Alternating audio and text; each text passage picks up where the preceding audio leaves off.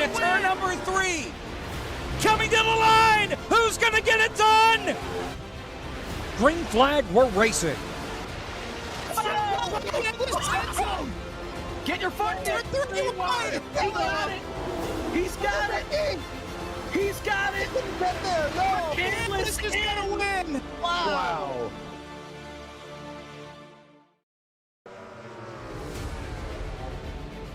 Well, ladies and gentlemen, we are back once again for the 4th annual Rockingham 508, benefiting the Dale Jr. Foundation, a tradition like no other in the spring on iRacing. It is a grueling race in iRacing's toughest vehicles, and we are glad to have you with us. Blake McCandless, Caleb Hoffman, and Jacob Hitz with you on the call here live on FTF. And well, Jacob, I guess I'll start with you. This has become a yearly tradition here and something that all of these drivers look forward to. Toughest vehicles on iRacing to try to get it done. And again, a 4-hour grueling marathon awaits all these drivers who look to try and add their name to the list of winners of the Rockingham 508. Yeah, Blake, there are questions about 2 races every single year. Is the Firecracker 400 coming back? And when is the Rockingham 508? Those are the 2 big questions that we hear more often than not. It's great to have this event back for another year. And I think this has the potential to be the best 508 that we've ever had. That first year in 2022 was super strong. A little dip in 23, started to build it back up last year. I think this year has the potential to be really something special.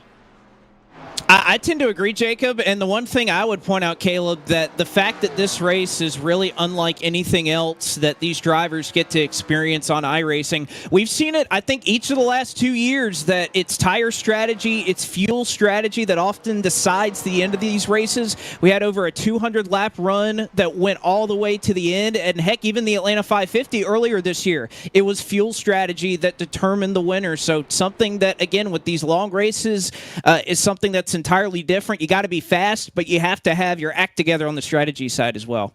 Yeah, and I mean, I think that's the big thing about this race. It's 508 miles, 500 laps around Rockingham here. It's a pure battle of attrition, and you're going to see everybody have to manage their equipment all night long and pace themselves throughout this entire event. It's not going to be one of these races that, you know, has that stage break in the middle or is only 100 laps, something like that. Going to be 500 laps, and you have to pace yourself through that race.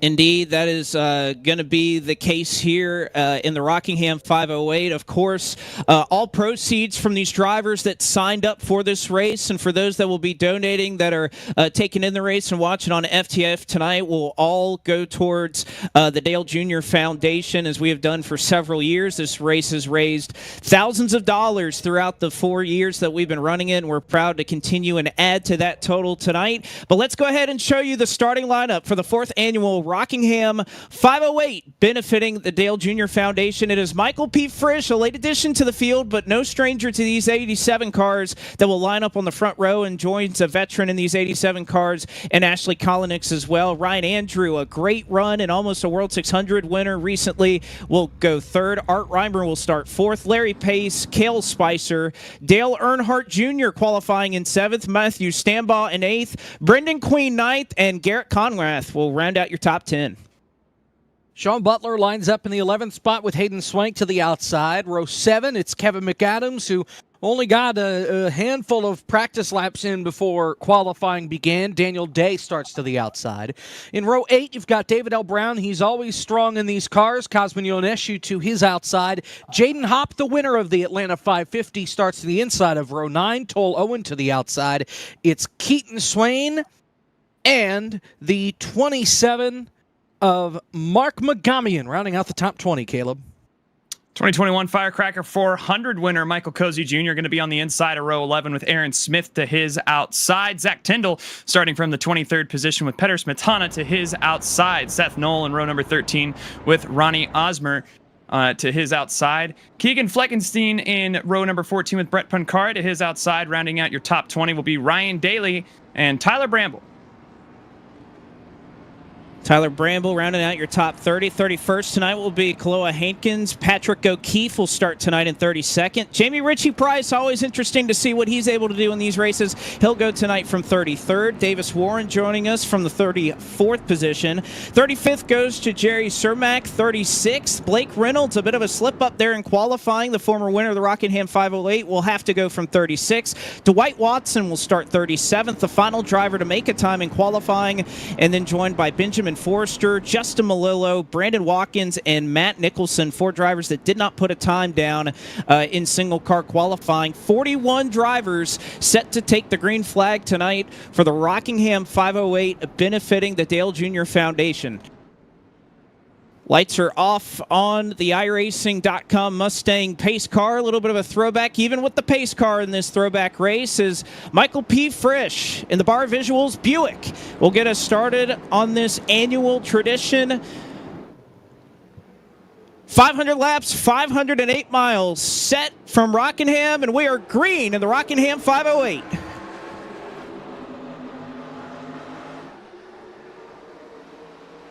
And we already made it further than last year.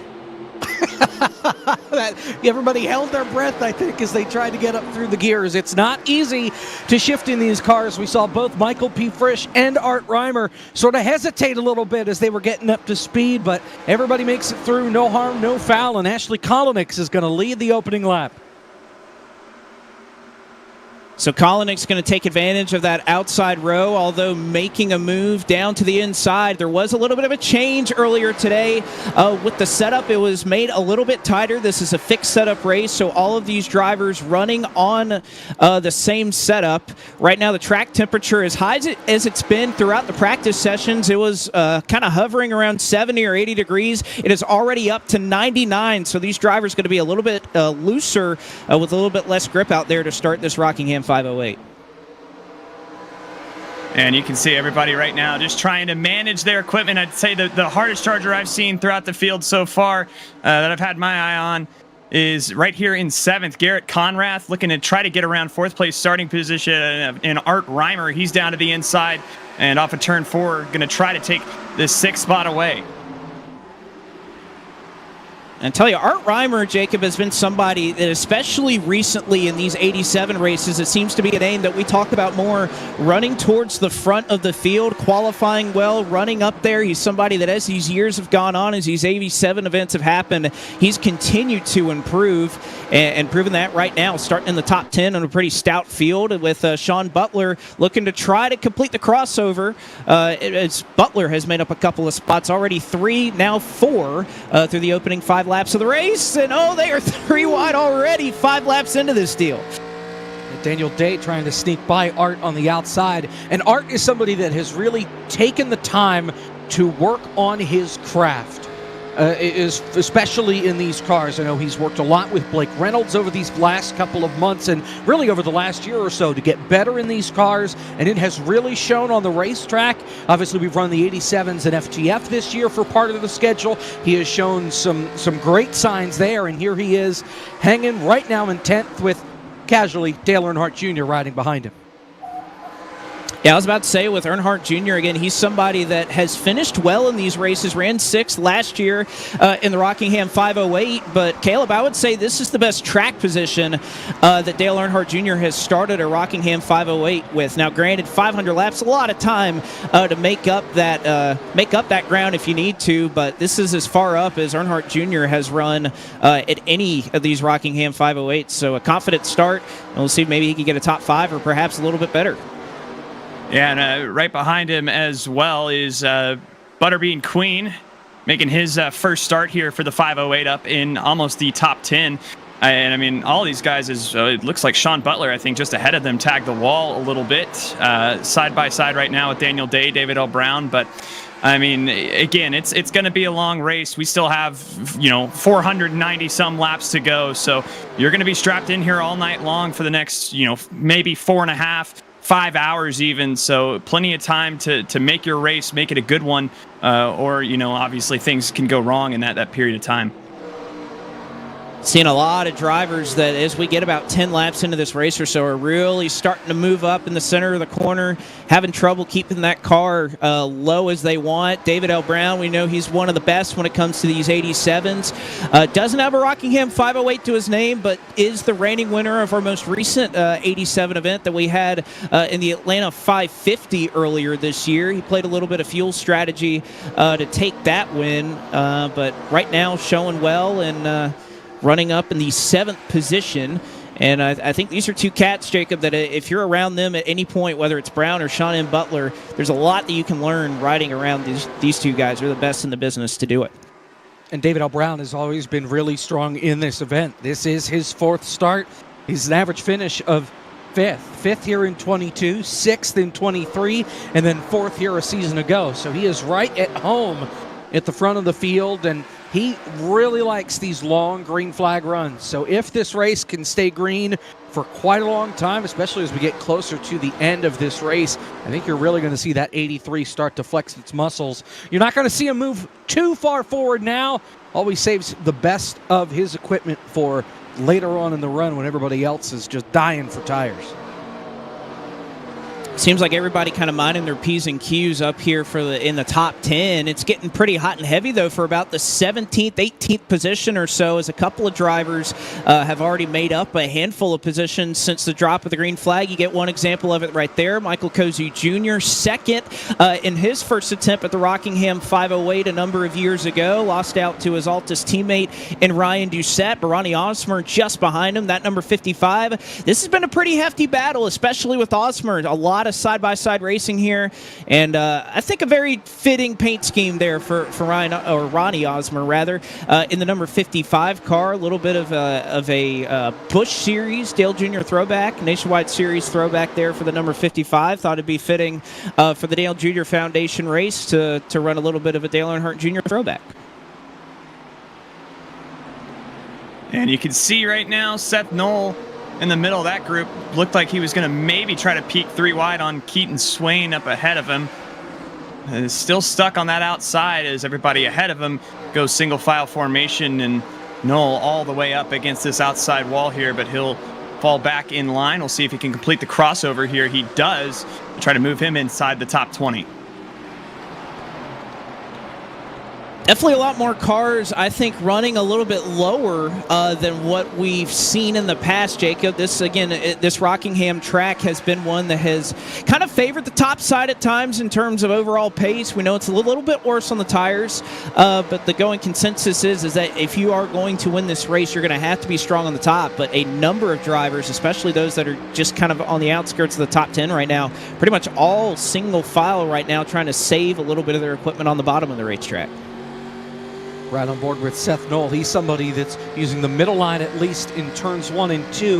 You're really going to see guys try and take the outside line in 3 and 4 as we've got a battle for the lead. Here comes Michael P. Frisch on cue, up the outside, down the front straightaway, off to turn number 1, around the top side of Ashley Kolonix. Move Michael P. Frisch maybe to the top spot as they stay door-to-door off of 2. And by the way, we were talking about a little bit earlier, we threw the graphic up. It said 99-degree track temperature. That has already climbed to 114, now 115, as Michael P. Frisch will now become the second race leader in the Rockingham 508 at lap number 18. So this track already in the first 18 laps. I'm sure these drivers having a handful trying to get around exactly how this track is handling. But right now, nobody looking a little bit smoother than that Bard Visuals Buick. And we know Frisch, he's won a couple of these. He's won a World 600 prior. He's won the All-In 650 that we had a number of years ago. Just trying to add this track to his illustrious 87 racing resume.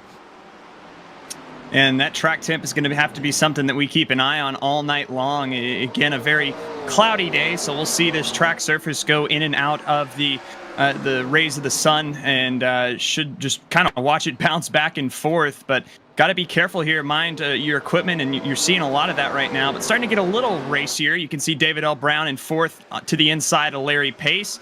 I think the balance right now is just how hard do you push it early on here. And will that come back to bite you later on in the run by burning up all your tires, especially as the track temperature continues to increase? It's a good battle here for third. Larry Pace, David L. Brown. We talk about drivers that are accustomed to the 87 car. I don't know if there's one driver. I don't want to call him a Rockingham specialist necessarily, Jacob, but I don't know if there's a driver on the service that when it just comes to Rockingham, it doesn't matter whether it's a Cup car, an 87 car. As David L. Brown will throw the slider on him.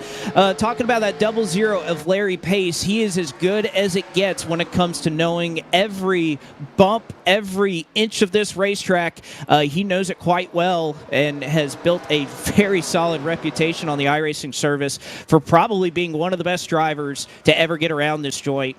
And kind of making the move over to 87s. Again, not a car that he's not necessarily super comfortable with or runs all the time, but he knows how to get around Rockingham, so he will be a factor in this race right now, running fourth. Yeah, we talked about it before the green flag, that this is essentially his bread and butter racetrack, and he's another one that's just going to take his time. We saw a little bit of aggression out of David O. Brown trying to get by that 00, but Larry Pace has been very calm, cool, and collected. Ryan Andrew let him go by earlier in the race, came over the radio, said, thank you very much. So Larry's just having a good old time right now and letting these laps click off one at a time because we still have a very long way to go.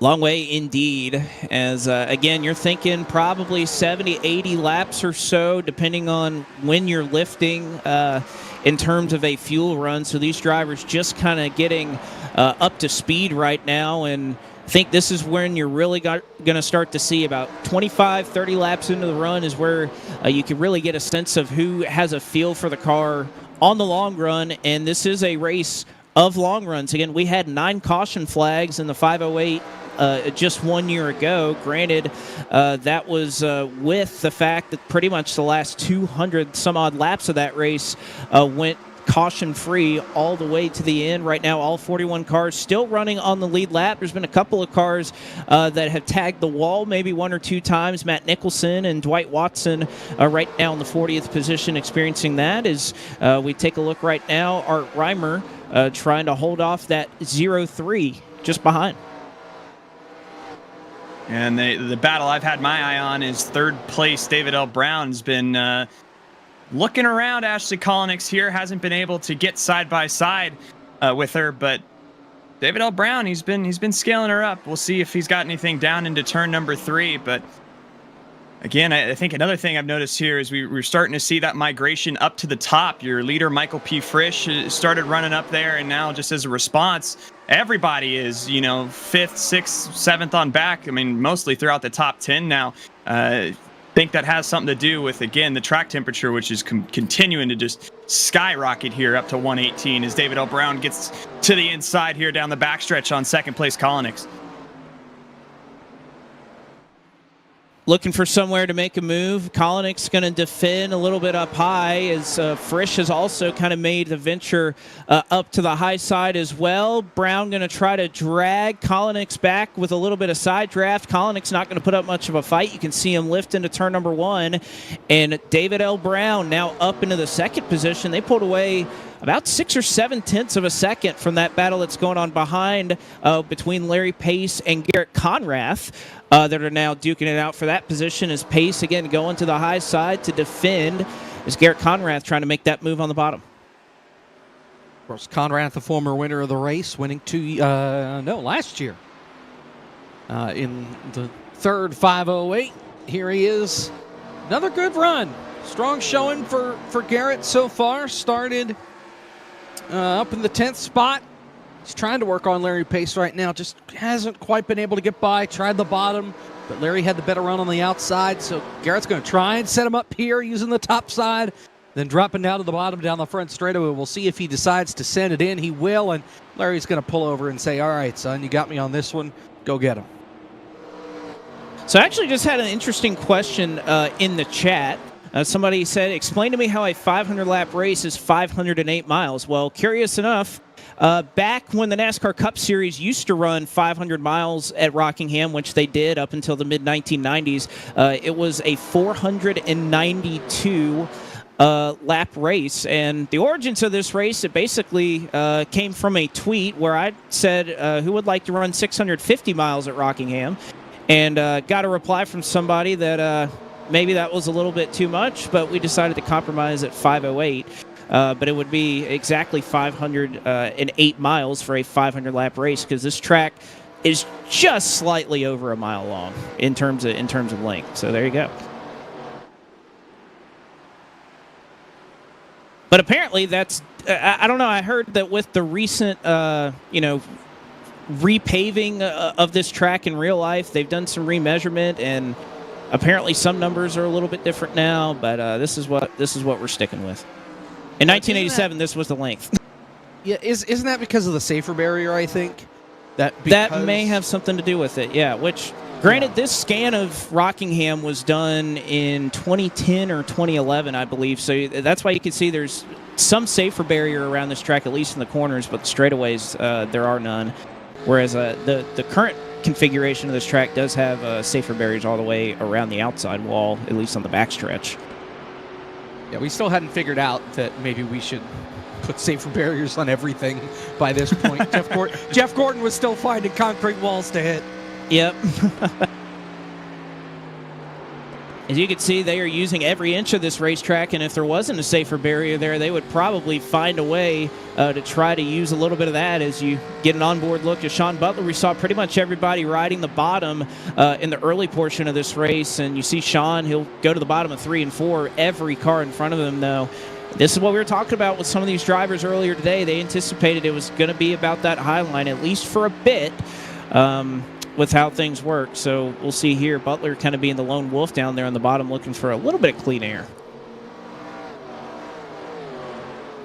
And I'm really interested here is continue to look at Sean here trying to get around the 7th place Ryan Andrew, who has been on a little bit of a decline here after starting up in the 3rd position. But as everybody continues to run this high side and rubber up that top lane, we'll see more guys start to explore a little further down the racetrack. As one car, I believe it was Larry Pace, just tagged the wall a little bit in turns 1 and 2. Yeah, I've seen a couple of cars, especially some of those that were running up front here. Again, this is a little bit on the tighter side with a slightly cooler track than what we've had in the past here. Again, it is up to 114 degrees, but that will continue to change and evolve depending on how much cloud cover there is, of which it's mostly cloudy for the moment, but it's expected to get a little bit cloudier over the next 30 minutes or so. So I imagine that track temperature will kind of hover around 114 or 115 or so, as it is 12:30 in sim time. The race started about 12 o'clock in sim, so it should be roughly 4 or so where this race would wrap up. But one of the biggest movers in the field is right there in that 032 Pennzoil Ford of Sean Butler, who makes quick work of Ryan Andrew. Butler, again, somebody who is fought and clawed his way to try to win one of these 87 races, and he's been so close so many times here at Rockingham and at other places. Could tonight finally be the night that the drought ends? I know he would love for it to happen, especially in the Pennzoil car at this place where Steve Park won 24 years ago. Let's see if he can make it happen tonight. I feel like he has found every possible way to lose one of these races, getting collected in somebody else's mess. He won the Yankee 599.5 at Michigan, and then got turned in turns 3 and 4 on the last lap. Like he's just trying to find a way to get to victory lane, and I'm inclined to believe that this might be the one. We know how much he loves this racetrack, and he loves these race cars. So we'll see what he can do by the time this thing is said and done. But I want to bring up Blake Reynolds right now, because he is our biggest mover of the race. He's up 19 spots since the drop of the green flag, back there in 17th spot. And there was a couple of moments as he's been working his way through the field that it's gotten dicey, and he's almost made some contact with some guys. So Blake Reynolds, if he can keep that car clean, will be a contender. Obviously starting in the hallway in the back of the field. He's got a long way to go still, now in the 16th spot, but we know that he's somebody that can contend in these cars. Yeah, I'd love to know kind of how qualifying went with him, because, Blake Reynolds being 7/10 off the pace, it's something we don't often see, but perhaps just looking forward to a challenge here to try and drive through the field, and he's doing so pretty masterfully right now through 42 laps. You're talking about love, Jacob, and speaking of love, I love to see Sebastian Aho on the board. 1-0 Canes. All right, let's go.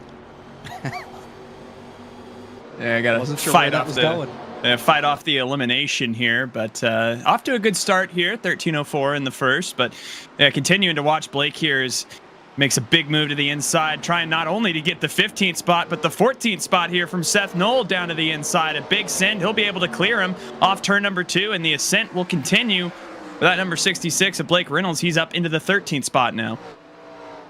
And Knoll just kind of following in the tire tracks right now.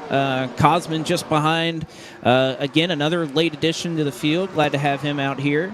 Designs a lot of great paints for me. If you like the C4 Energy car in eNASCAR, that is a Cosman design. So shout out to him, and good to see him out here in the Rockingham 508. Designed the logo for the race too as well. So a big part of the design element of this race as well. Big fan. Oh, somebody just tagged the wall right behind him. That's Daniel Day, who was contemplating running this race. He had been running NIS and wasn't sure if he was going to make it, but he did come out and make it. But looks like it. And again, that's such an easy mistake to make here at Rockingham, because the way that safer barrier kind of just, it doesn't look like it reaches out to grab you, but the way it feels behind the wheel when you need all the space on the exit of the corner, just that little jut in the safer barrier just feels so massive when you're behind the wheel of one of these things that it just reaches out and grabs you, it seems. But it doesn't look like it's going to scratch anything or make him any slower. But yeah, easy mistake to make, just tagging that wall outside on the exit of turn 4. Well, yeah, and I mean, not only that, but when you're almost 50 laps into a run here, I mean, guys are running about 2 seconds slower than they were at the drop of the initial green flag. And again, I mean, I think everybody right now just kind of struggling to hold on. And again, he'll tag the wall up on the high side, but when you're struggling, you're searching for grip like all these guys are right now. I mean, you can easily overstep those limits. Seems like as this race goes on, the top is getting tighter. It looks like we're starting to see more cars that kind of send it in, and they want to use all what they think is all that banking and all that grip up there. There's just a lot of guys, you can see at center of the corner, just starting to push up a little bit.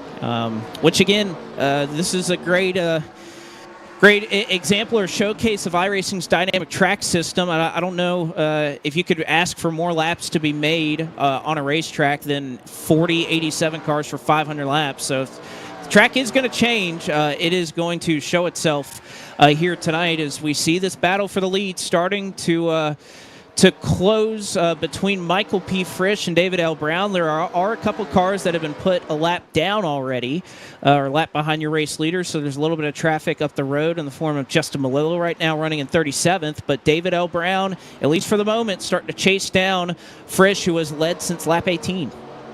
He might need a new pair of pants on the next stop, because boy, I tell you what, as they were getting to Davis Warren, the lap car, he got loose getting into turn number 3, was right up against the outside wall, which is right where David L. Brown was as we ride on board, and David almost ran up the back of him, somehow got it to the inside and avoided him, but he is in the tire tracks now of that 58 of Michael P. Frisch.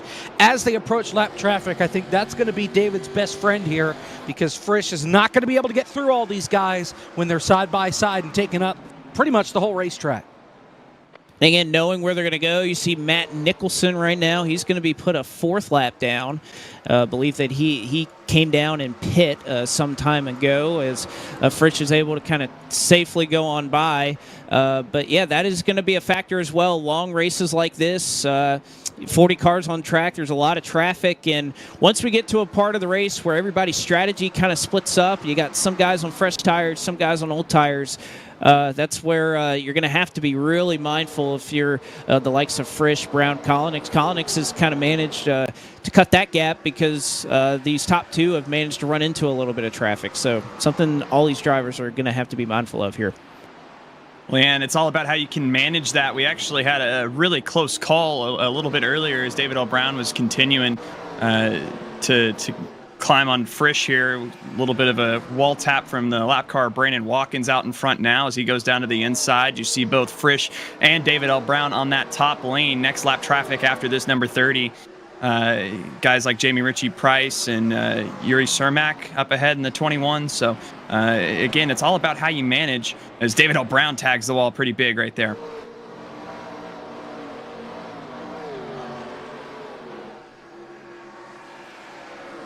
Starting to get towards the tail end of this run. Kolonix will lose a position. Garrett Conrath, guys, he looks just about as strong as he was in this race a year ago. Although, I mean, honestly, it was a race that was dominated for the most part by Matt Busa. But again, when you decided to pit, fuel strategy, lap traffic, all the things that we've been talking about a number of times tonight, decided that race a year ago. Can't imagine that tonight is going to be any different. As you see Frisch continuing to put a couple of cars a lap down. Is getting tight, though, the battle for 17th right now. Cozy was 3 wide to try to make that move by Matthew Stambaugh and Keaton Swain. And, guys, it's been hard to turn away for this battle for about 17th or 18th. This entire race has been really, really good. You can see a bunch of cars kind of stacked up against one another as Cozy's continuing to try to make his way through the field. Yeah, these guys have just been glued together. You've had folks like Cozy that have been able to make their way through it, and Blake Reynolds earlier in the race. And then this knot has just stayed. Guys like Brendan Butterbean Queen, he's fallen back quite a bit. Started 9th. He's now 22nd.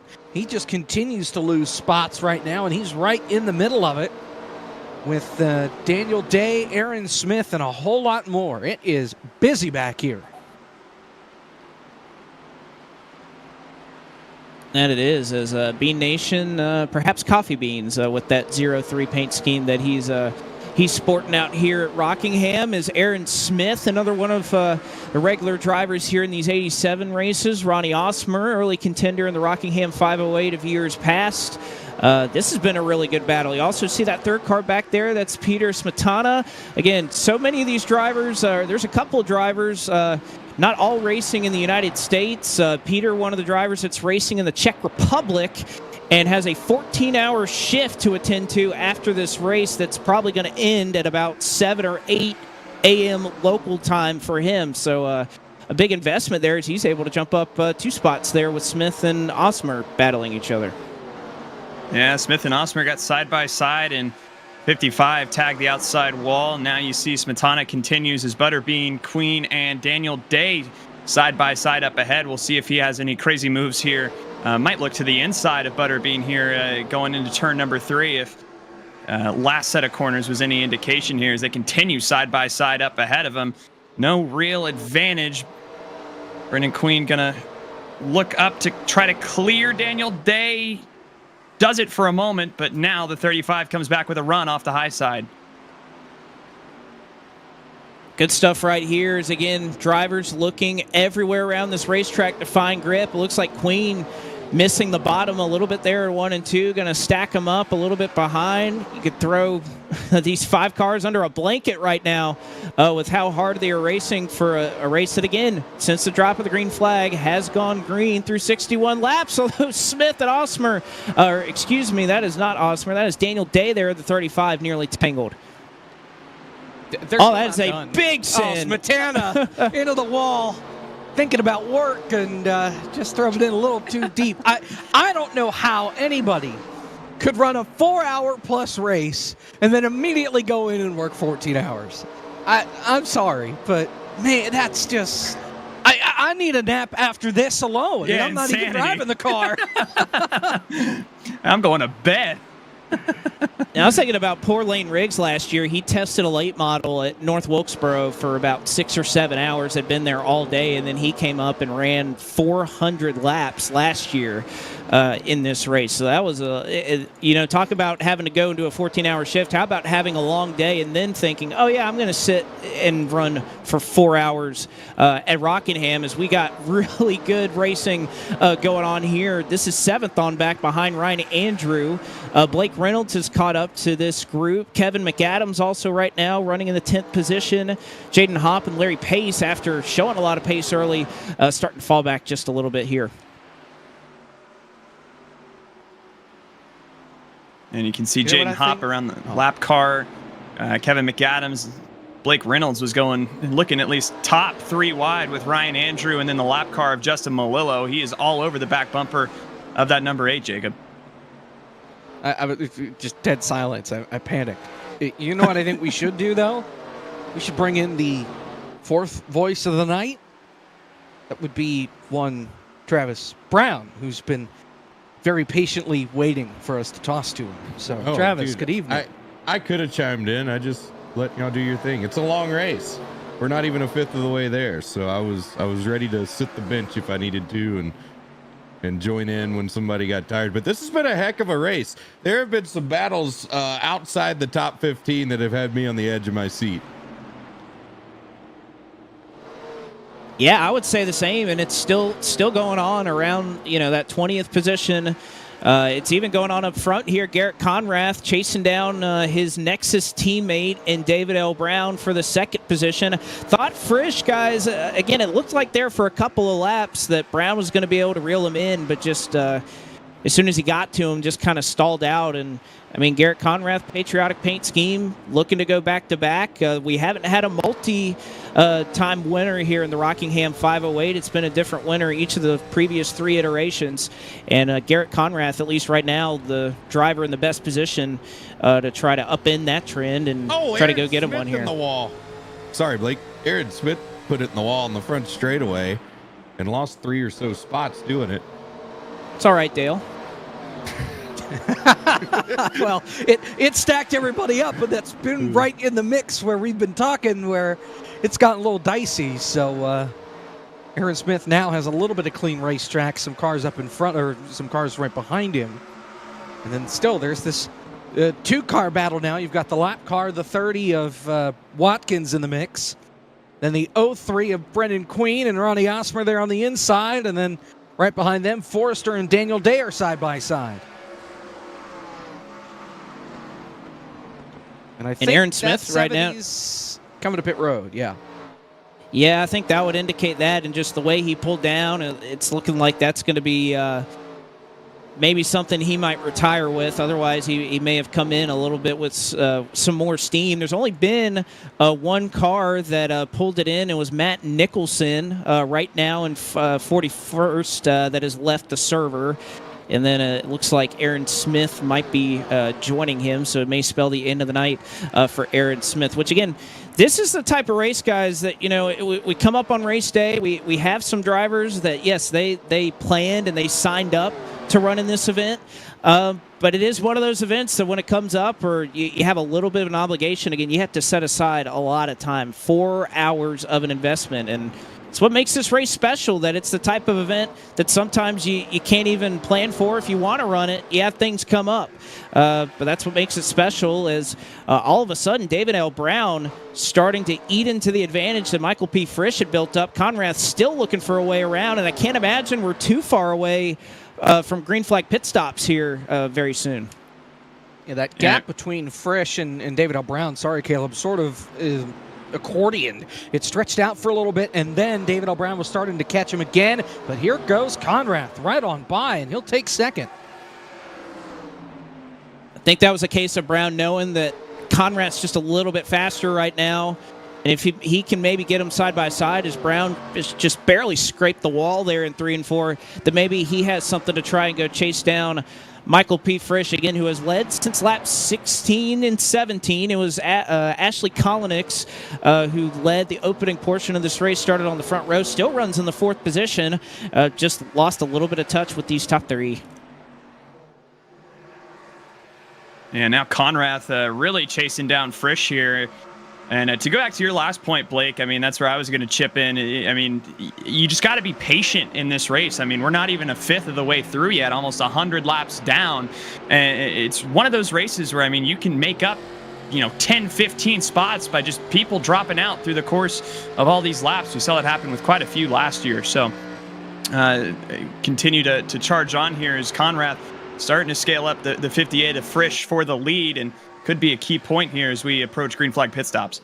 And actually, you see the Cermak machine in the number 21. He tagged the wall and blew a right front tire, but was able to safely get his car to pit road. And again, I think that was on the entry to turn 3. The tire just, I don't think it was the hit. I'm not sure if it was the hit into the wall or just the fact that the right front went flat before he could get it to the pit lane. But he went into turn 3. Car did not turn at all.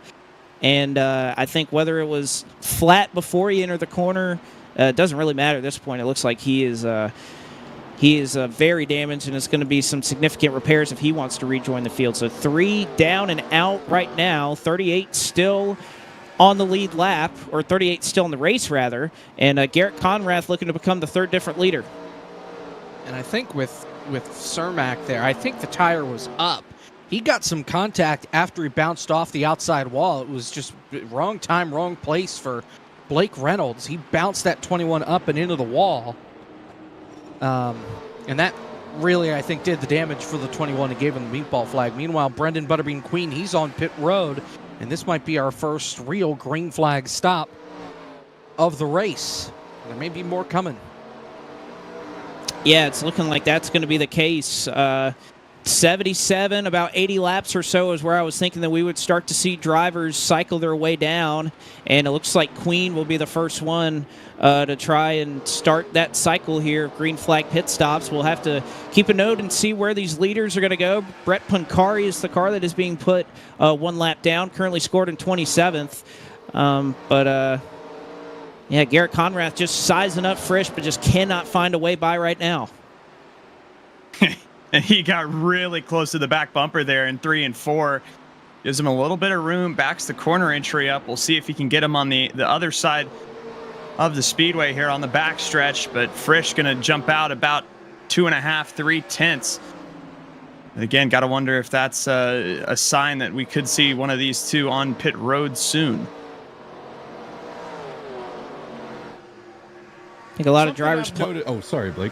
Go ahead, Travis. No, I'm browsing back here through the field, and where we were seeing the brawl back here just outside the top 15 has really calmed down, and a lot of these guys have moved down the racetrack. They were all up against the wall, and as I say that, Cozy's 3 wide with some tire differences going by, but yeah, they're all moving down to the bottom, and I don't really know where I was going with that. It was just an observation that there was dead air, so I hopped all over you. But yeah, I don't know. Take it away, Blake. Thank you, Travis. That's your report. Great pit report there. Yeah, I don't know. I don't know why I went pit reporter there. Internal thoughts became external words, and I just let it all happen here live on FDF. But what a battle right here. Cozy's really kicked it into high gear, trying to get some spots before he probably is going to bring it down pit road.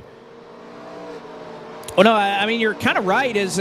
Everybody was on the bottom, then they migrated to the top, and now it's kind of a mix. We see a lot of the leaders kind of running the top side of the racetrack, but a lot of these guys that are further back in the field in traffic, see Cozy trying to make a move by, but he just can't. We talk about this track kind of favoring being top lane dominant, but right, you can see right there, Cozy going to the top and not able to make his way by Hayden Swank right now. So perhaps that top's starting to lose a little bit of its luster here at this point in the race. Now, granted, still going to be tough I think it'll be tough to pass on the bottom, but just overall, it seems like that high lane is losing a little bit of grip.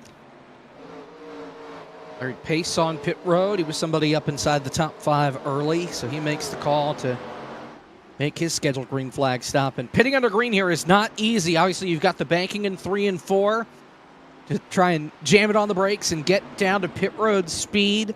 You also have to make sure that everybody around you knows that you're coming to pit road. Otherwise, if somebody's running on the bottom of the racetrack, you could run up the back of them. We've seen it happen here before. So this is always a breeding ground for the potential for caution flags when we have to make green flag pit stops here at the Rock. And how many times have we seen, especially in this race, that an untimely caution can just completely undo your entire race? Because again, we don't have wave arounds. We do have the lucky dog because we are not racing back to the caution flag. So there is a free pass. But otherwise, if you're a lap down, you can get it back the old-fashioned way, and that's about it. So there is a little bit of risk involved here with some of these guys cutting this green flag cycle a little bit short. They do get the advantage of having some of those fresh tires for a couple of laps, but it definitely comes back to bite you if an untimely yellow comes out. And we've seen a lot of drivers that it's bit them, and we've seen a lot of drivers take advantage of going long on some of these runs in years past. Well, right, and I think it's one thing if you only lose the one lap, and I mean, maybe that's the case if you have some of these faster pit stops, but guys are spending about 20 seconds in the box alone. I mean, that's an entire lap almost right there. So, I mean, the other part of it, too, is as soon as you get off pit road, you are at that 2-lap disadvantage, and you kind of have to, go into overdrive mode where you have to get all of that back, as quickly as possible until you start to see the dominoes fall of the leaders up front, and for sure that there will be guys that do try to stretch it, like you said, Blake, where they'll hope for the caution and then they can kind of jump their way forward by staying out. So that is the downside as well. Is you got the fresher rubber, but you have to burn all of that up trying to chase down the leaders, not once but twice, to get back on the lead lap. Make a good point there. This is one of the few tracks where, the pit speed's 40, so it's very, very slow. It's a long pit road because you're pretty much coming in off the exit of 4, and you don't really get to leave pit road until the middle of 1 and 2. So more so here than a lot of other places we go, you're losing a lot of time, and you made a really good point there. These 87 pit stops are a little bit longer than what you would see in a modern, next gen or an Xfinity race or something like that. 12 or 13 seconds is usually what you'll go for in iRacing here, but these pit stops, they're not as long as they were back in the day for sure. Because we don't want guys out, for 35-second pit stops, but still 20 seconds, a little bit longer than what you would typically see and what most of these guys are comfortable running. As you can see, Sean Butler losing a spot there to Blake Reynolds in the top 5. Been a big drive for Blake Reynolds. He's up now 31 spots. Started 36th, and here he is up into that 5th spot. Sean Butler's going to try and battle back down on the bottom, but there's just not enough grip down there, not enough speed. Of course, Blake almost got the wall there off of 2. That kind of opens up the door for that 32, but Highline's where you want to be on this end of the racetrack, and looks like Blake's going to be able to hold him off, at least for now. I'm just impressed, too. Again, so 80 laps seem to be where I thought we would see a lot of drivers come in, and we've certainly seen a number of them. But, guys, we're getting closer to lap 100 right here, nearly a fifth of the way through. And yet we still got a ton of drivers that haven't lost the right front tire.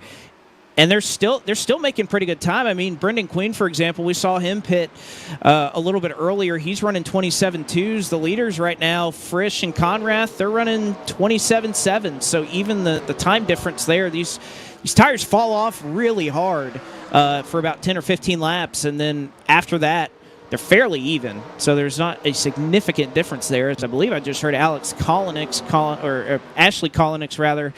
calling out that they are going to pit from the 4th position.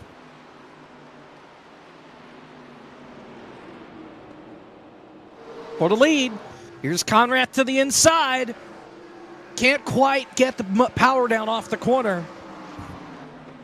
And Frisch is able to hold on. Oh, man, in the lap traffic up the road. Kaloa Hankins just using up Peter Smetana getting into turn number 3. Hankins on the fresh tires. But Conrath again, he's not giving up. He's going to go back for the lead again into turn 1. And you can see there for a moment he thought about trying to throw the slider, but he's not going to have to do it in 1 and 2. Frisch loses a little bit of an edge there in 1 and 2, and Garrett Conrath snatches the lead away on lap 94. I would imagine it's going to be a pretty quick response here for Frisch since we're getting towards the tail end of this run. I think if you're Conrath here, you're looking to drive away and take advantage of what you obviously have as a big tire advantage. Frisch lost about half a second in 1 lap, so he is ailing right now. Yeah, that was a big move by Conrath, but I think you're right, Blake. If you can just, again, try to get this lead as far out as you can, I mean, it'll either help you, on your time on the impending green flag pit stop, or, even if you get a caution, you get the preferential spot down pit road, and can presumably try to maintain that lead, on a restart if we were to get one. But, 96 laps throughout right now, lots of guys on fresh tires. I think that's our biggest potential for a yellow right now, is some of these cars on fresher rubber just flying through a lot of this lap traffic.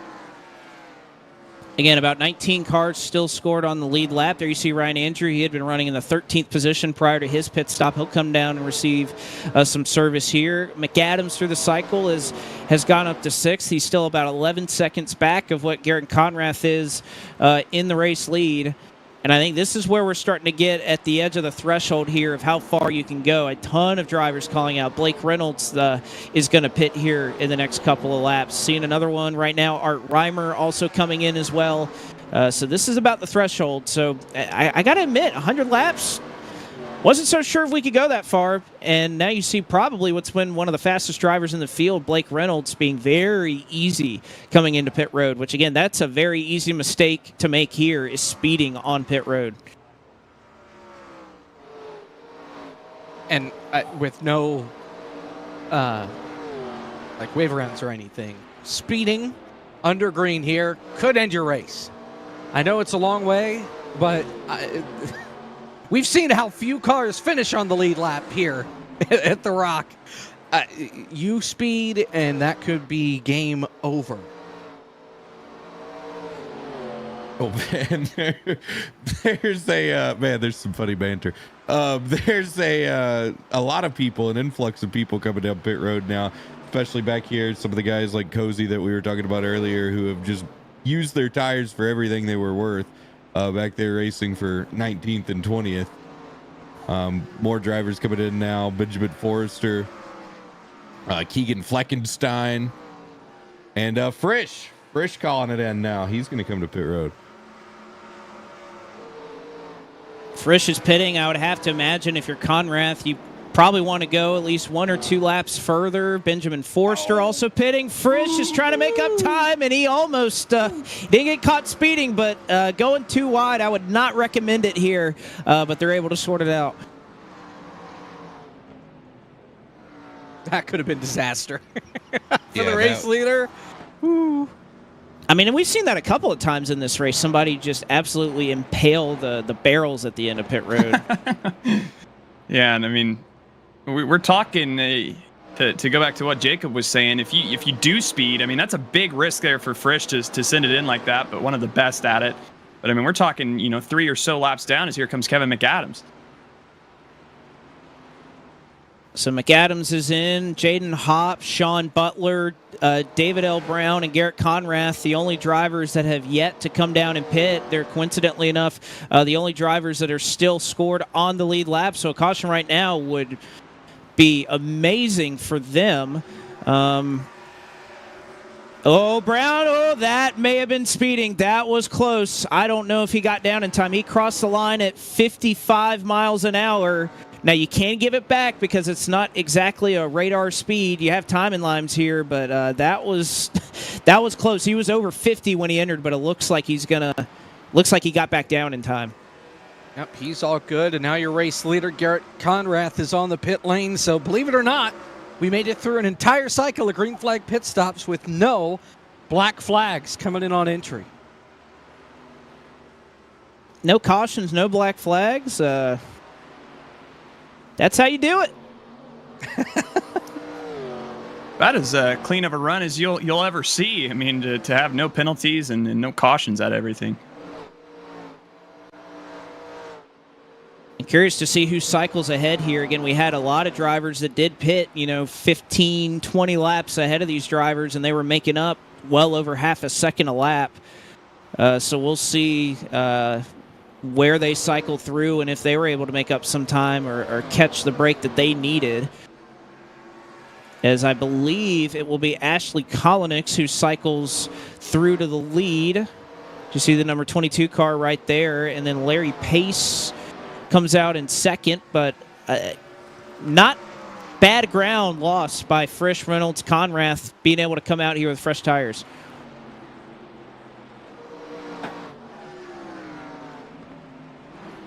And I'm interested with how this is cycled out. You see, I mean, Larry Pace up into the second spot for the moment, but again, both with Kolonix and Larry Pace at a tire disadvantage here, and a pretty extreme one, as you'll see Frisch will make light work of that 00, get right on by who's just came off the pit road.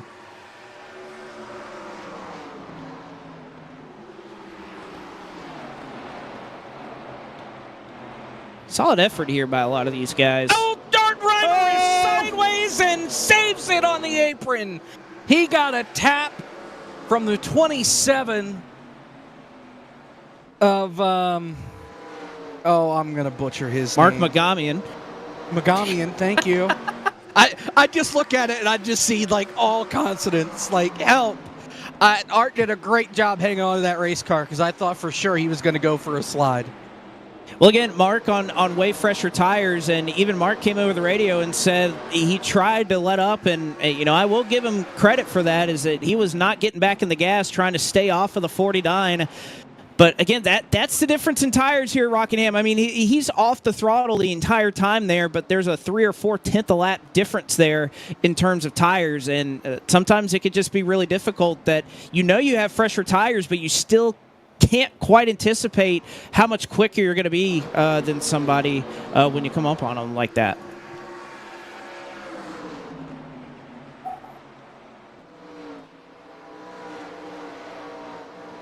But anyways, great start to the race, guys. Keep it up.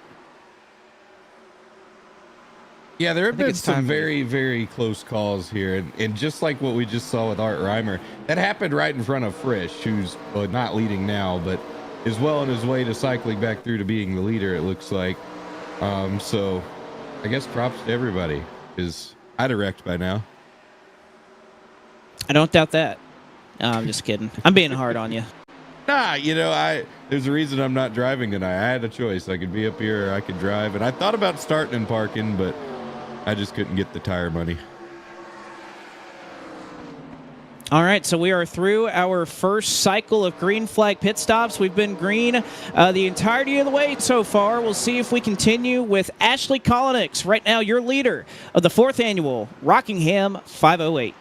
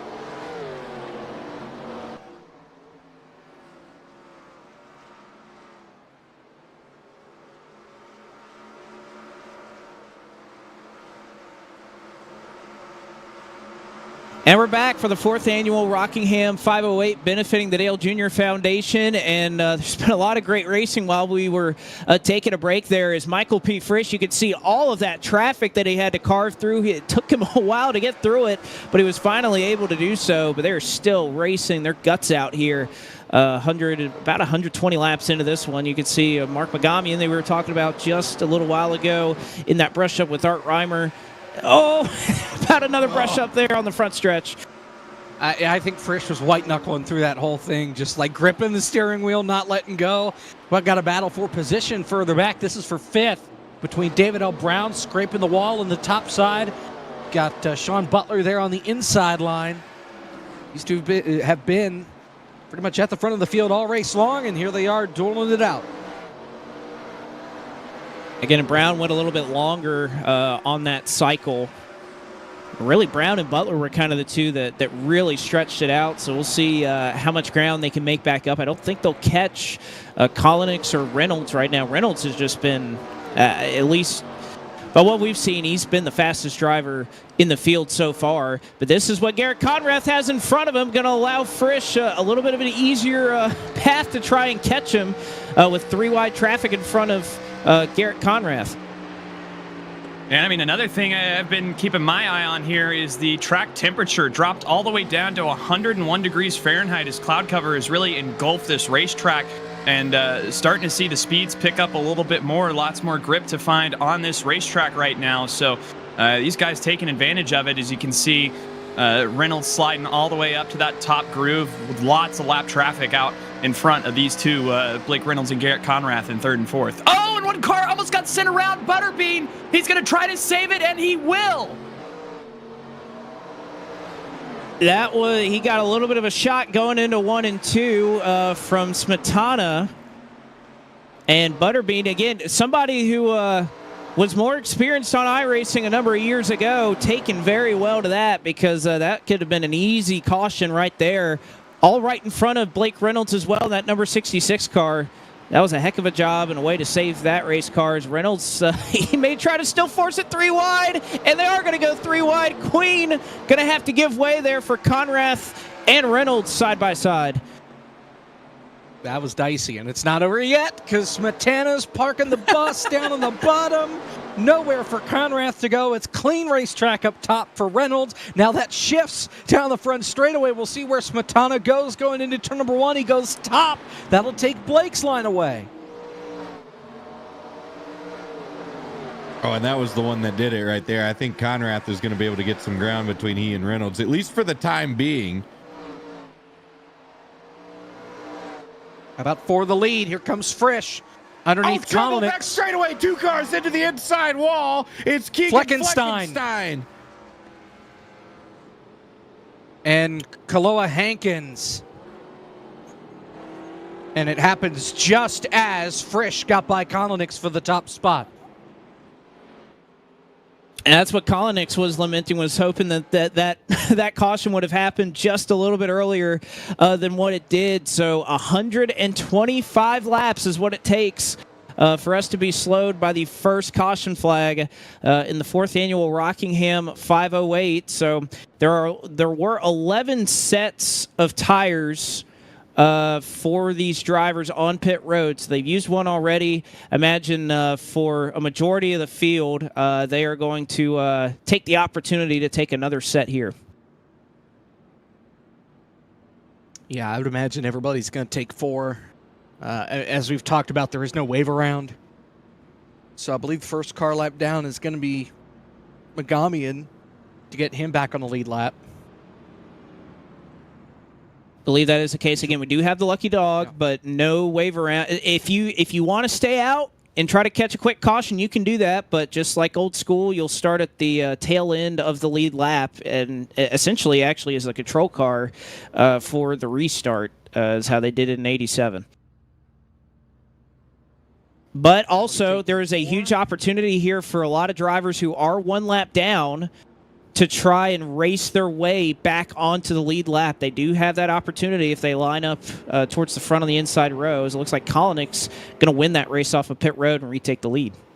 Yeah, really slow stop from Frisch there on the box. He was in the box for more than a second longer. then Kolonix and Conrath. Let's see what happened in the back of the field to bring out the first caution. 120-some laps into this deal. You've got Fleckenstein in the middle. The 72 of Hankins on the inside and just washes up into him. Yeah. That's tough. I think you could see that 72 catching the apron there, and that's going to shove that car wide if it's not going to turn it around. You can see 72, look at those left side tires. Actually doesn't really catch, didn't look like caught a lot of it right there. Just got a little bit tight off the corner.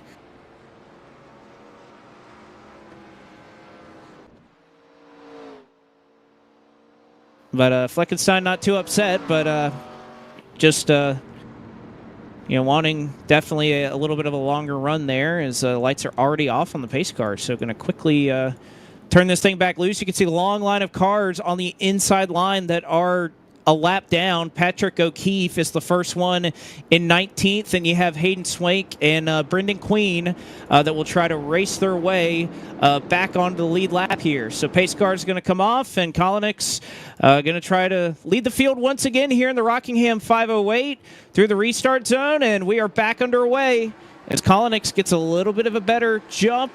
Looks like we get through the gears okay again. So far, so good. Kolonix able to get away side by side. Conrath and the lapped cars, they make their way off of 2 and down the back. But so far, so good at the front of the field as they make their way to 3. Here comes Frisch, though. He's made his way solely into 3rd spot and chasing down Conrath in a hurry.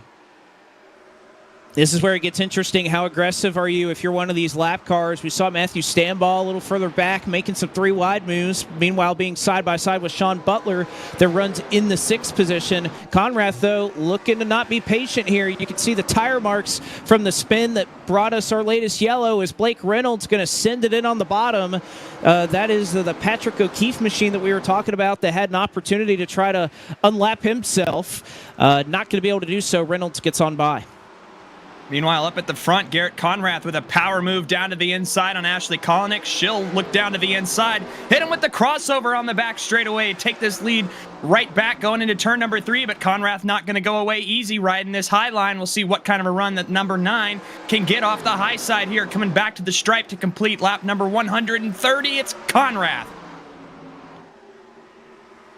Kolonix going to try to be real close with that side draft, but also I think after that last run, I think she'll look to kind of save a little bit more this run after losing about 3 seconds or so over the course of that previous run. But Garrett Conrath picking up right where he left off. New race leader once again, 131 laps in as Frisch is kind of biding his time behind them. Garrett Conrath to the lead. As Hayden Swank right now, again, still battling, may not be able to unlap himself the old-fashioned way, but still would be the lucky dog if we were to catch a yellow. So still important there that Swank try to hold off the rest of the field behind him. That's Sean Butler, not for position, but then Patrick O'Keefe also trying to get by that 7 car. That would be for the lucky dog. And I think with Frisch, we talked about him not necessarily pushing it too hard. I think he knows that, all right, we got through a couple laps. This is probably going to turn into another longer green flag run, so let's not abuse the tires too much because it may be another green flag stop the next time we visit pit road again. But here's Butler. Oh, it's going to be Ashley We've got Kolonix. trouble. Oh, Saved it. Again. Another save, this one off turn 4, and there was contact. Michael P. Frisch getting to the back bumper of the 22. A great save. It's going to cost Kolonix a number of spots. In fact, it's a lot of track position. Kolonix only fallen back to 7th, but you can see a number of the lap cars that have lost some ground. They're 3 wide and hidden in the middle of 3 and 4. Patrick O'Keefe, they're 3 wide. Here comes Brendan Queen, all racing for the lucky dog. Oh, Kolonix also trying to march back to the front. This is close. And oh, there's a car on the outside wall. Is 3 wide going to work? That's Forster trying to hang on to the top. Oh, and O'Keefe almost loses it off the nose of Butterbean. Kevin McAdams backs out of it. Doesn't want any part of that. This thing has just evolved into a hornet's nest. Everybody running around and not giving each other an inch of room as Butterbean onto the outside of Kolonix now, right behind the number 73 Forrester. Great racing here in the middle of the field. They're somehow trying to find a way to sort it out. We still have more than 300 laps to go, by the way, in case there was any doubt. Like, we're not in the last 50 laps. We still have a long way to go. But, I mean, again, I think you're seeing a lot more aggressiveness. I mean, we saw how long that last run went. You don't know when you'll get an opportunity like that again. If we go another 120 laps, green flag, which I am currently doubting right now, but we'll see. But, I mean, you can kind of make your own bet here on this this restart with everybody compressed so tightly together. Again, about 18 cars right now on the lead lap. Megamian, again, he had that save earlier and was waved around the field as the lucky dog. Currently kind of holding on at the tail end of the field in 18th. I think looking to just try to sort this out and maybe try to jump some strategy here. Thought that we'd see McAdams a little bit further up the field, kind of quicker than what we've seen tonight. Still up to 8th, but we know how good Kevin is in these 87 cars. I thought he'd be up towards the top 5 a little bit earlier in this race. All right, I think we've got to look at that Kolonix slide and save, and they talked over the radio, Kolonix and Frisch. Frisch didn't think he got anywhere nearer and thought it was netcode, but it certainly looks like there was a little bit of contact, or at the very least convincing netcode. If we can get another view right here, let's take a look. Yeah, I think he got her. Got into her. Yep. Yeah. But to get a monster save out of that, I don't know how she recollected that. And I mean, I didn't even fall out of the top 10 because of it. I mean, I know we got a lot of lap traffic up here that's blended their way in, but really impressive stuff from the driver, the number 22 there. And if anything, with how tight we've seen a lot of drivers running, I wonder if maybe putting a little bit of heat in that right rear tire, not necessarily the worst thing that could have happened in terms of the long run. Again, the track temperature had cooled down to 94. Now it's back up to 101 as of a couple of minutes ago. So that is one thing when it is overcast, and we've seen a lot of different conditions here in terms of a lot of clouds or it being completely clear. I mean, the track temperature swings here are just massive, and it's kind of hard to explain just how much that changes the handling of the car when these clouds are out versus what we kind of have now, a little bit clearer conditions. Because, again, that track temperature I'm talking about, it was maybe a minute and a half ago, it was 94 degrees. Now it's 102 since we've been talking about it, maybe 103 here in a second. Oh, there it goes. That sun has come back out and helped fuel that racetrack. Let's slide our attention a little further back. How about Dale Earnhardt Jr. here in that 13th spot? Obviously, this race benefiting his foundation, making his third run at the 508 this year, running in the 13th spot, as I mentioned. Started up inside the top 10 and has just sort of hovered in that like 7th to 15th range. Obviously, he fell further back with green flag pit stops under that first long green flag run, but as I mentioned, Junior's got a pretty good average finish in these races, 2 starts. Well, right around 13th, where he's running right now, is where he's finished on average through those 2 starts. So great to have him out here, and I'm sure he's having a lot of fun tonight. That's why he runs these races. Again, wasn't quite sure if he was going to make this one, so glad that he was able to make it out. You know, one person that's probably had a rougher night than anybody is his spotter. Because I have seen Steven Steffen probably fall out of this race about 18 times since practice started. So Junior riding out here solo, at least for the moment, without his trusted buddy Steven Steffen trying to make some calls for him at the moment. But so far, so good for Earnhardt, who, again, started up in the top 10 and just kind of biding his time, riding in the 13th position. And I think there's a number of drivers, not just Earnhardt Jr., who kind of take to these longer races where you give them 500 laps and, you know, it takes the speed, it takes a long run speed, but it takes kind of the ability, the mental ability to kind of think long term, to not make mistakes over a 500 lap race. And Earnhardt, as well as several others in this field, this is why they like this race, because it plays to their skill set. Yeah, and I mean, the perseverance that's needed, I mean, through everything that can go wrong in a 500 lap race to be able to rebound from it. and just not lose belief. I mean, it's easy. I mean, we've seen already a few who've gotten collected in incidents and whatnot and have just dropped out of the race. I mean, who knows what can happen over the next 350 laps. So if you run into trouble, I mean, just staying out here logging laps off can put you in a better spot than most. So Brown kind of running by his lonesome in third. Butler there, at least for the last couple of laps, was trying to chase him down.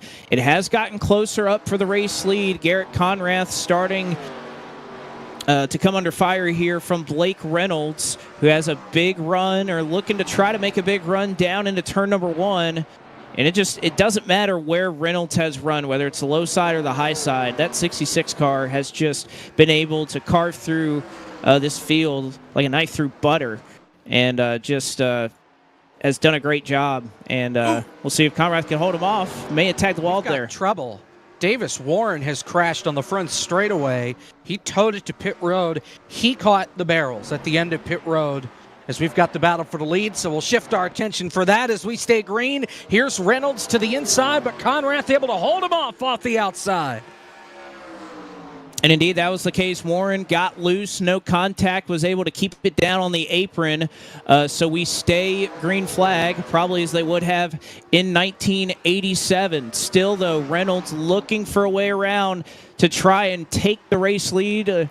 He's pretty much one of the only drivers in the field that can look to become a multi-time race winner here, aside from the driver that's directly in front of him, and Garrett Conrath. Each of the last 2 Rockingham 508 winners, showing you why they won those races. Was not a fluke, as Reynolds looking to gather it back up in 3 and 4. You can see how much drive that car has off the corner as he tries to make that move into 1 and 2.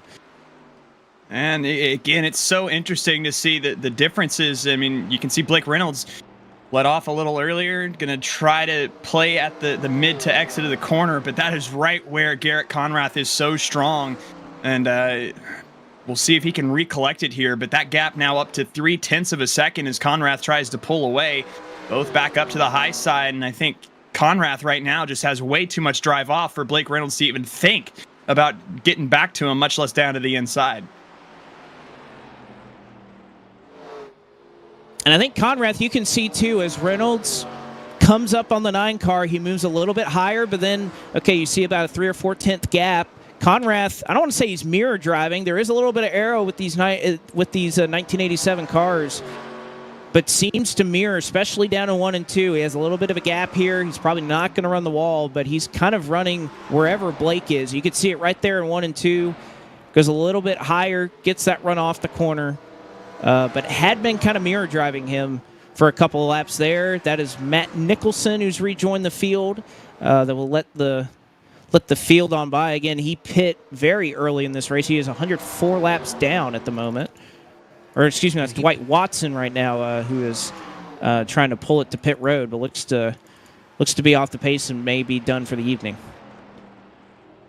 Here's Reynolds again to the inside. We'll see if Conrath can keep the momentum up off the high side. It's close. Reynolds had a fender alongside him, but Conrath just able to sneak away. And now Reynolds overdrove it and bounced it off the safer barrier into 3. That's the risk you take, especially running up on that outside line. That margin of error is so small.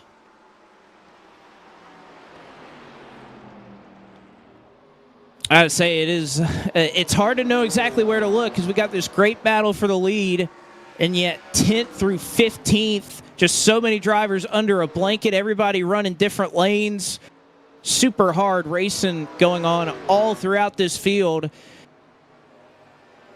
As you take a look here, that is Seth Knoll making his way by, trying to catch Kevin McAdams. They're all stacked up. You can see a lot of 2x2 going on just behind this line that's been 2x2 for the last several laps as well. All around Earnhardt and Cozy. Yeah, crazy battle. But before we get to it, I believe we have the replay of the incident with Davis Warren. Again, pretty significant contact that we had on the front straightaway. We'll take a look. And then just off of turn number 4, just loses it. Oh, and man, a huge hit into the front barriers at pit road here. And comes to a stop and takes the tow, but Really significant, if not race-ending damage for the number 70.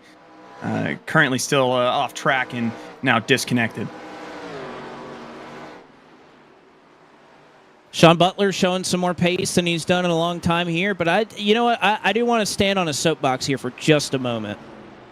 Oh, And I know we're kind of in this era here of iRacing with different tracks, and I think it's great that a lot of work is being done, a lot of artwork, a lot of updates, repaves, everything. iRacing's done a great job at updating a lot of tracks, and Rockingham is going to get the same. But I'm just going to put my foot down. Can we please, for the love of God, keep this version of Rockingham as a legacy track when that time comes? Thank you. Thank you. Wow. All right, rant over. Short rant. That was Short very and brave of simple. you. Need to keep Yeah. it. No, but I You think know people. Good point. Yeah. I mean, we have all the stuff. Let's just keep it around. If people want to use it. Just don't change it. Battle for the top spot. Reynolds almost got to the inside of Garrett Conrath off of turn number 2, but there is some lap traffic up the road. Maybe that's his chance to get by. Got guys like Zach Tyndall up the road, Justin Melillo, Jamie Ritchie Price. So it will get a little more cluttered, but here is Reynolds with another huge run to the inside of the racetrack. Almost contacting the Conrath. They'll still be door-to-door off turn number 2. This might be the best shot that Reynolds has had trying to get this lead on the inside line. But again, Conrath with the preferred line up top into turn number 3. Don't think the lap car is going to be a factor here, but Conrath should be able to hang on here. I thought he was going to clear him off the corner. Not quite. Able to get by lap traffic clean that time. Reynolds having to keep it down low. Conrath up top. You have to wonder, too, these drivers, they've been battling side by side. They've been holding each other up. David L. Brown hasn't lost touch with these leaders. It's been about 2.1 seconds, and you can see that's pretty much what the gap is right now between your leader and third position. So Frisch, Butler, everyone in that top 5 right here, with the fact that Conrath, Reynolds have been going back and forth, they have not driven away from the rest of the field at this point. More lap traffic up ahead as Jamie Ritchie Price and Justin Melillo going to be adding a lap to their interval here as Conrath and Blake Reynolds get around on the outside. No drama to speak of. We'll see if Reynolds can set Conrath up again here. But Reynolds, I mean, just having his line taken away. Conrath doing such a great job of driving defensively up for the lead and keeping this strong number 66 behind him.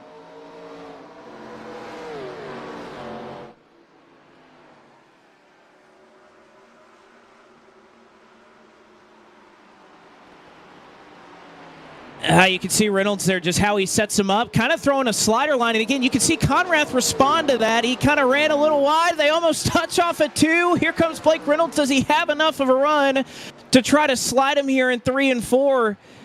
And again, you can see him moving up the racetrack, intimidated him a little bit if he's going to come up, and he is able to clear Blake Reynolds to the lead.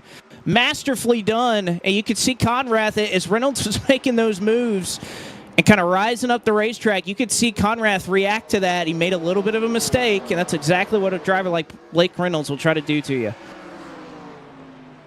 Good stuff from Blake Reynolds, and he'll take the lead. Both of these guys are trying to become the first repeat winners of this race. Nobody's done it. Ryan Doucette won the inaugural. Blake Reynolds won it 2 years ago. Garrett Conrath won it last year. I know there are guys behind him that would love to add their names to that list this year, but I think Blake Reynolds or Garrett Conrath would love to see their names on the list twice. So Reynolds takes the race lead, and we'll see if Conrath, who again kind of, I'm sure, ran his stuff off trying to hold off Blake Reynolds, if he's going to be able to keep up with him or not, or perhaps some of those other drivers in the top 5 can try and make some ground up on the driver that has just been so fast throughout the running of this race. But now I think we can finally turn our attention to everything that's going on kind of around that 15th, 16th position because, man, Ronnie Osmer, Keaton Swain, I mean, they have just been putting on an absolute show back here trying to get around Dale Earnhardt Jr.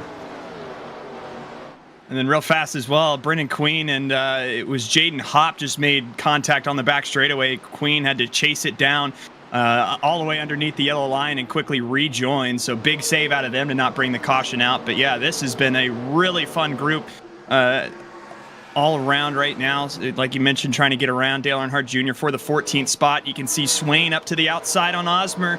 Can he use that momentum to complete the pass for 15th and try to get to the back bumper of the number 18? Filter Time Chevy will see clear for a moment on Osmer, but can't drop down into line. Will use this outside lane once again, and now is right on the door of Dale Earnhardt Jr. Got a little bit of a run, but you can see at least for the moment not willing to take it to the inside. He's going to hope if I'm going to pass Earnhardt, I'm going to try to do it on the outside line. Meanwhile, Earnhardt, again, he's been really committed to the bottom. Run the top a little bit in 1 and 2 at some points in the run, but we've seen this out of Earnhardt pretty much every Rockingham 508. While every driver likes to kind of run up top and make some speed up there, Earnhardt is very committed to kind of wrapping that yellow line. And you can see Keaton Swain able to take advantage of that to get by, and Earnhardt will fall back to 15th. Now has Ronnie Osmer trying to make a move in a Dale Earnhardt Jr. paint scheme. Yeah, thrown back to the Junior's National Guard Xfinity Series car from back in 2008 when he drove the 5. Which I got to say, I know that's a Dale Earnhardt Jr. throwback, but I don't know. I look at that car and I see Landon Castle from that era. And I know multiple drivers ran that car, but yeah, I see Landon Castle. I think Newman. Newman ran that car for a couple races? Yeah. Believe it or not. In fact, that may have been 09 when he actually drove the 5 after he was out from Penske instead of 08. That would make more sense in my mind. But Newman did drive the 5, like a Talladega race. Maybe the David Reagan win. That's insane. I think that is an insane take by you. Yeah. Which Landon Castle, I think, in terms of all-time average finish in the Rockingham 508, is a top 5 all-time driver. Finished 3rd in 2022 and hasn't run it since. Little nugget right there. By the way, for those of you that don't believe me, I don't. I'm trying to look it up right now. What? Well, that's not even the same unfortunately, car. it's not a National Guard car. It's Fastenal. I thought. Crap. Okay, hold on. All right, an L. Jacob Hitz take in the booth. It's happened sometimes. I may have just combined 2 cars together and just always thought Newman was in it. Things happen. Yeah, but well, it's nice that all of our viewers can see our Discord chat and everything that's going on and the picture that you're showing everybody right now. Yeah, all right. Well, if I try to put, I can't. Oh crap! Hold on. If I go back and have we lost him? Meanwhile, link. Collins to the inside of Larry Pace here. This is for 6th. Side by side, Kalanick's going to run Larry Pace all the way up to the outside wall. Pace is going to have a huge run off the corner here. Kalanick needs to get clear fast. Can't do it. And here comes Larry Pace charging back on the outside. This is the battle for 6th. There's a big sin from Kalanick. She'll try to slide up ahead. See if Larry Pace can hit her with the crosser. I don't think so. And move that 22 of Ashley Kalanick into the 6th place. Been a strong run for the outside pole sitters. And she completes that pass. You have to wonder with Kalanick's trying to recover from that early spin earlier on in the run, and honestly doing a really good job at falling about 7 seconds back. We know how fast Blake Reynolds has been throughout this race, but starting to make up some ground and actually claw back some of that lead that Blake Reynolds has built up. So Kalanick, I think heating up that right rear tire early on in this race. We've seen a number of drivers talking about just how tight setup is. I don't know if that was necessarily an issue or something that's going to hurt that number 22 car towards the second half of this run.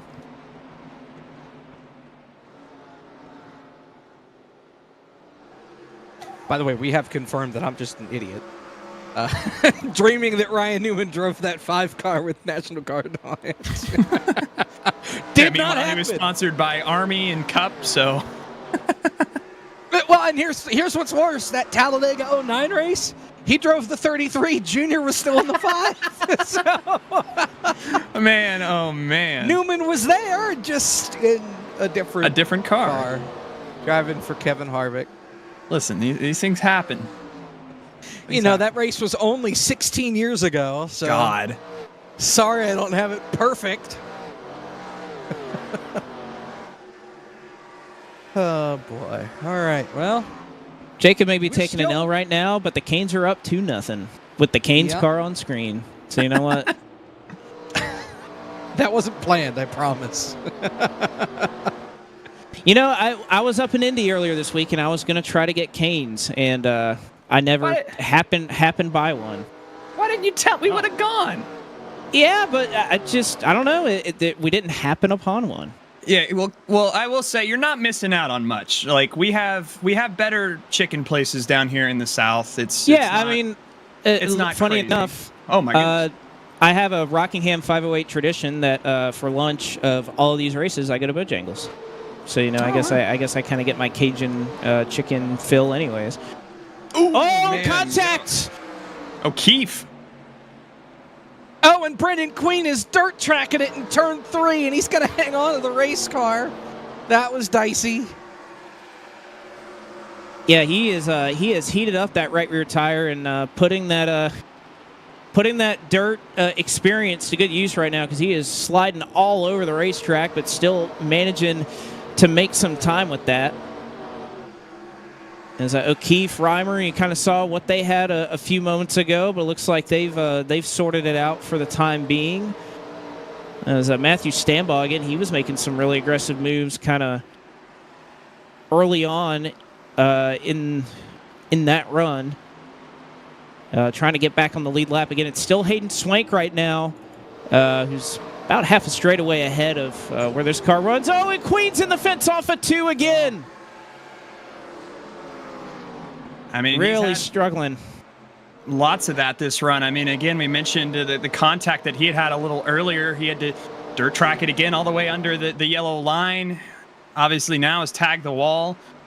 Just trying to keep the car underneath him is a challenge enough. And I mean, I think that goes to show you the amount of struggles that all these drivers around right now are having as we're about 60 laps into this run since everybody's been on pit road last in that first caution. Again, appreciate Brendan coming out for this one. I know, was on iRacing a lot about 5 years ago or so. And again, it is not easy to want to hop into it and to get back into these 87 cars. It's really tough. So doing a good job trying to hold on to it right now. Blake, I'm going to need you to apologize to America because in the less than 5 minutes where we talked about Raising Cane's, the Panthers have tied it. It's 2-2. Oh, boy. And both of them are just awful chances that the Canes defense has been given up here. I mean, it was Sam Bennett over to Rodriguez, just set it up. There was nobody even close to being able to check him. Just walks right in with the puck. Anderson doesn't have a chance. So unfortunate. We'll see if the Canes can rebound here. 12 to play in the second period. Oh, boy. Well, what a better time to go to commercial break than right now. Blake Reynolds pulling away from Garrett Conrath and the rest of the field in the 4th annual Rockingham 508. We'll be back after this.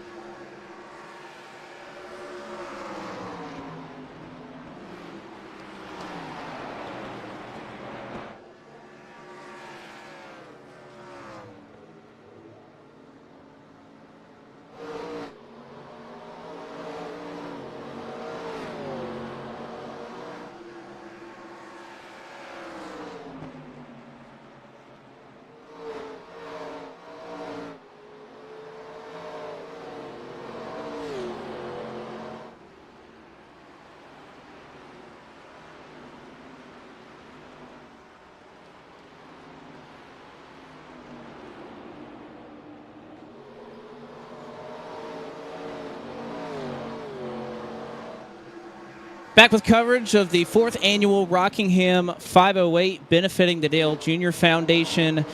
Blake Reynolds still your leader, but of course doing this race as we do every year in support of the Dale Jr. Foundation. 100% of all the entry fees and all donations for this race will go directly to the Dale Jr. Foundation, who is committed to empowering underprivileged youth by providing them with resources to boost confidence, enhance education, and provide opportunities to achieve extraordinary goals. So if you feel so inclined, please donate to the Dale Jr. Foundation and all of the amazing work that they do. We've raised thousands of dollars in the past with this event and looking forward to continuing that in the future with the running of the Rockingham 508 next year as well.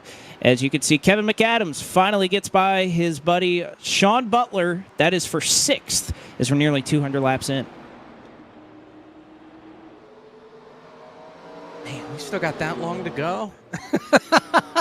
As Ryan Andrew comes onto pit road, he's one of the first to pit under this green flag cycle. It's only been about 70 laps since they were last on pit road, so a little early, but he was also early in the last round of green flag stops to make the call onto pit road. As there you see Dale Earnhardt Jr. back in the 15th spot, trying to hold off Ronnie Osmer in the 55.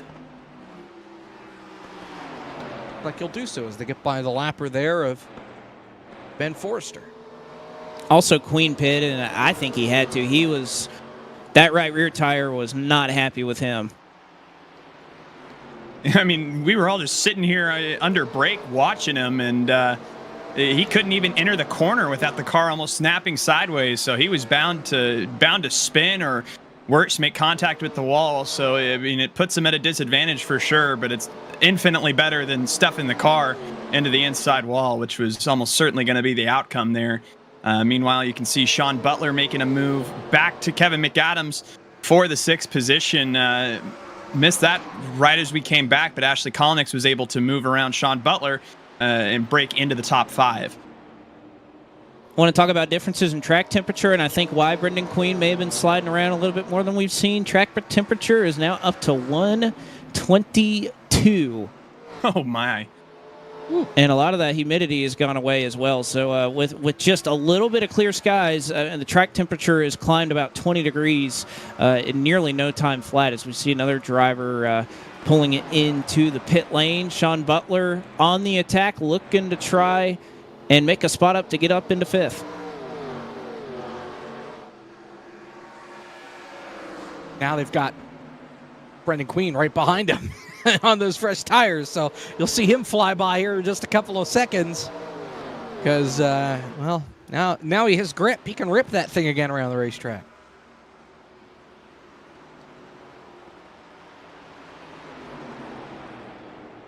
Unfortunately, though, I think that's a little bit earlier than what you would have wanted, as we're, about 70 laps into this run or so, which, I mean, that's around the same time we saw the 0-3 pit the first time by. Which, again, 130, I know it's crazy to think about how you try to split this race up to the end, but with about 370, 360 laps to go, if you're looking from the very end of that, the very beginning of that last run, I mean, there is kind of a question there. You can't really stretch it to 120. You could stretch it up into kind of 4 runs or 5 runs, depending on how exactly you want to play it. Starting to heat up again, this battle for 5th. Sean Butler has climbed back into attack mode here on Ashley Collins, and if they get side by side, Kevin McAdams is right here and can strike as well. So interested to see how aggressive everybody in this group will be. As again, Sean is just continuing to try to set up this 22, peeking down to the inside, just hasn't been able to get on that quarter panel to make it a formal battle.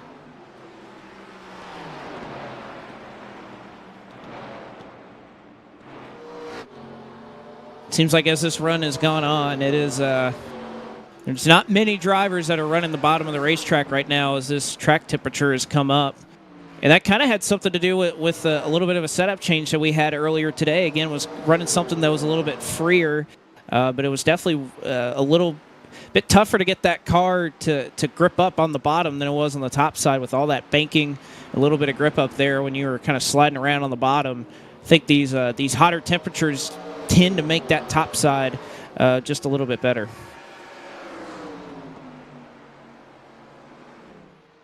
And I think another thing too I'm looking at is our forecast.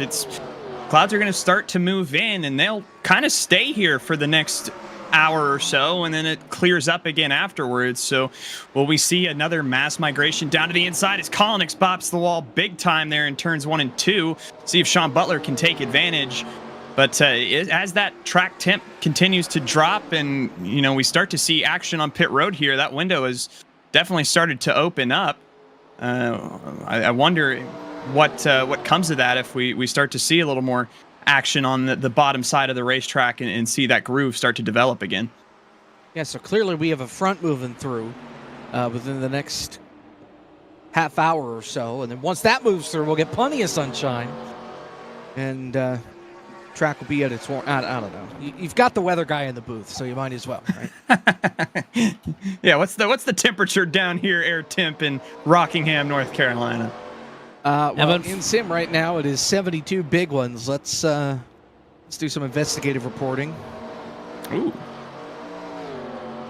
Well, unfortunately, I 69 have degrees nice right now in Rockingham. High of 81 tomorrow, but rain for the next couple days. So it's a good thing we're not actually racing there. Otherwise, we'd be taking the jet dryers for a race instead. Well, I have some unfortunate news to report from Bean Nation. Queen tagged the wall, got a little bit of damage, and has pulled down to his pit. It looks like the night might be over for Brendan Queen. As he was struggling on that run, tried to pit to fix that loose race car, but tagged the wall, and that might spell the end to the night for him. So we continue to watch this intense battle for the 5th position. And this has been again just probably like you said, the most intense spot on the racetrack. I mean, there's a feeling of almost calm everywhere, except right here, 5th through 7th, where we've seen just everybody. Sean Butler, Kevin McAdams, just on the heels of Ashley Collinix. She's done a fantastic job to hold everybody off, but when you have Sean Butler right here all over you, I don't think you can hold him off too long.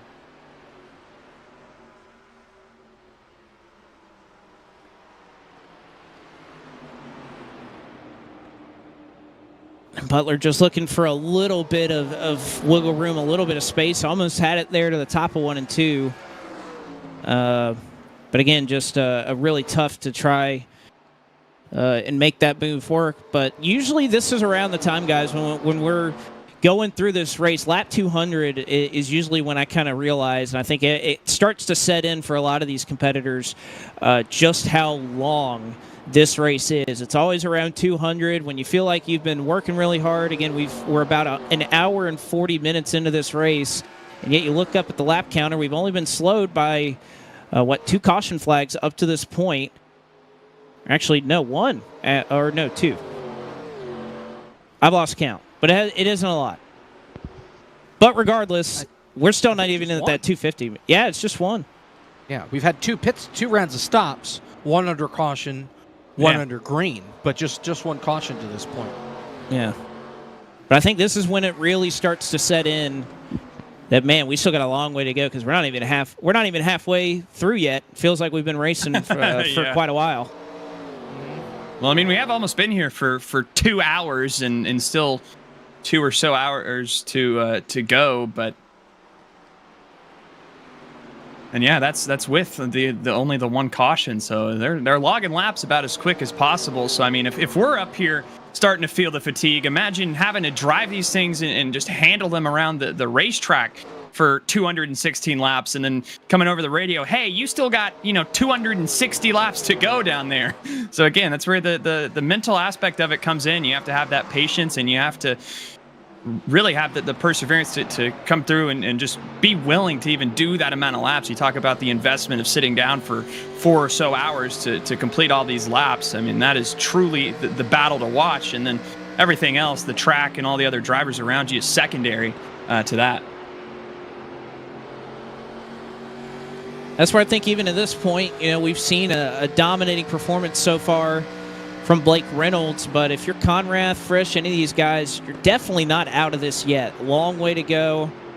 Just being able to kind of maintain and stay on that lead lap is a huge part of this right now. As you can see the battle going on between Kevin McAdams and Sean Butler. That's for 6th. Again, they're about 7.5 seconds right now behind Blake Reynolds, who's caught a decent amount of lap traffic here that he's had to navigate these last couple of laps, but kind of slowly working his way around Mark Magamian and Art Reimer, who are looking to not just stay on the lead lap, but this is where this race gets really tough, that you're starting to get into a lot of those cars who were 1 lap down at the time of the caution, but because we've had a little bit of a run, this is where they're going 2 laps down, and that's where this race gets really, really tough, because again, we don't have wave rounds. You have to earn it back the old-fashioned way, so going 2 laps down is really, really tough. As Magamian going to look 3 wide as Blake Reynolds puts Art Reimer another lap behind the race leaders. That got dicey there because Magamian got into the back of Art Reimer there in 1 and 2. Didn't quite turn him around like he did earlier in the race, but it certainly, there was no room between the front bumper and the back bumper. So they're able to keep it together. Magamian certainly driving really, really hard, trying to get every inch he can out of this. Seeing Larry Pace, he's going to drop his car into the pits from the 12th position. With this being around 90 laps or so, I think this is going to be the beginning of a lot of leaders starting to look that way towards pit road. Cale Spicer just called out that his 66 car will be in the pit lane here in just a couple of moments as well. There he is. And there you see it. I don't think we talked about, last run where that caution fell, how well that played into the favor of Larry Pace, who had come down early, and it was late enough where everybody had already cycled through, so he didn't get caught 2 laps down or whatever by pitting early, but it also happened late enough to where everybody came down the pit road again with him, so he was able to jump through up through that cycle, and hoping to play a similar game here. Maybe hope for a caution here in about the next, 30, 40 laps. Pretty long-term outlook there.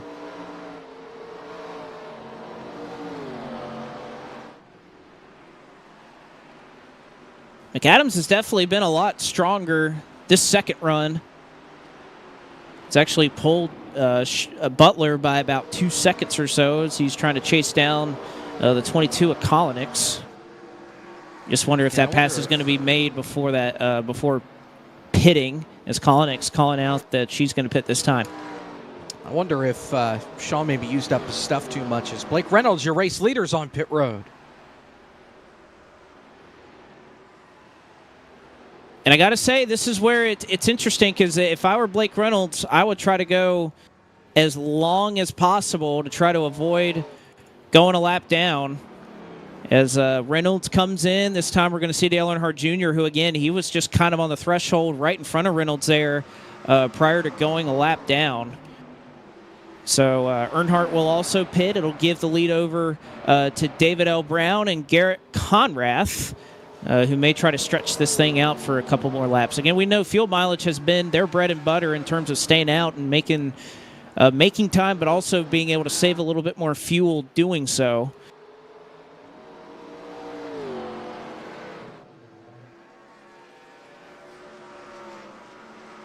It's also tough. Again, there were about 370 some odd laps to go when this run started. So you're not going to be able to split it quite evenly if you're going to stay out this long, because these guys are going kind of right up past where that 90 lap threshold would be. And it sounds like it's going to start to get... We've seen a little bit of action on pit road, but now it's about to be extremely active as you see Conrath coming down now. Sounded like both Sean Butler and Kevin McAdams. There they are. Brett Pancari along with them.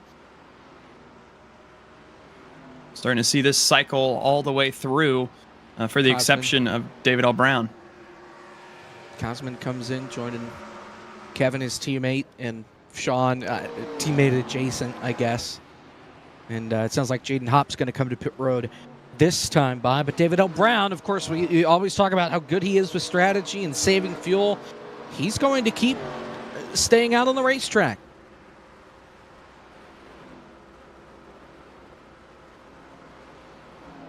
It's impressive. And again, you never know what could happen. I mean, if a caution were to come out right now, I mean, my goodness, how that would change the complexion of this race, having just 2 cars on the lead lap. And I guess you could throw Ryan Andrew in there, who would be the recipient of the lucky dog.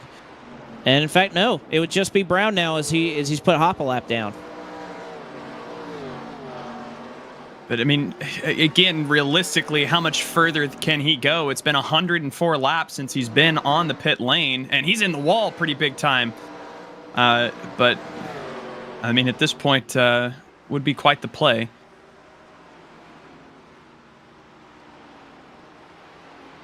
Now, I believe when this cycles around, of course, Blake Reynolds going to battle here with Ryan Andrew for kind of the lead of this cycle once it goes through.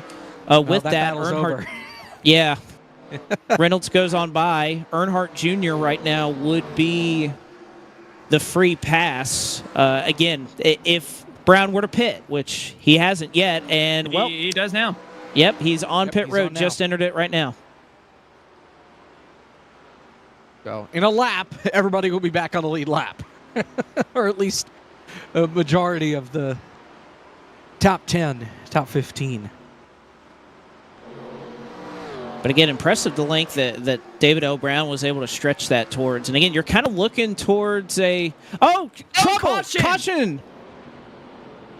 Magamian in turn 2.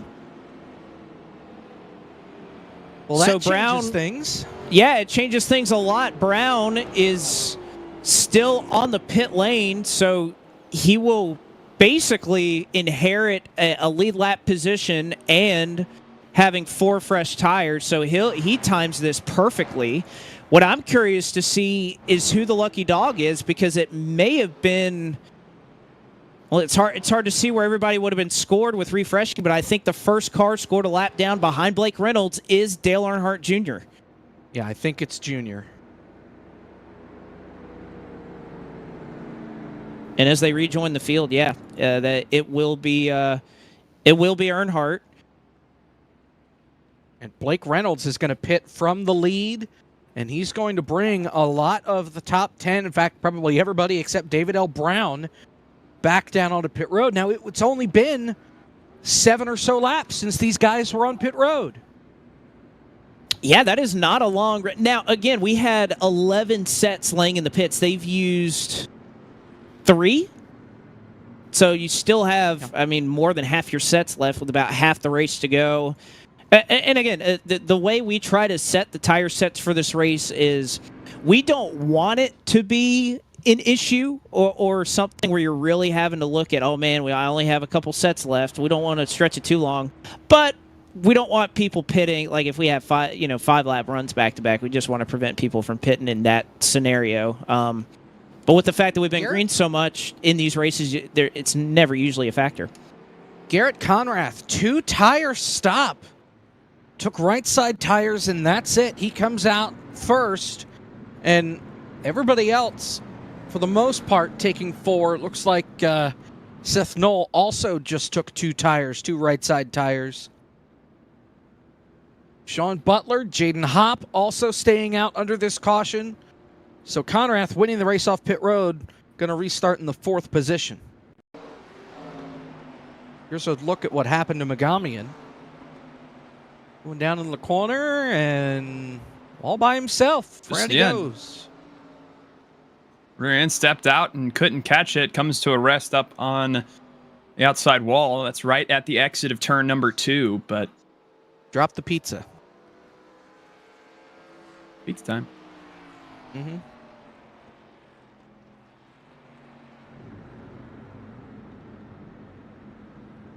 Looks like they're going to extend this yellow just to make sure the order is correct. It will be Earnhardt Jr. who gets the gets the lucky dog. So, and I believe, again, this is 87 rules, which, again, we didn't have a lucky dog in 87, but believe that you would technically be at the tail end of the longest line. So I think he'll probably start at the tail end of the lap cars, because I think that line's going to be a little bit longer than the cars that are still on the lead lap. Yep. Or it's close. I think we still have 33 cars on track. So far, it's Brendan Queen, Matthew Stambaugh, Dwight Watson, Davis Warren, Jerry Cermak, Aaron Smith, and Matt Nicholson, who are the cars that are behind the wall at the moment.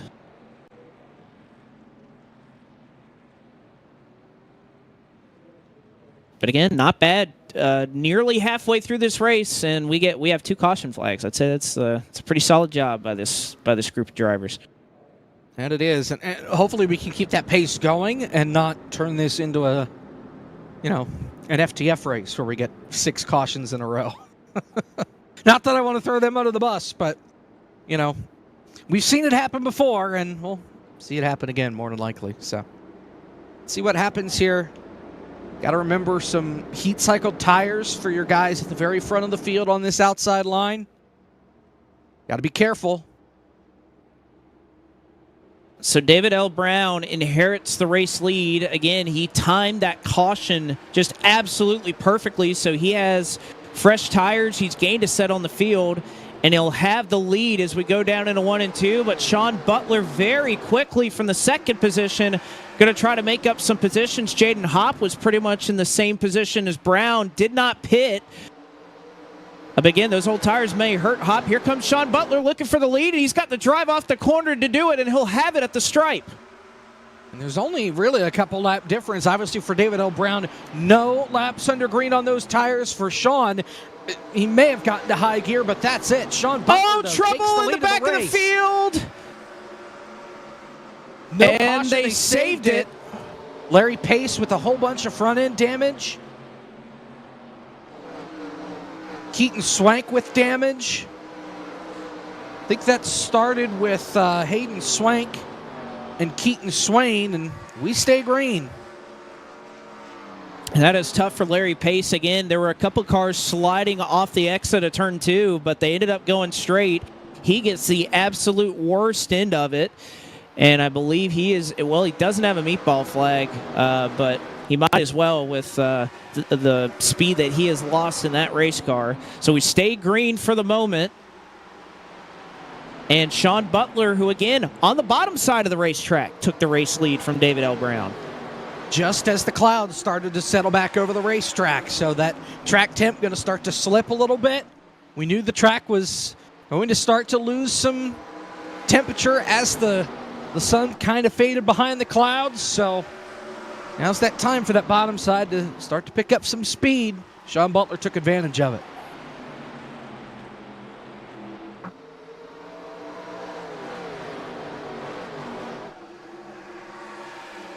How about Ryan Andrew? Talk about a couple of cars being able to take advantage of some of this track position and everything that's going on. Ryan Andrew kind of fell back a little bit towards the back end of the top 10, but again, worked some strategy and has gotten right back into the mix up here, the top 3. So we'll see what the EWG Chevrolet can do up here with some of these leaders now having a little bit of track position. Let's go back and take a look at the contact. He stayed green for it, but it was started with Swain and Megamian getting down into turn number 1. All right, well, there's the end result. This starts all the way in the other end of the racetrack. Further up the road, they get 4 wide. There's contact, and this may even be a 2 for the price of 1 deal there with Patrick O'Keefe getting sideways and bouncing off cars. See the big damage to the front of Larry Pace. Swank, nowhere to go, just gets tagged. Swain, wrong place, wrong time, and same thing for Larry Pace. Thought he found a hole, but nowhere for him to go, but right into harm's way.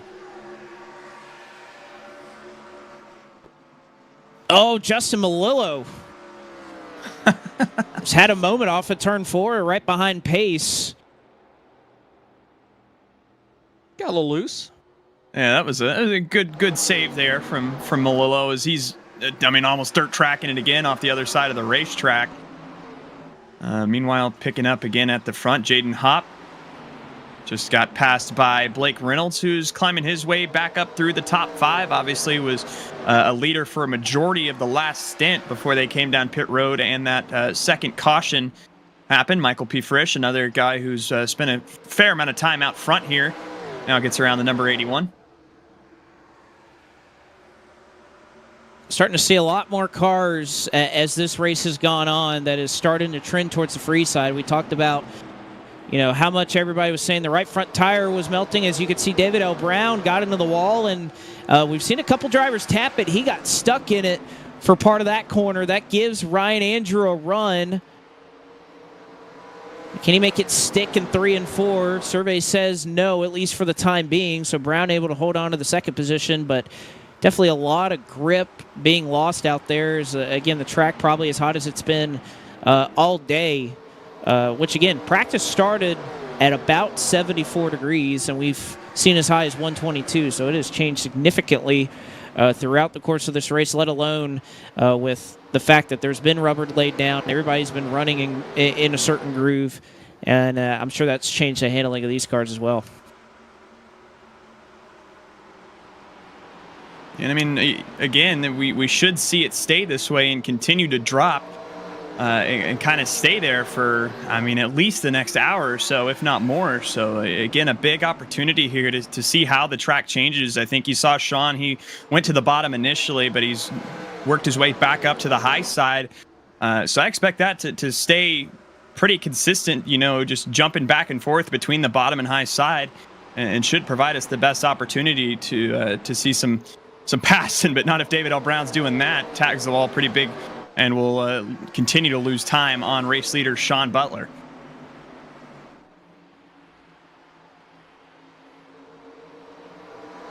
Just wonder for Sean, again, it's been just circumstances that have worked against him. Has had speed pretty much everywhere we got. You think about the all-in 650, he made up 5 or 6 laps or whatever it was at the bull ring when we did that, and has just been knocking on the door of trying to take one of these 87 races. Finally, circumstances worked in his favor. Was running around the top 5, inherits the lead. And who knows if he has a shot at it here as Brown builds up a little bit of a run. As Butler, again, I think 5th different leader we've seen so far tonight between he, David Brown, Blake Reynolds, Collinix.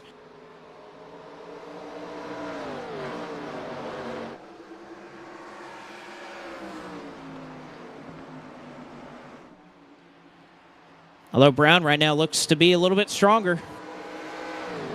Yeah, let's take a look at their lap speeds here as they get to the start-finish line. At the line, David L. Brown 0.2 faster than Sean Butler that last time. Guys, we did it. Halfway, and Magamian off the pace on the front straightaway. I think he just said that he's going to call it a day. He parks it in the grass and tows it to pit road. But here's David L. Brown looking for the lead. Butler up top. Brown running the middle.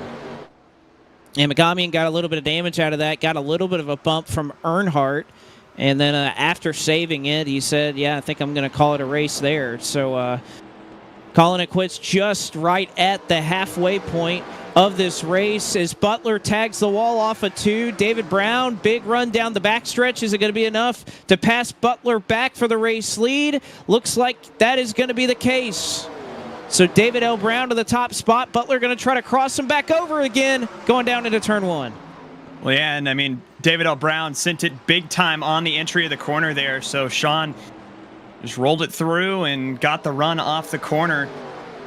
Can't take advantage, though, so David L. Brown going to pull out about a 0.2 of a second advantage going into turn number 3. We'll see. He's all the way up against that top lane, making contact with that outside wall just a little bit. But it's working for him. That time was about 0.3 faster than the 0.32 of Sean Butler, who is soon to be under attack from Ryan Andrew and Blake Reynolds, who are engaged in their own side-by-side battle for the 3rd position. Not just going to be Andrew, it's going to be Michael P. Frisch that's going to working that battle as well. So many of the strongest cars that we've seen all night, finally as close as they've been pretty much throughout the course of the night. Also starting to see Michael Cozy Jr. I mean, he's back there in 12th, but has slowly kind of crept his way forward. Reynolds, huge slider to try and clear Ryan Andrew. Going to be able to do it, but Ryan Andrew down the back stretch, going to try to the crossover into 3. I think Reynolds just a little bit too strong right now. Especially he drives it in super deep on that outside line. Ryan Andrew trying to hold it, and he's going to hang to the corner panel, but that's it. Now he's under attack from Frisch. Be right on board with him. Reynolds now can set his sight on the back bumper of the 32 and go after second.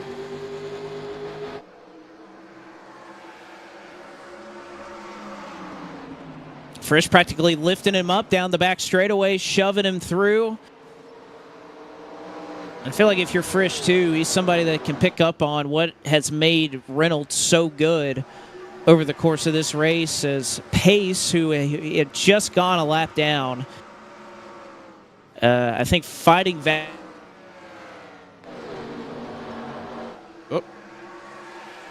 I think we lost him.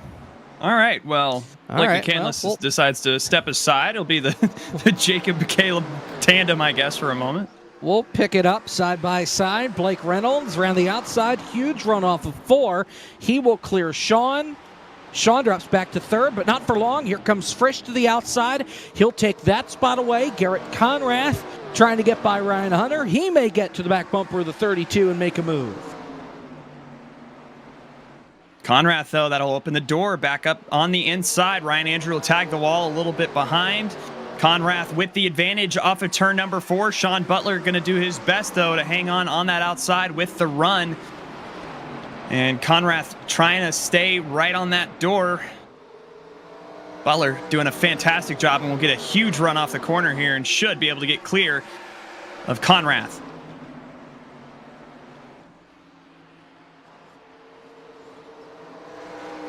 Conrath going to try it again. Sticks it back underneath. A little loose off the corner, but keeping that run together. We'll see how hard Sean drives it in. Getting into 1, and Conrath more backs out of it than anything. Sean will hold on to that 4th spot for now. Black flag for Daniel Day. He's sitting on the pit lane right now. Not entirely sure where that black flag came from. I think it was speeding on entry. Oh, yeah, it was. So he gets the punishment sitting in the box. He's now 10 laps down. Kolnick's getting by Ryan Andrew here as Frisch and Butler going to try and go blow for blow again. Not for much, not for long, though, because Frisch is able to clear.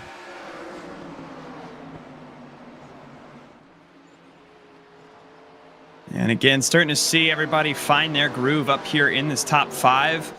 I mean, even all the way back to Ashley Kolnick, Ryan Andrew, everybody just single file right now. This is the first battle on the racetrack between Conrath, who has just relentlessly gone after this 4th spot on down the backstretch now. Decides to take it easy, back up the entry. We'll see if he can get it going on the exit of the corner, but no avail right now as Sean Butler starting to pull away a little bit, about a 10th and a half. And Blake Reynolds is starting to close in on David L. Brown. Ready or not, here he comes. Looking for the lead. The gap is about a 10th of a second. That's how much faster Reynolds is compared to the 83. They'll both slide up the racetrack to the outside. And that sun's starting to peek out once again. That means more drivers going back to the top of the racetrack. That's where the grip is. And with 237 laps to go, Blake Reynolds trying to retake the lead.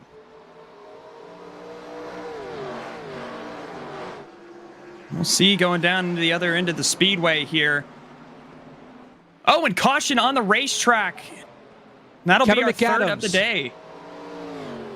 It's Kevin. He alt F4 to try and prevent the caution. Oh, his wheel. He says his wheel uncalibrated, which is probably why he blinked out. I think Cozy also got a piece of it. It's our third caution of the night, and Kevin's car, junk. Well, and as well in that, you already mentioned it, but Cozy, I think maybe somehow didn't get damage out of that, but I mean, they absolutely made contact. 236 laps to go here from Rockingham under the third caution. Yeah, you'll see with Kevin McAdams just driving it down regularly into turns 1 and 2, and then off of the corner, off of turn number 2 here, it just cranks and loses it. Yeah, I mean, it shows Cozy hit him, but I mean, it doesn't look like there's any damage on that 99. Meanwhile, feeding frenzy, pit road, busy place. Everybody wants 4 fresh tires. It's been about 33 laps since they were last on pit road, and they're all going to take advantage here of getting 4 freshies. Ooh, mistake there from Ryan Andrew. Overshot the box, going to lose a few seconds there. He had to put it in reverse to make it all the way. Even though Brown is down and away, looks like he's going to win this race off of pit road. Just more slow stops from Fresh. He's going to come out of this really far behind. You know what? I wonder if Fresh went to take a pit stop of his own. Oh no, just to sleep at the wheel, because he gets out 13th. Deep in the field. David L. Brown is your race leader. Under our third caution flag of the night. Believe we're going to step aside. We'll be back right after this here from The Rock.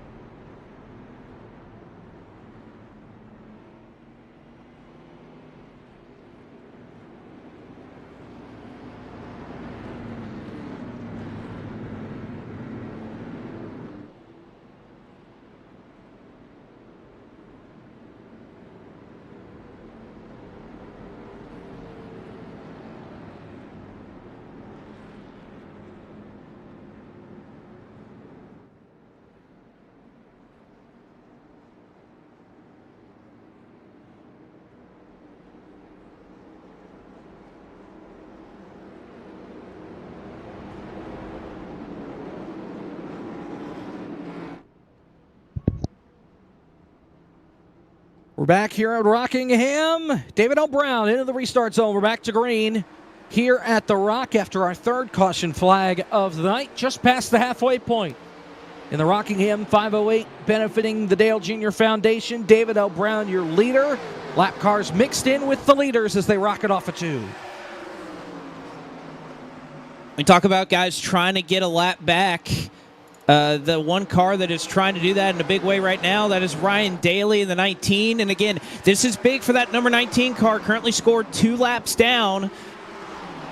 So I mean, if Ryan Daly wants any shot, he has to get one back here, and you can see he does it right there. Now, if he gets a caution right now, he's one of 3 cars that are 1 lap down. But if Brown can hold off, then he's back to 2. And that is such a huge difference, and you can guarantee he's going to use his tires up, trying to hold on and keep that advantage, as they are all stacked up big time going into 1 and 2. Well, yeah, and the good news for Ryan Daly is we're about to be 3 wide for the lead. Conrath and Kolinick side by side now for second. David L. Brown was able to clear it, but here comes Kolinick. Led a fair portion of this race early on, and she is now challenging the number 83 of David L. Brown. Off turn number 4, a little slight wiggle to the stripe. It's going to be David L. Brown. Ashley Kolinick, however, going to take the second spot away, continuing to challenge here on this inside. Here comes Sean Butler to join the group as well. It seems like those first couple of laps of the run, the bottom works very well. We saw Butler take the race lead. Now Kolinick's looking to do the same. And in fact, Butler also looking to repeat that effort on this run. 230 laps to go. Kolinick's back to the point. Butler going to try to challenge for second and may just have it off of turn 4. Great 3 and 4 for the Pennzoil machine. Wonder if David L. Brown is just trying to save his stuff again, thinking long term and not anticipating any more cautions. Butler clear for second. He'll try and chase down Kolinick. Conrath right in the tire tracks of the 83. He wants third.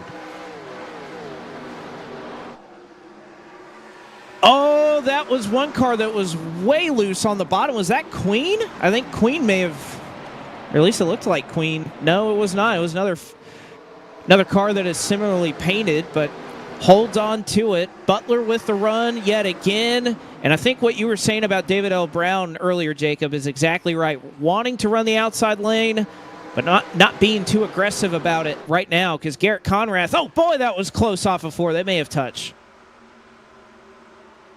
Here comes Cale Spicer, is going to move his way into the top 5 for, I believe, the first time today. Haven't said his name much, but here he is, hat in the ring in that 5th spot. Can't complete the pass on David L. Brown. See if he can set him up once again. Meanwhile, Ashley Kolinick's getting to the lap car of Ryan Daly, looking to put him 2 laps down once again. And it's just so difficult because you have this car right ahead of you. Sean Butler, could potentially use that car of Daly, who is been intermittently running the top and bottom as a pick, and try to get around him, but has problems of his own as here comes Garrett Conrath down to the inside. Not going to be a battle for very long, though. Again, Ryan Daly just needs a caution, and they're looking to almost give it to him. If you look kind of around the 10th position or so, a lot of drivers moving around, looking for a little bit of grip. We're kind of in a scenario here where there's a lot of cloud cover. You may not see it on your screen, but there is definitely cloud cover that is starting to bring down the temperature of this racetrack once again. Back down to 112 after it was in the 120s just a couple of laps ago. And unfortunately, the bid to try to get back to 1 lap down for Ryan Daly has come to an end. Kolinick has gone on by, and Daly pretty much threw the white flag, at least on trying to get it back done this latest run. So tough deal there for Ryan Daly, who looked for a couple laps to be in really good position there. Yeah, that's the risk you take as a lap car. As here comes Butler, throwing all risk away, throwing the slider, and he is clear. Kolinick cuts back underneath. They'll be side by side, almost banging doors down the front straightaway. Sean Butler trying to use the side draft to pull her back like we're at Daytona. Butler now on the top. Kolinick on the bottom. Butler trying to fight for the lead. He has the runoff too. I was looking for Kolinick to do the exact same thing in 1 and 2 to try to dive it in there again. Butler kind of ruined the exit of 4 because he threw it in there so hard, but Kolinick's not able to build up that same momentum in 1 and 2. And once again, it is Sean Marcus Butler to the lead. I think it's just Mark, but I said Marcus anyway. To the lead of the Rockingham 508. And I mean, Sean doing such a great job of rolling that car through the center of the corner and getting the run off on that high line. And that's where Ashley Kolinick just could not compete. She's felt really comfortable on the bottom of the racetrack, it seems. So as the weather continues to, or the cloud cover, excuse me, continues to move in here and the track temp continues to drop, could see that advantage come back for her. But right now, while the top is kind of rubbered in and running good, struggling a little bit, and you can see that with Garrett Conrath starting to catch the rear end of the number 22 here in second. Almost gets there in the middle of the corner. Goodness.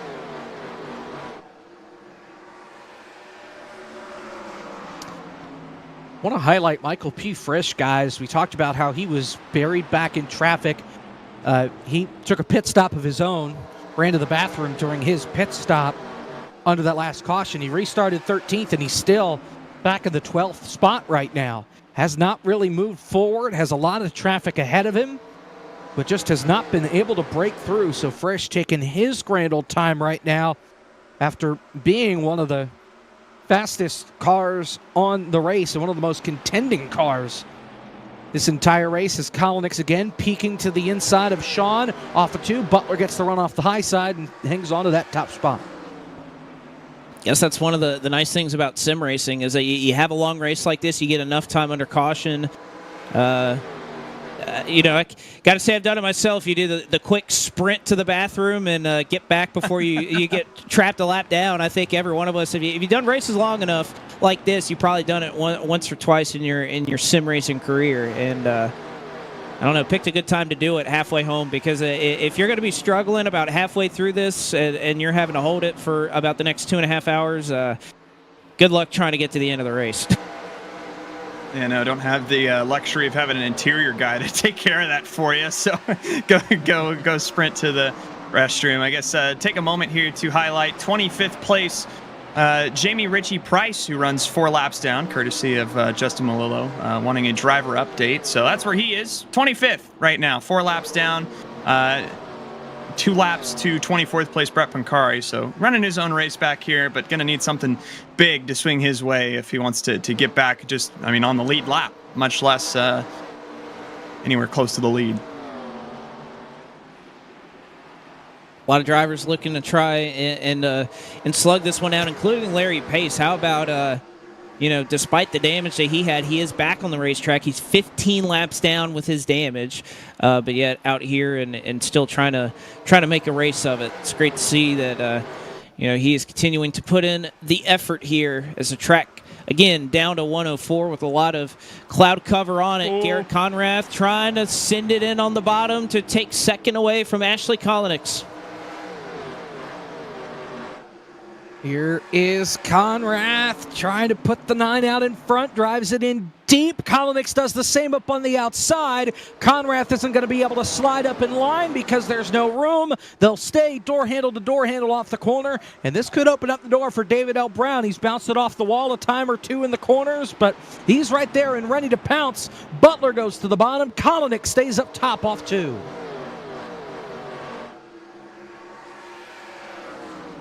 Not able to get the job done this time. How about we give a nod to a couple of drivers that have started to work their way up into the top 10 for the first time this afternoon. Or not the first time, I should say, for Jaden Hopp, but starting to make his presence felt. Cale Spicer, great run in that machine up to the top 5. He's found himself in great position, made up a couple of spots throughout the course of this race to find himself up there. Started in the 17th position. And guys, I got to be honest, I thought we would be talking about this driver being up in the top 5 earlier, but Michael Cozy Jr.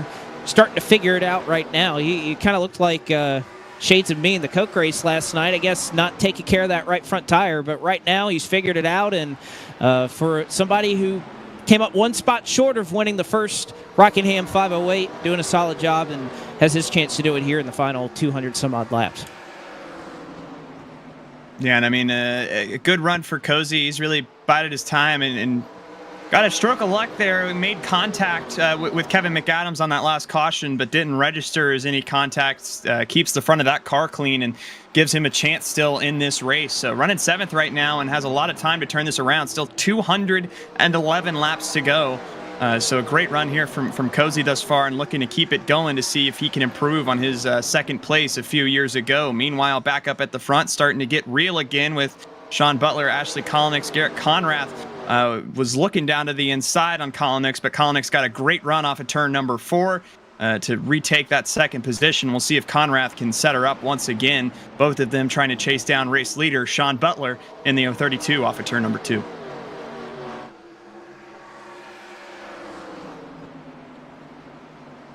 Butler kind of trying to, I think, play the balance of trying to run the bottom when he feels comfortable or when he feels like Kolonix isn't going to get a big enough run, especially down here 1 and 2. See what he does this time. And, yep, if he thinks that Kolonix can't get to the outside, he's going to try to run the bottom now. He feels really confident in his race car there. You can see him wrapping the paint with those left side tires. And then with the run into 3 and 4, he has to play defense, so he'll go to the top side to defend that 22 car. Gotta wonder how much Sean is watching out the mirror and how much he's watching out the windshield. Just because, again, we still have 208 laps to go in this race, so it's not like he has to keep the lead at this point in time. But, you always take the track position no matter what racetrack you're at. And we've talked about it time and time again that, Sean really wants to win this race. He has yet to really break through and have the success in these big events. He's been close. He just hasn't been able to seal the deal, trying to do it for the first time here tonight. And again, curious to see, we saw David L. Brown kind of stretch that last fuel run close to about 110 laps. I know we went back green with around 230, 220-ish, I believe, or so was when we went back green. It'd be a lot to ask, but I wonder if that's on his mind, thinking about maybe trying to stop it to the end if that's possible. I don't know if that is or if it's just a little too far. I think with the pace he's running right now, I mean, that would be really tough, as Ryan Andrew from the top 10 is on the pit lane. That's interesting, because it hasn't been that terribly long, just 30 laps since he was on pit road. So I wonder, is this here from... Go ahead. Well, I was going to say, is that a potential... we've seen a couple of drivers pull off and call it a night. Was mentioning that Larry Pace did go back out there for a number of laps with the damage he had. Instead, he has decided to call it a night. He'll officially be scored right now in the 29th position. But no, for Ryan Andrew, this is a strategy call. He's short pitting it, and he's going to come back out. He's not going to lose a lap, or excuse me, not going to lose a second lap to your race leaders. But this is a strategy play. So looking to short pit it, you could see the difference immediately on those fresh tires as he blows right by Justin Malillo. But all right, 4-tire call after a short run. We'll see if this cycles around in his favor at some point. Interesting call there, and just have to wait to see how that plays out through the course of this run. But a big gamble there. Only goes one lap down, though, as a result. Probably in part because our leaders have been side by side with one another. Ashley Kolnick's down to the inside on Sean Butler.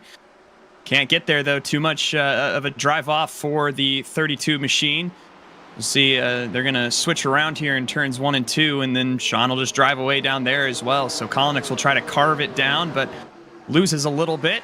Gets it back down to about 2/10 at the other end into turn number 3. But opens the door. Big sin from Conrath there in third. Has to get it collected back up.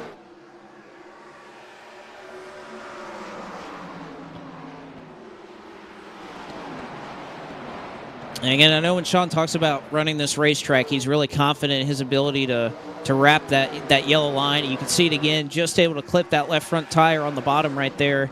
And again, kind of has the luxury of being one of the only drivers in the field to be able to do that. And you can see he's trying to run the bottom as much as he can, as long as he doesn't think that challenge is going to come from the 22 car. Track's cooling down a ton. That seems to favor or help the bottom lane a little bit. Seeing more cars that are starting to kind of follow the leader, so to speak, and what he's doing. A little bit of lap traffic up the road. And Blake Reynolds, who was back in about 7th or 8th or so, starting to creep his way forward up to 6th already.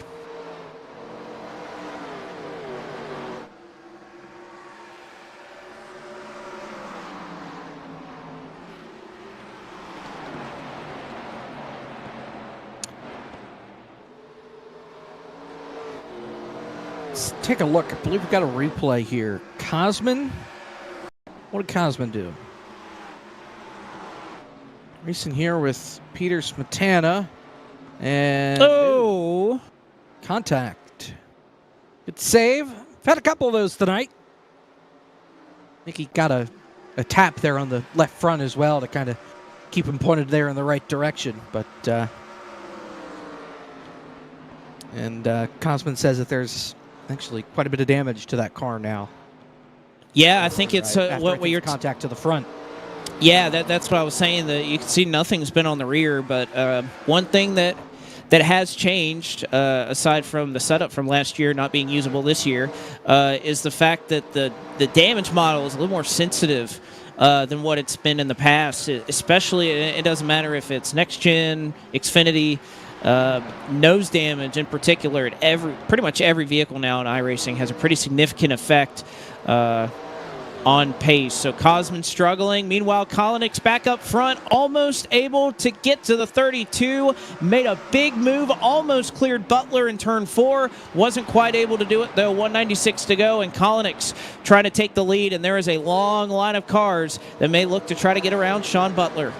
Yeah, and I mean, this is really starting to pick up here, and you can see Kolnick's down to the inside. Big sin, just like Sean Butler did to her a little bit earlier, able to clear that 32, who's now under attack from Garrett Conrath. Meanwhile, Sean going to come back striking. We'll see if he delivers a crossover. No, we'll opt to stay behind the 22 car here in turns 1 and 2, but Interesting to note that the track temp has dipped under 100 degrees Fahrenheit here for the first time in a good little bit. So more grip to play around with on this racetrack right now. Sun is starting to come out a little bit more as one car. Oh, man. goodness. Tyler like there's a- Bramble. Battle for the lead going on. Spatial awareness 0, and that's going to cost Butler 3 spots at least. I think he's going to get in line maybe behind Blake Reynolds, but Cale Spicer's right there as well, so that's really going to hurt Sean. Man. And Reynolds probably going to be the biggest beneficiary. He's able to get by Butler and now is going to try to get through a few more cars. Spicer had a moment off at turn 4. He gathers it up. And that was Bramble. He was planning to pit right there. I think he just figured that he had enough of a gap that there was no need to warn the leaders. And unfortunately, that was not the case. But we keep going. 193 to go. Here's Seth Knoll. Conrath to the inside for the lead. Washing up. Starting to lose that grip already down on the bottom. And Kolnick's able to hold on, and I think Conrad's thinking, all right, we'll try it again. Thought maybe the top side couldn't quite force it upstairs. Just gets right back in line, but all over the back bumper of Kolnick's. Things are getting good on the track, and things are getting good in Raleigh. 3-3, baby. Was it Seth a Jarvis. Svechnikov? Seth Jarvis keeping us in it. So at least we have some life here. Thank goodness. And Brown into Kolnick's. What a move. And here he goes. What a massive run. I thought Brown maybe was going to get a 2 for right there. As Brown using the bottom, even in 3 and 4, going to have the drive off.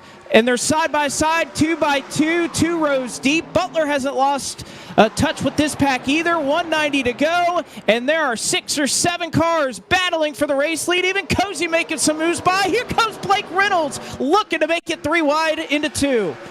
David and he's going to make contact with Conrad as well. Sorry, Jacob, but I mean, all over him. And now Blake Reynolds will move in, trying to take that second spot away from David L. Brown. All over each other up in this top 5 right now. Sean Butler, Seth Knoll might even want a piece here shortly. Brown tried so hard in turns 1 and 2 to prevent Blake Reynolds from getting to the inside 3 wide, and I think that cost him from being able to focus on the 22. Blake Reynolds has been probably the fastest car all race long, started deep in the field as Seth Knoll bounces it off the wall behind them. Now Reynolds looking for the lead again, side by side for second with David L. Brown. And I tell you what, you can tell a lot of drivers starting to get tight. We've seen a couple that are accidentally hitting the wall as Reynolds going to try to make that sin. Can't get it this time. Here comes David L. Brown. Is he going to make it 3? He is 3 wide with 188 to go for the lead of the Rockingham 508. Brown up the track. Reynolds can't get by Kolnick's, and Kolnick's just able to hold on and squeeze by. Seth Knoll, where did he come from? He's looking for second. Absolute cinema happening at the front of the racetrack right now. It's Seth Knoll and the Canes machine trying to get around Blake Reynolds for P2 now. Too much of a run down the backstretch. Reynolds will take second back, but he'll make a big move for the lead underneath Kolnick's. Slide job all the way up the racetrack. Gets up in front of the 22, and now Kolnick's with the run down the front straightaway and to the line. Oh, and Kolnick's thought about making the move, but Seth Knoll was there to take that run away. New race leader yet again, Blake Reynolds. Some amazing racing here at Rockingham.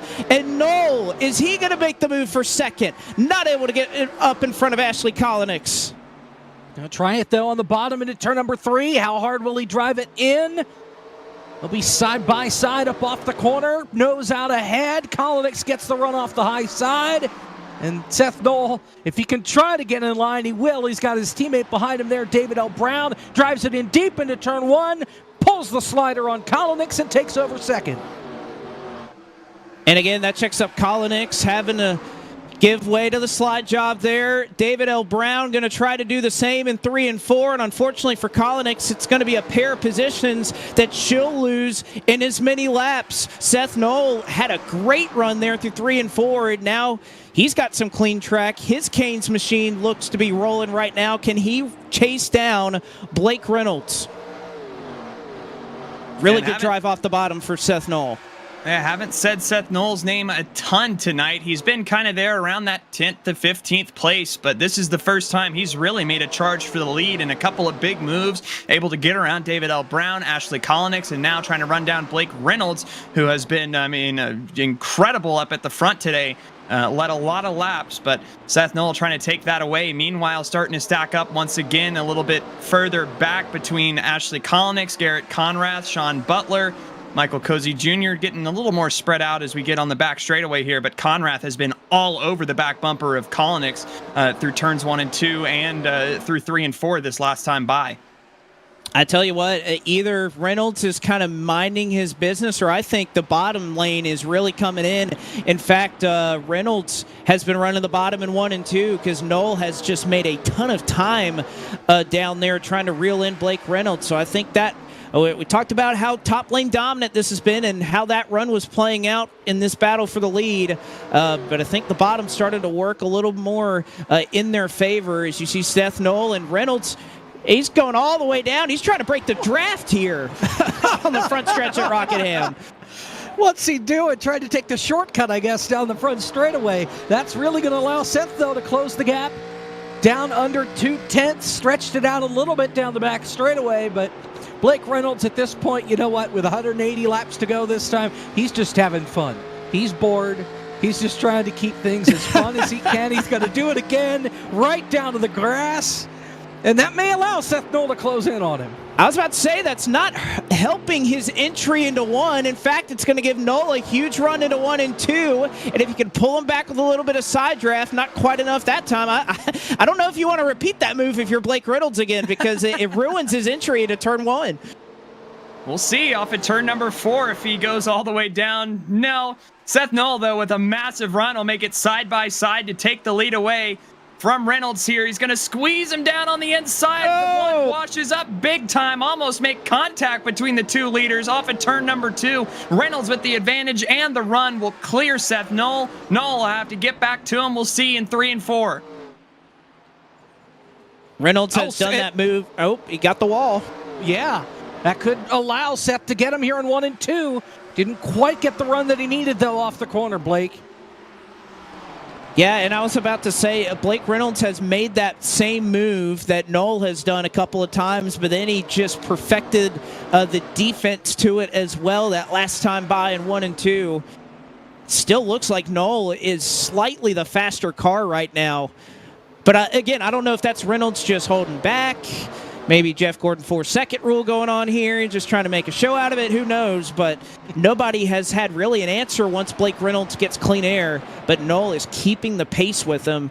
And if anything, I will say Reynolds, you usually don't see it from the lead car, trying out a bunch of different lanes. Reynolds is kind of running different lines every corner, whether he's entering high, whether he's entering low and kind of diamonding the racetrack. He's trying out a bunch of different lanes. You don't often see that from a race leader because you just want to stick with what's working. But he's trying his best to find speed somewhere all around this racetrack. A little further back, you see Michael Cozy Jr. moving into the inside of Michael P. Frisch and Jaden Hopp. Hopp able to complete that pass on Cozy for 9th. Cale Spicer, we were talking about at the tail end of the top 5, is running in 10th here on the back bumper of the Michael Cozy Jr. machine. So starting to settle down just a little bit. We had a pretty sizable run there with some action back and forth between the leaders, but everybody kind of just dropping in, finding their groove right now. 175 laps to go here in the Rockingham 508. It's Cale Spicer. We were talking about him up in the top 5 just a number of laps ago. Looks like the handling's starting to fade a little bit on that number 66 car, and what has been a 10-car battle for the lead. Again, they were all within about a second. They've spread out to about 2 seconds right now. Keaton Swain keeping pace right now, about 3.5 seconds back from your race leader in 11th, and it's about another 4 back to Dale Earnhardt Jr., who currently runs in the 12th position, kind of all on his lonesome right now in terms of strategy and pace. But we've seen time and time again, it's just all about trying to stay on the lead lap, as Sean Butler, leader once on this run, but starting to fade a little bit here. Yeah, he's trying to get by this 9 of Garrett Conrath. He just can't quite find the consistent speed there on the bottom of the racetrack, and he comes over the radio and saying he just wants the bottom to work. Unfortunately, it's really high side dominant here at the Rock, and there's trouble in North Carolina. Panthers just score to take the lead. Yeah, I saw. I got a text update. Oh, man. All right, well, 7 minutes to tie it. Need the racing to get good again. That's when we've scored all night. Yeah. I mean, that was just, can't do anything about it. The D pair of Gostisbehere and Orlov let Barkov and Verhage do their thing, and Verhage sinks it for the Panthers to take the lead 7 minutes from a Stanley Cup final berth. Meanwhile, Garrett Conrath in the wall. And we saw just a little bit ago, but Ronnie Hosmer on this, some fresh tires was able to cut through that group. And I mean, I know that everybody up in this top 5 right now is just looking at that 55 with envy. Man, I want some fresh rubber on it, but gotta wait. Still about 15, 20 laps till you can probably even think about pitting to stay on the main cycle with everybody else. I was about to say, we talked about Ryan Andrew kind of pitting that last time. I think Ryan Andrew, unfortunately, is... I don't think he's got damage, but right now we talked about, the fact that he kind of pit earlier in that cycle. He's still about 6 or 7 tenths slower than what Blake Reynolds is running right now. So I don't think quite that short pit strategy is going to work out in the way he was hoping. I wonder if that's damage, and maybe he wanted to just come down and fix it. But nevertheless, unfortunately, probably not going to play out for him, although he has raced his way up to the lucky dog position with the tires that he's gotten. So he is in a position now, if he catches yellow, he'll be back in the lead lap. Number of drivers, though, starting to struggle. Just saw Hayden Swank. Second car 1 lap down. He tagged the wall a little bit. Starting to see a lot of bit fenders at this point, with some drivers tagging the wall at this point in the race.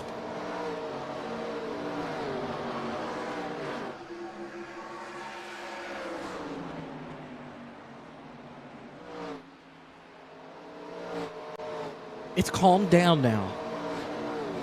Just everybody take your breath, right? Because we're still going to have 2 more pit stops.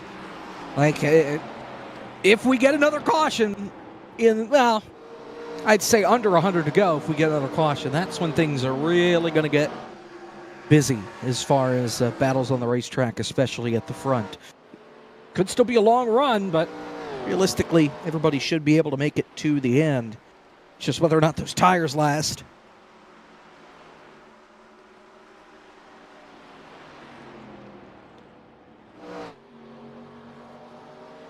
See if they can now, as when we were talking about just how much did Blake Reynolds save, he must have saved a ton, because his lead is ballooning right now. Nearly 2 tenths a lap or so. Blake Reynolds has the field covered right now.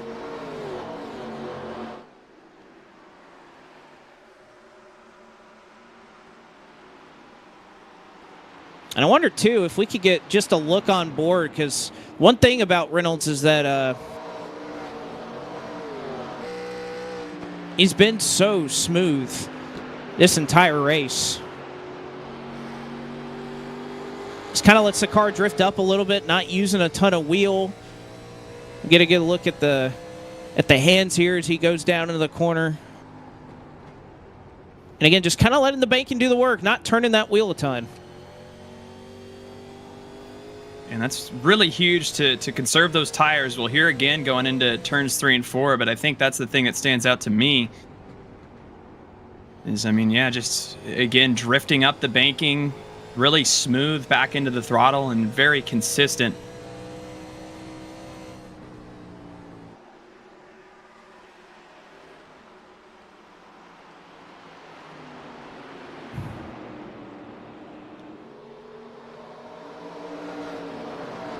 So 163 laps to go. Jockeying for position, going on all over this racetrack. We'll step aside for just a moment and try to bring you all the way through to the end of the 4th annual Rockingham 508 benefiting the Dale Jr. Foundation. Blake Reynolds leads.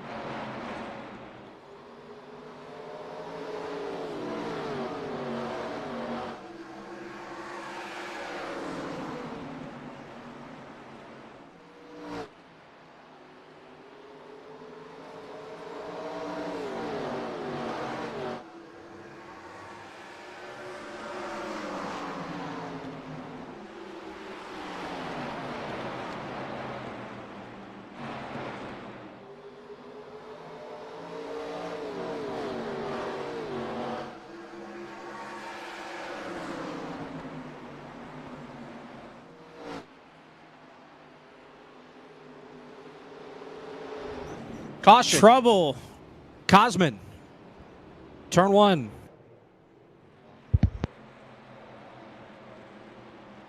Wow, right as we come back from commercial here at the Rockingham 508 benefiting the Dale Jr. Foundation, and our 4th caution flag of the night with just over 150 laps to go. And that's going to shake some things up a little bit. We were getting closer to green flag pit stops for the leaders. Now they'll happen under caution. I don't know. These guys have been they had been racing hard for a couple of laps, so they had some contact just before this, and I think this kind of tells the story. Oh. Yeah. They had a little contact the previous lap, and I think, yeah, Keegan wanted to wreck the 24, and he did. Yeah, I mean, he's right on the back bumper, and I mean that's not a great Yeah. idea as you're getting towards the corner entry like that. So After stops, if we can go back further, I think, like only a half a lap, I think that's where this really fueled the 92. I could be wrong though, but we'll see after stops, as 4 tires going to be the call for just about everybody, and it looks like Seth Knoll will win the race off of pit road. Good stop from Seth. And David L. Brown, Blake Reynolds, Frisch, and Conrath. Let's go back and take a look at this one more time. And we just missed it there off of 2 with Cosman and Keegan Fleckenstein. Here we go. So Cosman on the bottom. And right at the exit of 2, I think he thinks he's clear, and he comes up and he's not. And that's where the contact is. And that's really the only contact I could find between these two. So then Cosman's able to drive away. Keegan gets a little back at him off 4. And then down into 1. And I don't know if Cosman lifted early or if Keegan decided I'm going to take him out. But, oh man, Ronnie Osmer just flying in, trying to avoid. Got up into the wall, but kept it clean. So Cosman now just chilling on pit road, getting the damage fixed. Yeah, and I mean, he had a decent amount, and then Fleckenstein running right now 2 laps down in 24th. But a little bit of beef going on. Speaking of beef, is Travis is he still around? I think we've still lost him. This has been a long phone call. Yeah, I wonder decades. what's happening over there. By the way, shout out to Michael Cozy Jr. and the Oklahoma City Thunder.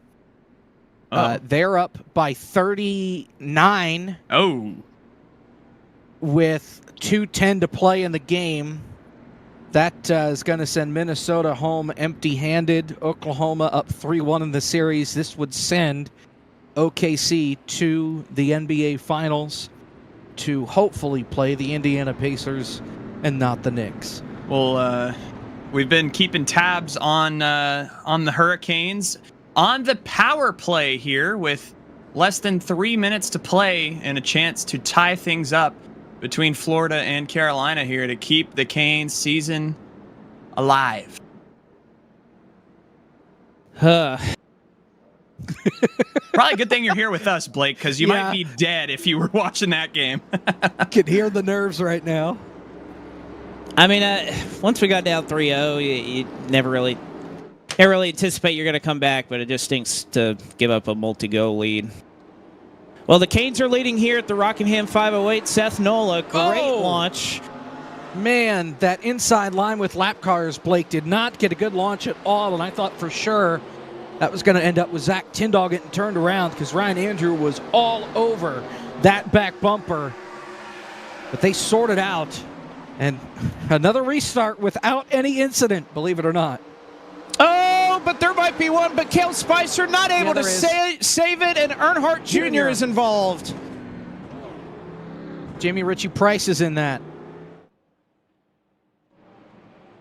That's a lot of damage for Earnhardt. He just towed it. And I think it was Cale and Cozy again where this all started. They've been all over each other these last couple of laps before the caution, and now to bring out the caution number 5 on the night. I think things just kind of stacked up getting into 3. Let's take a look. And Cozy came over the radio and apologized and said he just kind of drove it in there too deep. He got into the 66 and nowhere for Dale to go. Thought he might have had room to get by on the outside, but that hole closed up. And that's just tough. We'll see on board from Dale Earnhardt Jr. here, and you can see the contact between Cozy and Spicer, and then Spicer just trying to collect it. Hole closes up, and then Jr. will slide to the bottom and makes contact here with Smetana. And tough break there for all parties involved, really. Spicer, who has had a good run going, now with some damage. Cozy has front-end damage. We were talking about how sensitive the cars are to that. Oh. Matana just sneaking by and still got a little bit of damage there from Junior coming back down the racetrack. And I think that might be an early night for the driver of the 18.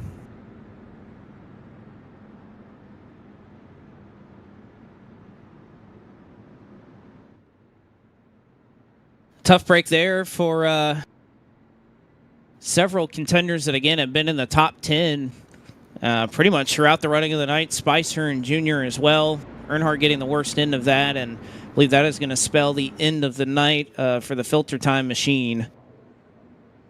Spicer, I mean, honestly, it has a little bit of right rear damage, but I don't think it's anything catastrophic. And I think we'll have to see here just how this race is going to shake out. Who's going to pit? It doesn't seem like we have a lot of takers. Yeah. And I kind of figured with back-to-back yellows like that it wasn't going to be long, but we're lights out on the pace car, half a lap to green, and unfortunately for Lily, he's called it a night. Dale Jr. will finish this race probably in the 31st position or so.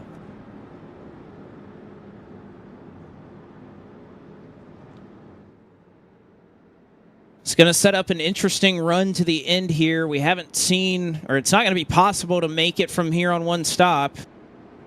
But to see how they split it, how tire strategy can work out from here, and can Blake Reynolds, who again has lost some track position every time he's come back down pit road, is he going to be able to make his way back up to the front, or how long will it take for him to do it? Green flag back out with 1:47 to go at Rockingham.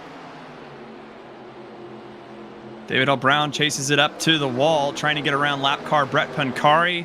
Thought it might open the door for Blake Reynolds, but no avail right now. Meanwhile, a little further back, Garrett Conrad's sending it over Michael P. Frisch, but maybe a lap or two here, and things will start to get heated up. A little too spread out from this restart. Still trying to get the heat into the tires, too, because you got to remember, they only made it, half a lap, and the caution's out.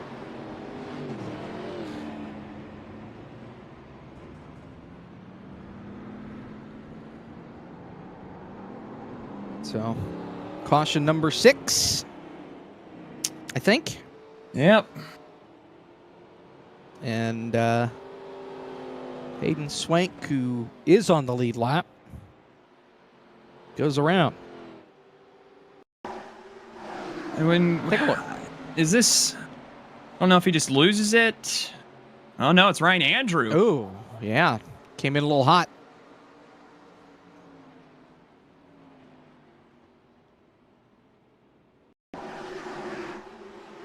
Who was that? Zach Tyndall made a little bit of contact with him as well. Nothing significant. For the most part, just a spin. Yep.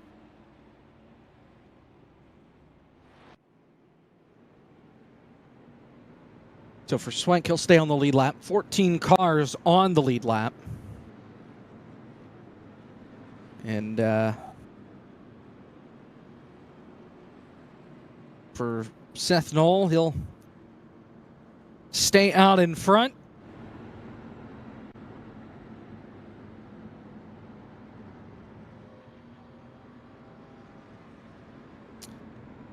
Good run for Seth Knoll tonight.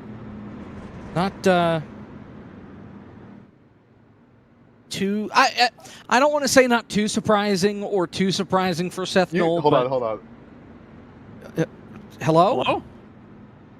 Who are Kevin you? McAdams has barged into the booth. Someone threw me in here. Who did that? Unbelievable. Is that Zach Johnson? Well, it wasn't blaming me, you anyways. It wasn't Caleb, and it wasn't Blake. So I was going to tell McCandless, you should introduce me as the driver who has recently retired from the race.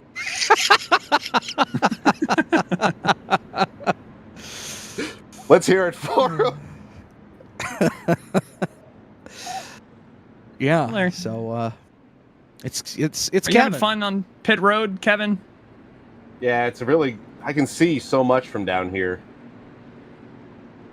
Been stuck on pit road for 100+ laps. Any profound thoughts or claims? Fanatec is terrible. I highly recommend against using their products. Trouble.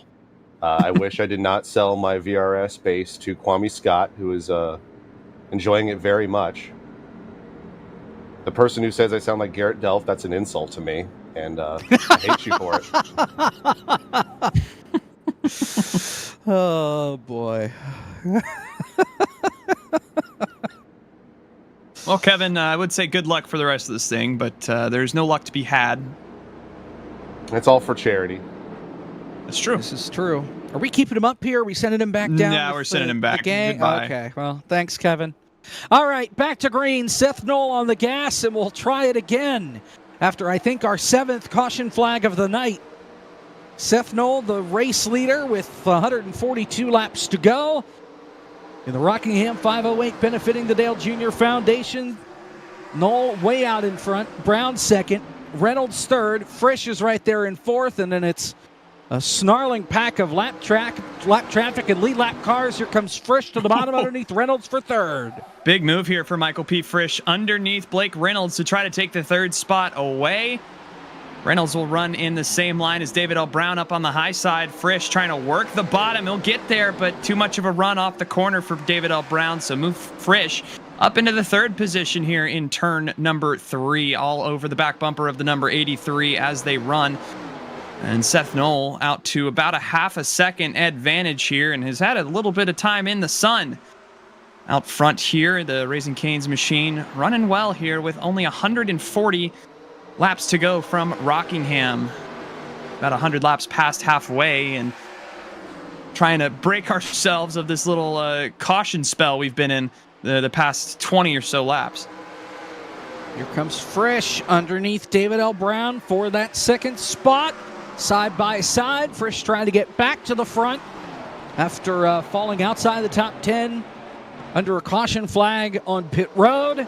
He has finally worked his way back up into the top 5, and here he is side by side for second.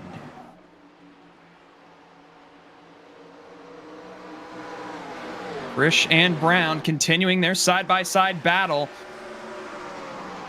No clear advantage.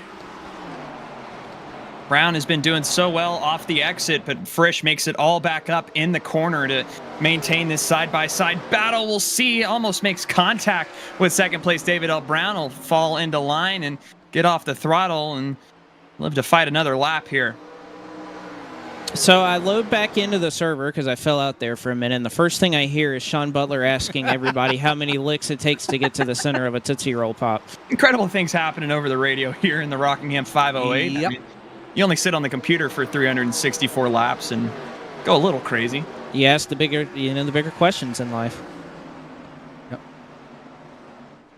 The important questions. Nobody answered him, though. Sadly enough, nobody took a guess.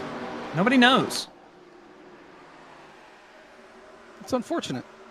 Blake Reynolds is reintroducing the question to the field.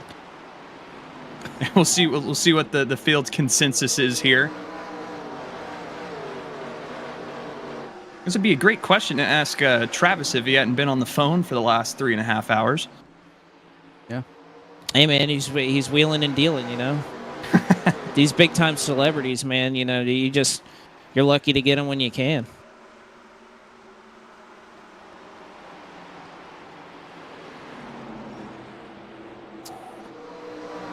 So David L. Brown all over the back bumper. Or all over the back bumper is Frisch. He'll go to the inside again for second. Cloud cover still over most of the racetrack. Maybe helping that inside line out a little bit, but David L. Brown getting the top side of work for him with 134 to go.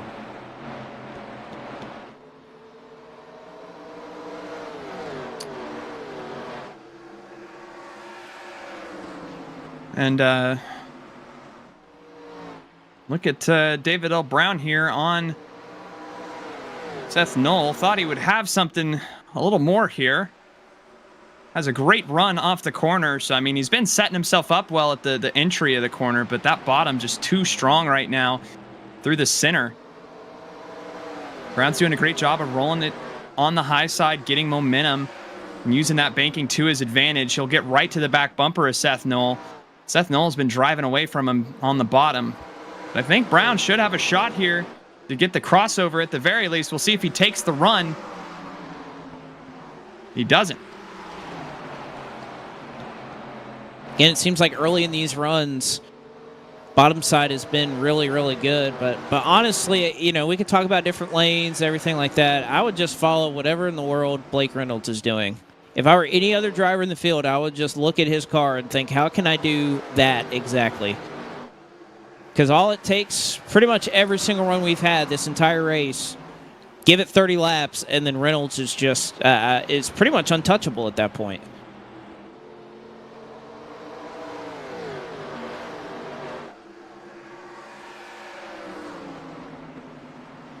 I thought Kevin was up here. Well, he was. Somebody dragged him. We're still investigating who. Yeah, you were still under investigation. We have the FIA pop up at the top of the screen here. Did he not want to join us? Security leak. Did y'all not want him in here? I just want to, you know. No, he's been forcefully moved down, and he's been forcefully moved back up. Kevin, why are you here? I heard I was summoned. Well, I was just wondering where you went. I thought we were, you know, bringing you in on a more permanent basis. Overexerted their power, moved me. Oh wow, well that's unfortunate. Oh. Well, Kevin, what are you seeing on the racetrack right now from David L. Brown and Seth Knoll, who are kind of in a battle for the lead, but not really? Question mark. Well, I'm honestly surprised that Seth can run the bottom because typically in these races, the top just gets better and better. Once the track rubbers in, the top is just the way to go. Seth was saying that trouble's out. Caution's Art out. Reimer has crashed off turn 4. Justin Malillo is involved? Question mark. I think he's just kind of Hanging stopping out. to avoid. Yeah. He just look stopped at on the that. track to watch. He happened upon take a the look. accident. That's not Art. That's Art. And I just lost it. Lost it. lazy slide and old man Peter Smetana. Yeah, flying through Dart there. without feathers. Look out. Here he comes. Good job. How about Justin Malillo stopping for that, you know? I was Heads up going to say, drive. he was Okay. too busy typing in chat, redeeming driver updates. He was on the apron. A lot of And- rubber down there. It's Very a front row competitive. seat. 21 laps down right now, Justin Malillo. But he's still fighting. He's still out there. He just passed Dale Earnhardt Jr. 2 laps ago. Wow. It's a big day. So Ronnie Osmer will be the recipient of the free pass. This sets up a really interesting scenario here because we are probably just a little beyond what would be possible for a fuel window. But when you pit 4 tires, 2 tires, fuel, gonna be interesting to see what some of these drivers come up with. Which I know, Kevin, like all we heard early on was the set was tight, track was cold, but we have seen a number of drivers starting to trend the other way where we've seen a lot of guys go around and get out of shape. Yeah, it was really dynamic. I don't have any of the big programs that people use to track temp, but Cosman and Justin do, and they were telling us that the track temp was really fluctuating, and you had to mess with your line, running different brake bias. You go too hard, you kind of burn the right rear. You go too hard when it's cooler, you burn the right front. So it's been a challenge. It's a shame that what happened to me happened. It was a lot of fun out there. So it's really dynamic. And like I said, I was honestly surprised that Seth could run the bottom the way he was before that caution came out. The top's just notoriously really fast after about 200 laps once the track rubbers in. So we'll see how it pans out. And fuel window, like you mentioned, about 100 laps. So we'll see if people want to split it. I personally would not, just because of the caution situation. I think you're going to want to pit as late as you can. Well, that's the thing. So a race like this, we're not paying out any money to the winner. It's all just for the glory of winning the Rockingham 508. I think splitting it in half is probably better, or maybe just past halfway is probably the preferable strategy, because you get your fresh run of tires. But if you go long, you kind of safeguard against getting trapped a lap down, but that may overall, that may hurt you in a 125 lap run. So I'm interested to see who kind of takes the gamble here, because if you're somebody like Blake Reynolds, I'd go more defensive. But if you're somebody else that's just been hanging around in the top 10 the whole day, why not, maybe gamble a little bit and try to split that evenly? And if you get trapped a lap down, at least you went for it. Back underway. Oh, and Jamie Ritchie Price did not get going on the inside, but looks like we're okay. Shades of the start of last year's race as Tal Owen will move up, almost makes contact with Ashley Kolnix. They're 3 wide down the backstretch. Sean Butler with the run. Hoping we didn't see 4 wide like we did for a minute earlier. That doesn't end well here at Rockingham. And meanwhile, starting to get side by side, or at least looking, between Kolnix and Sean Butler here, back for 5th. And again, we got a lot of drivers right now. There's nobody that scored a 1 lap down. Everybody who's lapped, they're 2 laps down. So they are all racing to try to catch up to Tal Owen, who would be the recipient of the lucky dog. That's going to be so crucial if we get a yellow here, because whoever is the sole recipient of the lucky dog, they're going to be the only driver 1 lap down, so they'll get the next one more than likely as well. So you're going to see these lap cars fighting pretty hard here to try to get to that if they can. Garrett Conrath is booking it. He just set his fastest lap of the race at a 25.306. In fact, all these guys inside the top 3 just ran their fastest laps of the entire race. This track has a lot of grip because of the cloud cover, and they are ripping it around the racetrack. Just about to mention, I think the strategy call is in play to split it, because these guys are running a lot faster. When Sean was leading this race, the pace was almost set for the field by the 032. Now, I think this is easily the biggest gap we've seen the entire race this early in the run. So I'm curious if we see, I don't think it's quite in play, but there are 2 drivers I would look at to see if they can try to stretch this as far as they can. The 83 of David L. Brown and the 81 of Jaden Hopp. That won them the Atlanta race earlier. They were basically the only 2 that went that strategy, helped save their tires, helped save fuel, and they finished 1-2. They can do that, and again, I'm somebody that, when the 87s visit NIS, I lift super early. I lift at the start-finish line at a 1 and 2. I lift like at the end of the Thunder Alley sign on the backstretch. And even then, I don't know if 128 is possible. Like that is an insane length of time. And kind of contrary to popular belief, you kind of save more if you're running the outside, because you can lift really early. You kind of just ride the banking up the racetrack. And if you're on the bottom, you're kind of having to use a little more throttle to get that car to rotate and keep up your pace. So even David L. Brown, we know he's one of the best in the business at saving fuel at this car. That's going to be the way to do it. If he is saving right now, is actually going to be running the high lane. I can say with confidence he is currently not. Well, like I said, I think it's not really in play, but I do, because me and Blake had a pretty good Blake Reynolds had a pretty good duel. I think it was 2 years ago. I pitted earlier, he pitted later, and he was able to use those tires later. It just seems like in this car you want to pit as late as you can, but I think Conrath is definitely, and I think everyone in the top 3 or 4 are definitely going a lot harder than they were the entire stage of the race. Track's a lot cooler, track's got a lot of grip, and I think more than ever now, track position is going to mean so much.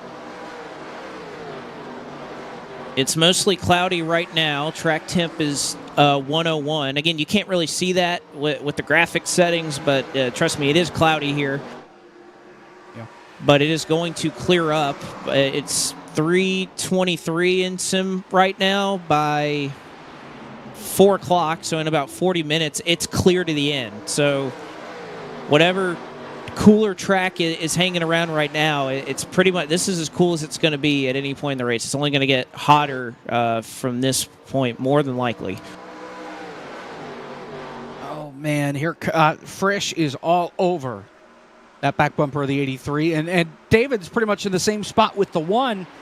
Conrath got out to a huge lead on these guys, and now they're starting to reel him back in as tires start to level off and times start to level off a little bit. As there goes Osmer, he gets lapped, so now we do have a car 1 lap down again. If a caution were to come out now, Osmer would get the free pass. I think he's pulling in. Yeah, he had a ton of damage. That's why he went down a lap so quickly. Really strong night for him throughout the running. Almost kind of a staggered 3 wide or 4 wide there, if you want to call it that, behind Kolonix. Frisch trying to get the job done on the bottom. Noel still staying committed to that bottom lane.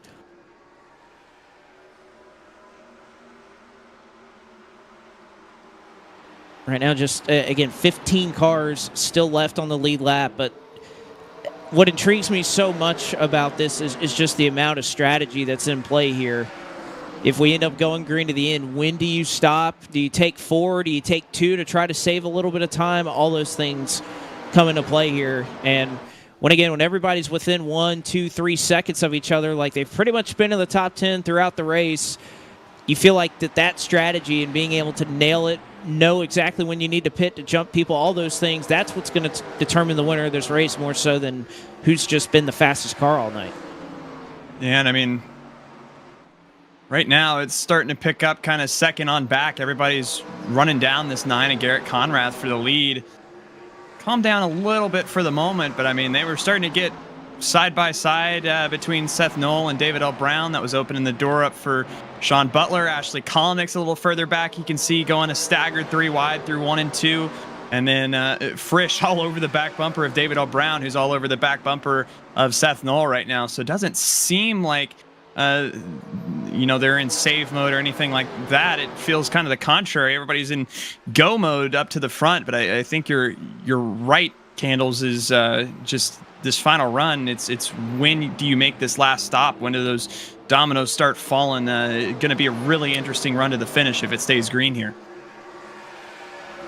We talked about Knoll running the bottom. No longer the case. Brown, at least that last time, Knoll moved to the top in 1 and 2. Here comes Brown in 3 and 4. Kolonix and Butler. Yeah, it was close. I really like the line that Conrath is running. It's almost like how you had to run this place before they made any kind of like dynamic grip changes to this track. I think it was 2021 Road to Pro. You run that as close to the yellow line as you can, and then as you go into turn 1, you pretty much lift at the start finish line here if you're doing it right. He lifts really early, paints that yellow line on entry, a little bit of a diamond. You go up about 3 to 4 feet, and then you kind of paint it back on exit so you can get a straight exit off. He's doing a really good job. It honestly is as good on saving tires as it is on the top, which, I mean, we go to most tracks, and Blake is very aware of this because he did really well in Coke a few weeks ago here. The top line, David L. Brown is in the fence. Hard. He gets Kolonix too. And Kolonix has some damage to that right front fender. I thought I saw that Brown didn't have a bumper anymore, but it reattached itself. I don't know, that's got to be some hard damage there for David Brown because he kind of rode that wall all the way down the front stretch. Kolonix calling out that she has some damage as well, and you can tell it's slowing up that car a little bit. Yep. And that's a heartbreaker there for Ashley Kolonix, almost to that 100 lap to go mark, and she's had so much speed all night long, and you got to hope that doesn't affect her race big time because, I mean, we saw kind of what happened with Cosman even earlier on the other side. Just completely kills the pace in that race car. And here comes Sean attacking for that 5th position. She seems to be holding her own on the outside, but something to monitor there. And I mean, David L. Brown, like you said, lost the bumper initially, but reattached itself. Should be okay despite that very significant contact on the front stretch. What I don't get, I think Kolonix comes out worse at that. Like Brown had the initial contact with the wall, and then Kolonix is the one that has the crinkle in the right front when all is said and done. So that's just really unfortunate. I would have thought that Brown, after, again, it's so easy here in these 87 cars, especially with the way the safer barrier is. It just feels like it reaches out and grabs you at times, as Butler's able to make his way by Kolonix, just barely off of 2. But again, really surprised there that Brown's fine. And that Kolonix is the one that got damaged. I think if Kolonix can, because Cosman had some similar damage, I think if she calms down the right front, because I think the right front's going to be what's going to be in most jeopardy of sustaining any balance change in terms of grip. I think you can combat it a little bit, especially with brake bias. Hopefully, for her sake, a caution does come out so she can get the damage. It's one of those things. It seems like that always happens in racing. Someone else makes a mistake and you're the victim of someone else's mistake rather than the opposite. Well, just look at Dale Earnhardt Jr. earlier was just kind of riding the top side, and unfortunately Cale Spicer spins in front of him, nowhere to go, and that pretty much spelled the end for his night.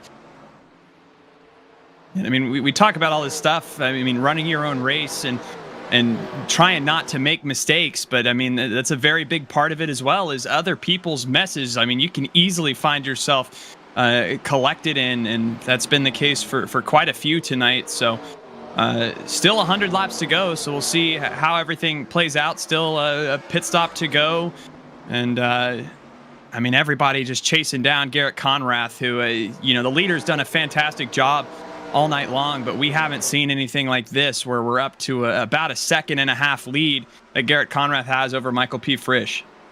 Here comes Butler underneath David L. Brown for the 4th spot. So now that Butler was able to get by Kolonix, it's opened up the door for that 32, and it just wasn't clear.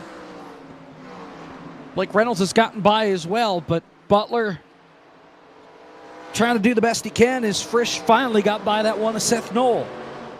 Just about to say Kolonix. Here comes Reynolds making it 3. He's going to try to clear both of them. He can clear Butler. Pull a slider into no, and Brown saw that coming and he hit the wall. And now I think Brown actually got damage out of that. Oh, the irony.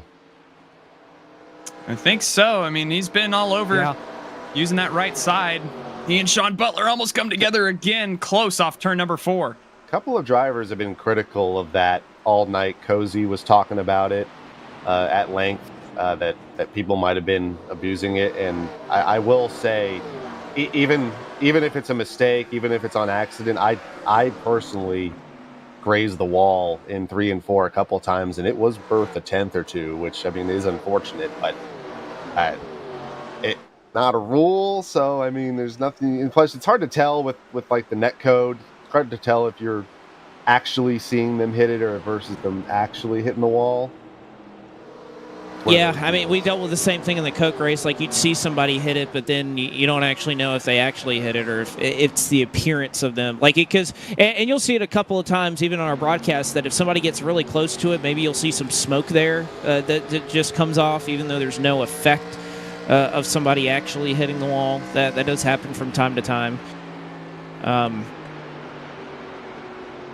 But yeah, I mean, we would police it if it's really obvious, but it's hard to tell when you just slightly make a mistake, because I've done it this racetrack before. It's very easy to deal when you're running the high side, that every once in a while you just graze it, and it doesn't Sean really slow you down here, yeah. But even Sean on that onboard, because as we're riding on board there with Kolonix for a couple of laps, like on my end, he didn't hit anything. But he just barely smoked it. And again, you have to use every inch at this racetrack if you're going to run the top side properly. And that was a really close call. Conrath has hit the fence. He just grabbed the outside wall, and it was not to his benefit. Got stuck up there. And Brown's got to go around on the front stretch. Kolonix gets tagged in it as well. Caution is out with 93 to go. Brown got loose off the corner and could just never really gather it back up. Wow. I almost wonder if they made contact and that's what got that 83 sideways, because they were all over each other down the backstretch and into turn number 3. I don't Well, really see even on the opposite anything. end, I mean, Ashley Kolnix had come over the radio talking about their exit, even back to turn 2. You can see there, I mean, on the quarter panel, and then going down into turn number 3. I'm interested here, yeah, like if they did make any contact or if it was just the 83 losing the rear end of the corner coming down off the banking. You can Yeah, I think he very just got lost subtly, it. yeah, you can very subtly see. It's very hard to point it out on the broadcast, but there is a big rubber mark where David got loose. Like he's almost just spinning the tires off the corner, and I imagine it's because of the damage he sustained, just kind of overdriving the car. The track temp did go up a little bit. It's 105, but as this field was starting to spread out, I think desperation mode kind of set in. You can kind of see once you go to that middle lane, that top groove does pretty much stay up against the wall. There is a bit of grip up there. As soon as you come off the wall, there's way less grip, and I think that's what caused him to have that. I mean, that's pretty much the same spot. I mean, almost the exact bump that Art Reimer had a little bit of issues off of for. We've seen a lot of cars get loose, kind of just that middle part of the exit of the corner.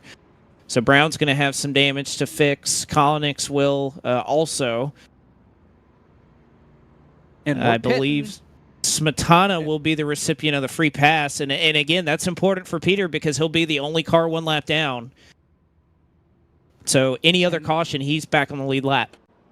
Everybody should be able to make it to the end from here. Yes. It's going to be a long run, but Garrett Conrath winning the race off pit road. Fuel not a concern anymore.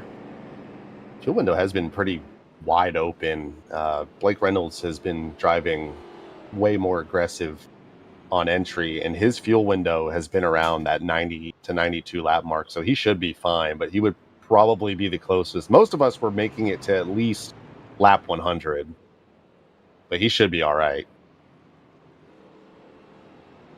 I also have to wonder, too, if anybody has a count of the amount of cautions that we've had. I believe This that is was on 8. 8. Yep. So still enough tires left in the pits that you have a couple of sets to play with here in the last 90 laps or so. Well, and that's, I guess, what interests me on this restart is, you know, are we going to be just full send off the rip once the pace car comes off? I mean, is everybody going to be in that full go mode? Are we going to see at all any element of guys saving their stuff for the tail end? Because if we go green, you're going to want to make a charge, you know, at the end of that run, obviously, to go chase down whoever the leader is for the win. So how do you play that, and how do you pace yourself over the course of this final run to the finish? I don't know. You have to make a decision. You either want the track position early to give yourself a shot, or you're going to have to plan for 90 laps to the end and to have something in the last couple of laps. We'll see how it plays out as Garrett Conrath brings us back with now 89 laps remaining in the 4th annual Rockingham 508, and Michael P. Frisch is not going to wait at all to try to take the lead from Garrett Conrath off of 2.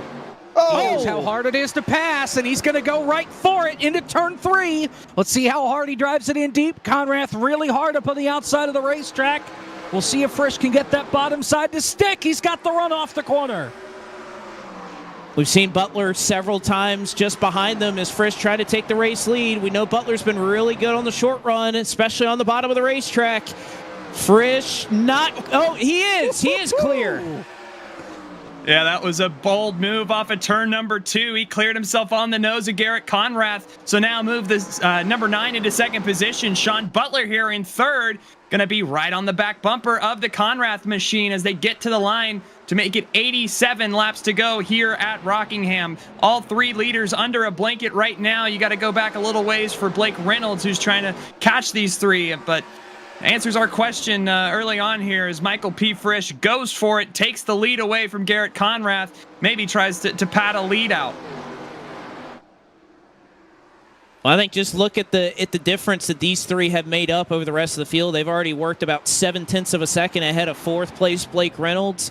I think that tells you everything you need to know. These guys are going hard. Garrett Conrath doesn't want to run the pace that the top 2 are running. He lets Butler go. So Sean and Frisch going to play the aggressive side of this. They're going to try to get out of Dodge as quickly as they can. As Reynolds continues to pull away from Seth Knoll, 86 to go. Frisch, Butler, Conrath, your top three. It seems like the majority of the field has now shifted back to the bottom. Top line has been so dominant for about 2/3 of this race. Everyone in the front running the bottom. You got a couple guys still straddling that top line, especially here in 3 and 4. You can see right behind Seth Knoll, Cale Spicer, Jaden Hopp, Ryan Andrews still using it, but everyone up front has decided to move back down to this inside line. Maybe Garrett Conrath showed the rest of this field that bottom line not only can be successful, but it can be quick and it can be efficient as far as saving tires for what is essentially a full fuel run.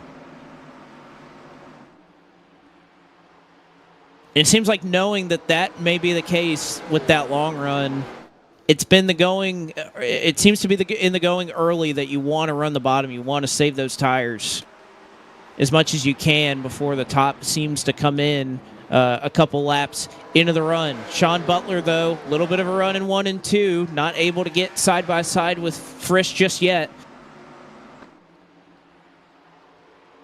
He's closing. That last time by, he was a 10th faster, and he's just looked quicker than Frisch since that 58 was able to get out in clean air for the lead. I don't know how much I like this middle line. He doesn't run it here in 1 and 2. Frisch goes to that top line, grabs a little bit of grip out of turn 2 to get the run on Butler, but he ran the middle of 3 and 4 here. Does it almost again. Then he goes back up the top. He was in the middle. That's pretty much no man's land here. You pretty much have no reason to run the very middle. You need to either wrap the bottom or you need to get right up against that fence and take advantage of all that grip that you can kind of open the wheel and get a really big run off the corner as Frisch nearly tags the wall once again in 1 and 2. Battle for the lead. Here comes Butler. Like you mentioned, Blake, he's been really fast on this short run, and most notably, once he has clean air, it seems like a light switch turns on. He's able to stay up front and keep that lead. Yeah, I think he sees the light at the end of the tunnel as soon as he's getting up towards the front of the field, and he wants to at least control his destiny, right? He knows that he's probably pushing hard right now to try to get the lead off of turn 2. They'll be side by side, but again, continuing to make up some ground.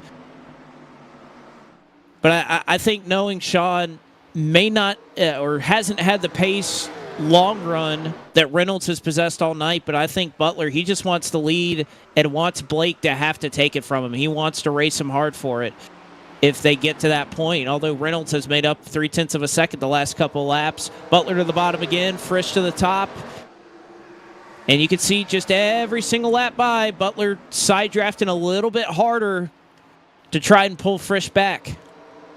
He's just trying to clear him. If he can clear him, I think he thinks that he can take on just about anybody, but he has to be able to pick his own line. And right now, he just can't get that bottom side to work. That top side's just hanging on just enough where he can't clear him. And I think the big thing, too, here is they've been side by side. Obviously, both of them wanting the lead here. Sean has been going crazy on him on the inside here. But what are the repercussions of that in 77 laps compared to guys like Garrett Conrath who are just kind of watching it happen? But especially Blake Reynolds, who we mentioned was about 0.6 of a second back a little earlier. He's closed that gap down to about half a second now, and he's right in striking distance and not really having to push his equipment too far to do it.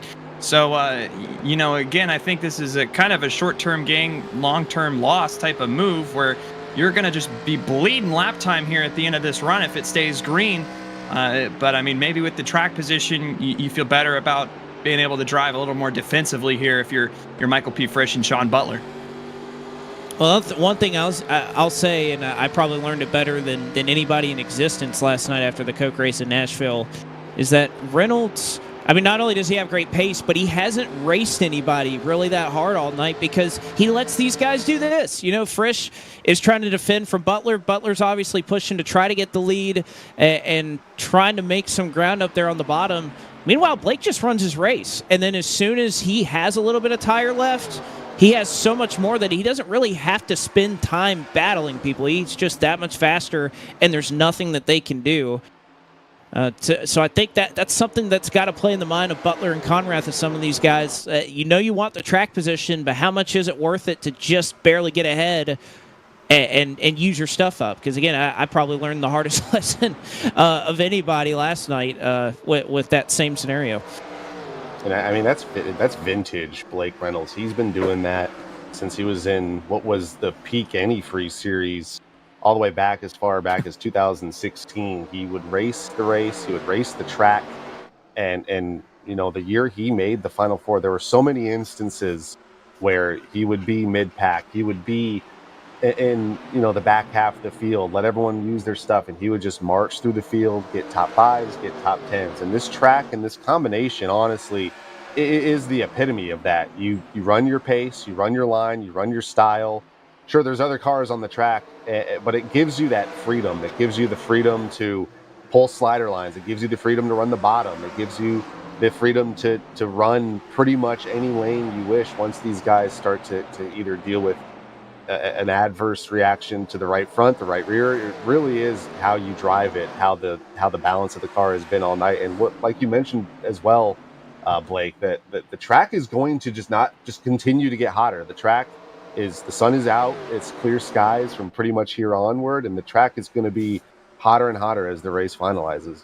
We did see a car spin on the apron. It was Tal Owen, but again, it was off the racing surface, so we stay green. Tal running right now in the 19th position, 2 laps down. There's a lot going on there in 1 and 2 rather. They were kind of 3 wide for a moment, but he kind of innocently spins it down to the apron. We stay green here with 71 laps to go. Tell you what, Frisch has been able to extend that gap just enough up to 0.2 of a second. Conrath is just kind of lurking in third there right behind Sean, and then guys already talked about Blake Reynolds kind of letting everybody else use their stuff up and then showing up when it matters the most. The rest of this top, I'd say, dozen or so, not going away. Seth Knoll still within striking distance. He's about a second behind our leader. Here comes Reynolds, and like I mentioned, he has that freedom. He pulls that slider line. You see it at Homestead. You see it on the dirt scene at Knoxville, Port Royal. A lot of these big ovals. And it's the other thing that he just did is think about it. So Butler pushed for probably 10 or 15 laps to try and pass Frisch. Doesn't get it done. Reynolds sits back, bides his time, and then as soon as he wants to pass Conrath, it takes one corner of him pushing really hard to get that spot. And that's just tire that he's saving on top of the track position that he's gaining. It's also tire heat. It's so important in this car. If you can save tire heat, and that was something, not to go back to Atlanta when David L. Brown and Jaden Hopp were 1-2, they were saving fuel, but they were also saving tire heat. So not only were they saving tire, they were also saving fuel. And if you kind of just ride around, if you have that luxury, you're going to be a lot faster on the long run.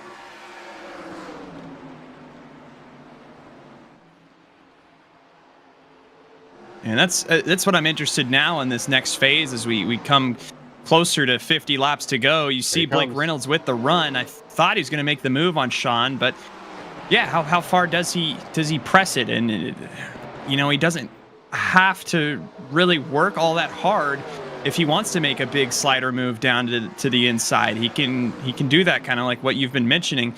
But I think right now we're going to see a little bit just riding around, a little period of calm until we either get to that 25, 20 to go type of thing, where that's when all bets kind of go off and it's no longer time to save. And you've seen that from Sean and his approach with Frisch here. It's just completely backed off, and a complete difference from what we saw even 10, 15 laps ago. I also think, again, the way this is playing out, I know Kevin mentioned it earlier, Jaden Hopp. Remember the Atlanta 550 what was a factor in that race, running in the top 5. But yet here he is, 65 laps to go. We know that the long run has kind of been his bread and butter. I don't want to say he came out of nowhere to win the Atlanta 550. It was a lot of strategy and fuel mileage and all those things, but he was competitive and he was up front pretty much the entirety of the race. and kind of playing out that same way again here. Again, it's not going to come down to fuel mileage here. Everybody can pretty safely make it to the end. But usually drivers that are really good at saving fuel tend to have a really good way of saving tires as well. We'll see if he has something left here. As again, Blake Reynolds just methodically making quick work of Sean Butler for the second spot. Here comes Conrath right to the inside as well. Going to make it a twofer. Butler dropping back to fourth. Wonder if maybe he used his tires up a little too much trying to get by Michael P. Frisch on the restart.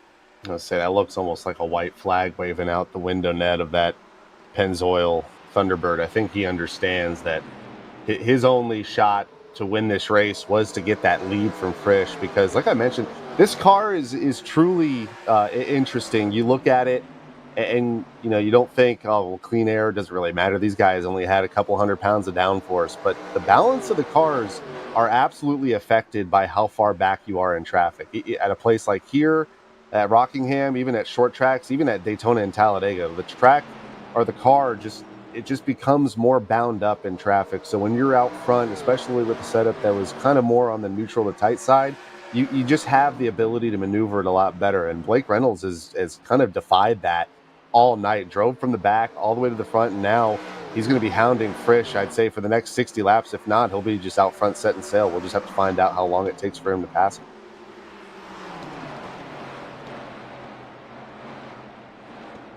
So Reynolds appearing to have the pace, but Michael P. Frisch will make him work for every bit of it now with 60 laps to go.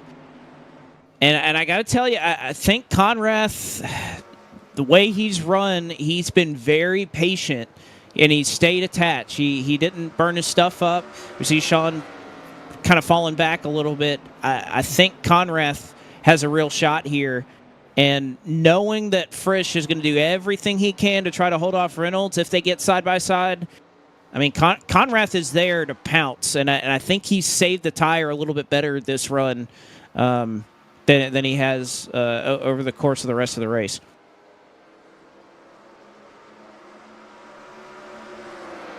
And I think that's the important part here is, like you mentioned, he stayed attached. So he is still here. If something happens between these two, if they do get side by side for an extended period of time, then he doesn't have to use up any of that equipment. He doesn't have to burn the tires up to get back to him. They will find their way back to him. So he's only right now about 4/10 back to Blake Reynolds, who is looking down on the inside of Michael P. Frisch. But again, like you said, Blake, Frisch is going to make him work for it, especially this late in the going, 58 laps to go. Still time to get it back, obviously, but not track position you want to be giving up and playing the rest of your race from. So concession. Butler down to 5th. Noel takes over the 4th position. Not getting any easier, but I think that was the case, is you had to pick one strategy or the other, and I think Sean thinking that maybe he wasn't going to be able to outsave Blake, but he could try to push and get that track position. At least to try to give him the best shot to win the Rockingham 508. Reynolds hounding Michael P. Frisch at the moment, 56 laps to go. And this is where Reynolds has been so good, being able to, I don't want to say, it's kind of a next-gen move, what he's been able to do, where he kind of dives it in on the bottom and doesn't move up toward, doesn't move up in the direction of the other driver, or at least he doesn't hit him, but he just kind of makes them think about it. We've seen Brown and a couple others just overdrive the corner, anticipating that he's going to dive in the corner, even though he's not going to run all the way up to the wall.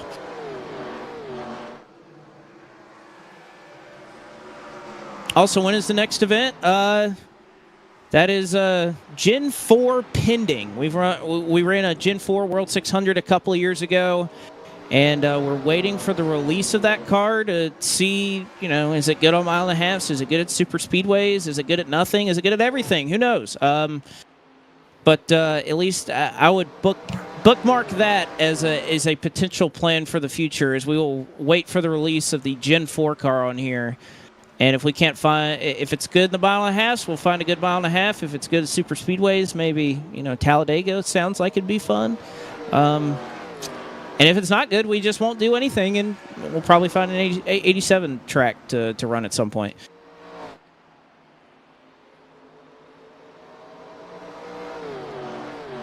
All sound like good options to me.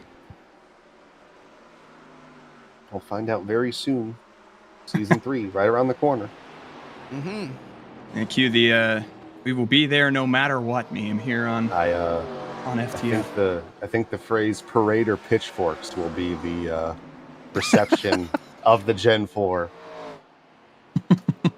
Either it's going to be a job well done, or if we go back to the 87s, there's one track that I've just been really curious to see how it would play out. Because I think Richmond could be really fun in this car. Short tracks are interesting in this car. It's very. It's kind of like this, where it's very tire heat sensitive. But if you stay out, like, it almost is like, oh, Conrad's wall. I wanted you to try Dover. I don't think that would be bad either. Yeah. A lot of options as, man, David L. Brown making some moves again. He had kind of fallen back big time with some of the damage that he had earlier in this run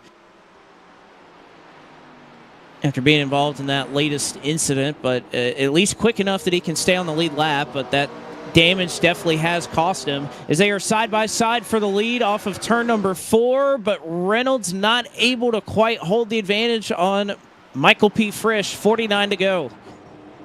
Still plenty of time for Reynolds to make his move. Maybe just trying to set him up, practice what he wants to do.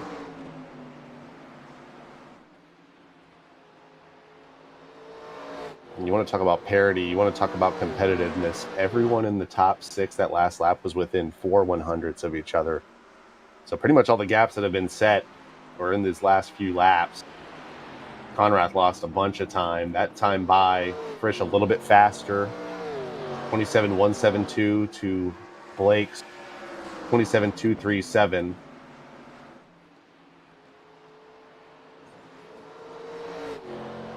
Again, I mean, chasing each other all the way up to that outside lane, squeezing every bit of momentum they can out of the high banks here at Rockingham. Reynolds a little bit further up.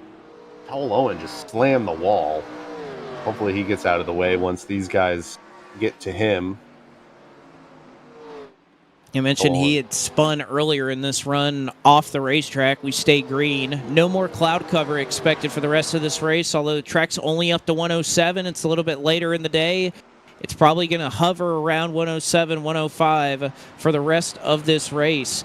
But I got to be honest, when Reynolds pulled up to Frisch, I thought this move would be completed earlier, but he's just kind of stalled out right behind Michael P. Frisch. And unfortunately with Conrath, I thought he was going to be a little bit closer, but he's kind of starting to lose pace with these front two.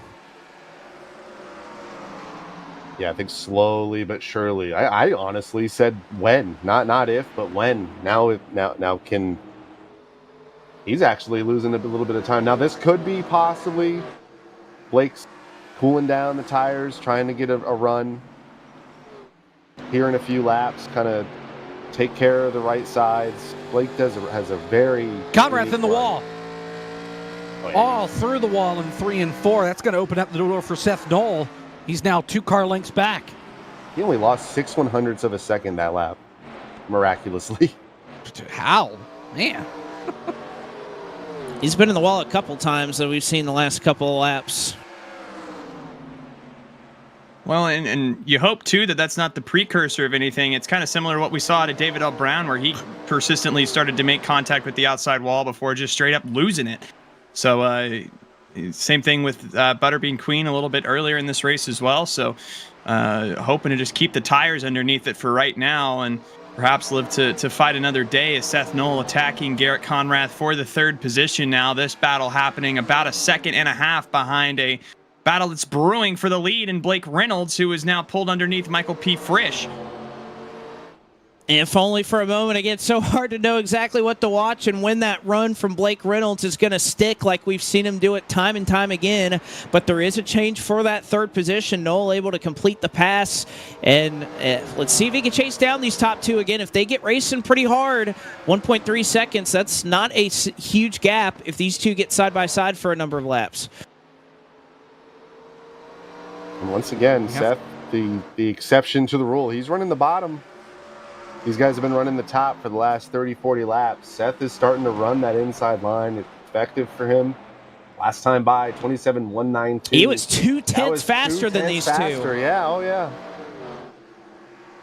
You do the math. This Seth Knoll, I mean, he has enough time to catch him, but again, it's just how hard is Frisch pushing it? You see Reynolds a little bit of a tag of the wall there, and he's slipping more than we've seen at any point throughout the night. So Frisch putting on the drive for his life right now. And Knoll, he backs it down a little bit to kind of match the pace of the race leaders. But like you said, Kevin, if he moves up and he finds more grip in that top lane, he may have something to say here.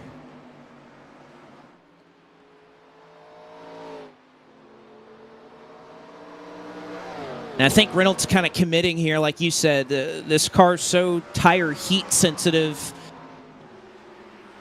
It's kind of like he's winding up. He backs off, makes a little bit of a run for a couple laps, and if he doesn't get it, he backs off and tries to cool the tires back down and make another run at it. You almost saw it just there with Seth. He got right by Conrath. As Conrath is now fighting back on that outside line, trying to at least get side by side with Knoll. If you want to, you save it for a little bit. You can gain 2 or 3 tenths in just one lap. You obviously lose that advantage pretty quickly, but if that's all he needs is like maybe a lap or two, that's exactly what I think he's trying to do here. I think biding his time. He knows that Frisch wants this just as badly as anybody, and racing him continuously is just not going to be the move for the long term. That last time, Knoll, about a 10th faster than your race leaders. So I think he's kind of playing that same game, trying to balance back and forth how hard to push at this juncture of the race. 37 to go. This is the battle to get into the top 5. With 37 to go, Butler hanging on. Jaden Hopp, your winner of the Atlanta 550. Trying to make his way by the 0.32 that, again, pushed really hard early, and it's just kind of found his groove here, well in front of some cars behind him, but just doesn't quite have the pace right now to keep up with your two or three leaders. And I mean, that's kind of the tricky thing about it too. You want to talk about, being able to save your tires and going through the tire cycles of trying to cool them back down so you can push and make a run. But we're down to 36 laps to go. I'm going to make it 35 here at the line.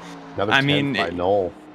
Yeah, if you're 4 seconds back, you got to start pushing here a little sooner than the final 10, 15, 20 laps to give yourself that time. So, I mean, I think right now, kind of 6th, 5th on back, it is go time at this point to try to make up whatever time you can and make a push with whatever you have left. Or you're hoping for a yellow that, all right, bring everybody to pit road, get fresh tires on it, and then really slug it out the rest of the way. I think Seth Knoll might be the only guy that's hoping this thing stays green so we can catch these two. Otherwise, it's going to bring everybody else back into the mix. Jamie Ritchie Price going a lap down at the moment. I gotta say, Reynolds is falling back. I mean, he's sliding a little bit off the corner. He has looked just completely smooth all night long. Not hardly a bobble out of him, and you could tell these last 2 or 3 laps or so, he had kind of been falling about 4/10 back and kind of making a charge. I mean, he's losing some time to Frisch here. I mean, what was about a 10th that last time by off of turn number 4? We'll see. Off of turn 4. Holy cow. More even there, but yeah, I mean, that gap up to half a second right now, and Michael P. Frisch, I mean, somehow has had to hold off Sean Butler and now Blake Reynolds, who, I mean, has completely fallen off now. That almost up to 0.7 of a second, middle of the backstretch. We'll see if, Blake has something here, but, not looking like it right now. And Frisch again at the stripe, about a 10th faster once again. So Frisch with a chance to really start to pull away with this thing. 31 laps to go here at Rockingham. Fastest driver in the top 4 once again, Seth Knoll. He's cut that down from about 1.7 seconds. Last time by was 1.2. He gets it down to almost a second because he runs that inside line. You can see down there, he cuts it down, obviously loses a little bit on the straightaway, but he is slowly chipping away at this top spot. He'll obviously have to get around Reynolds, who I would say has been the dominant car from a speed standpoint, just kind of controlling the pace of the field. But Frisch doing a really good job. He's pulling away from Reynolds by a substantial amount now. It's 0.8 of a second. I mean, the one thing we saw from Reynolds earlier when we saw that onboard, we didn't see any counter steer, and after kind of watching his onboard the last couple of laps, he is counter steering that car a lot. He's really having to be patient with it to get back to throttle because that car is just rotating too much on exit, and it is a big struggle for him right now. And with no catching him like this, I think he's going to let him by. He's going to pull. Yeah, he's there, and he thinks my best shot. Oh, it's no gets a little bit of a shot of the wall there. My best shot to win this race is to let what is the fastest car on the racetrack go up and try to chase down Michael P. Frisch, and he does exactly that. So smart move there for Reynolds, who, again, has looked impenetrable all night, but on this final run, just a little bit too free. Another 10th from Knoll. Despite having to pass, Reynolds goes right back to that inside line. I just think it's fascinating that he can run that. As long as they've had this track the way it is, I've done every single iteration of this race. I think I've only finished one, and that's just a testament to all these guys that are currently on track. This is a very difficult race to finish. It's a very difficult race to be in the top half of the field. You just got to finish. But for Seth to paint this bottom line, constantly running threes, last time by, Frisch back in the twos. And Knoll really botched. He got really botched tied 3 off and of 4. Yeah. Back to 1.5 seconds. So again, so interesting that the handling's so different. So Reynolds is free. His right rear is burned off. And Knoll's the exact opposite. He's tight. He can't get that thing to turn on exit. And these tires, like, you got a lot of experience in this car, obviously, Blake. You can even feel like there's cycles. There's heat cycles, there's grip cycles. You can even feel it at super speedways. Like, one moment you're tight, the next minute you're loose, and you think, oh, maybe I got to go back on the brakes, and then you're tight again. It really is a chess game, like having to run this car on a very long run. 100 laps on a set of tires in this car is very challenging to overcome. And you kind of mentioned those cycles. I mean, Frisch kind of upped the wicket a little bit those last couple of laps, and he was turning in 27.2s. He immediately backs down to almost a 27.5, and I don't think that's because he backed down. It's just because he pushed a little bit, and the handling went away from him for just a moment. Oh, man, no, was a lot of counter steer off of 4. But again, he made up time on Frisch. He made up nearly a 10th that time. And I think you can see as well here, I mean, Knoll's been trying to change it up, and I think it's been working. It's back to about a 10th advantage now for the one. He's got that gap down to the 1.2 second bracket, just kind of around there. But he's really starting to back up the entry, and rotating the car a little sooner, I think, is helping with the tight feeling on it. And again, down to just about a second even there off of turns 1 and 2 down the backstretch on to 3. We're talking about, we got 22 to go. We're talking about a delta of 5. Oh, no, caught the wall. Yep. Well, it might be higher than that. He's going to be about a second and a half behind now. Yeah. Still growing. 27.6. He's finally moving up, though, is Knoll. Oh, he's so tight. He got the wall again.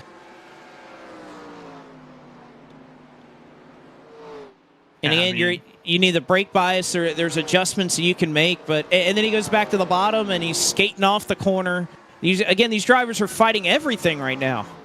Yeah. Yeah, that was a full second he lost in 2 laps. He's going to have to get back in a rhythm here. Yeah, and I mean, that's the thing is there's 20 laps to go. I mean, Kevin Blake, I would love to hear kind of if you're in this one car right now. I mean, do you back off and try to get the tires as cool as possible and make one big run? Or, I mean, are you kind of just in this bed now? I mean, 20 laps, I mean, under 19 to go, you're going to have to make up a 10th a lap. I mean, you just got to go for it here. I mean, there's nothing else to say. You just got to try as much as you can with what you got left. And hope it too, because again, there is, and Kevin will know this, that, you know, we're going through almost a 100-lap run here, and what's the one thing that could happen to Frisch, especially with the fact that he's been running the high side so much this run, is that if you hit the cliff, I mean, Frisch could lose 3-4 tenths a lap with how he's been. And now he looks really smooth. I don't think that's going to happen, but occasionally, for as much as he's been on the top this run, that is something that could happen. Is just, you know, you hit that tire cliff where maybe you're at like 10% or wear on the right front or right rear, and then it's just over. That's the weird thing. Like you go to like the next gen. I think the next gen is like a typical orientation, especially at the short tracks. You know, you have percentage of grip, whereas in the 87 car, there really is stages to the tire. You know, you lose a second here, you lose a second there. You kind of equalize. I mean, if you look at a timesheet for this race, for pretty much anyone that's been up front, like they're going to be running. I mean, we've been talking about these guys running 27 2s and 3s for what, 40, 50 laps. It really is. It's an interesting tire. It doesn't operate like any other tire on the oval side. It really is a totally different monster. But like Blake said, as Seth is back in the fence, you can just fall right off a cliff. It's like someone just took the left rear tire off the car. But you have to get there first. It could take 100 laps. It could take 70 laps. I don't think anyone really hit that. I remember when we had green flag stops earlier in the race, I didn't really see anyone losing 5 and 6 tenths of a second. It was typically a tenth or two at the end. So I think it's going to take a caution at this point. Seth is just wheeling the car.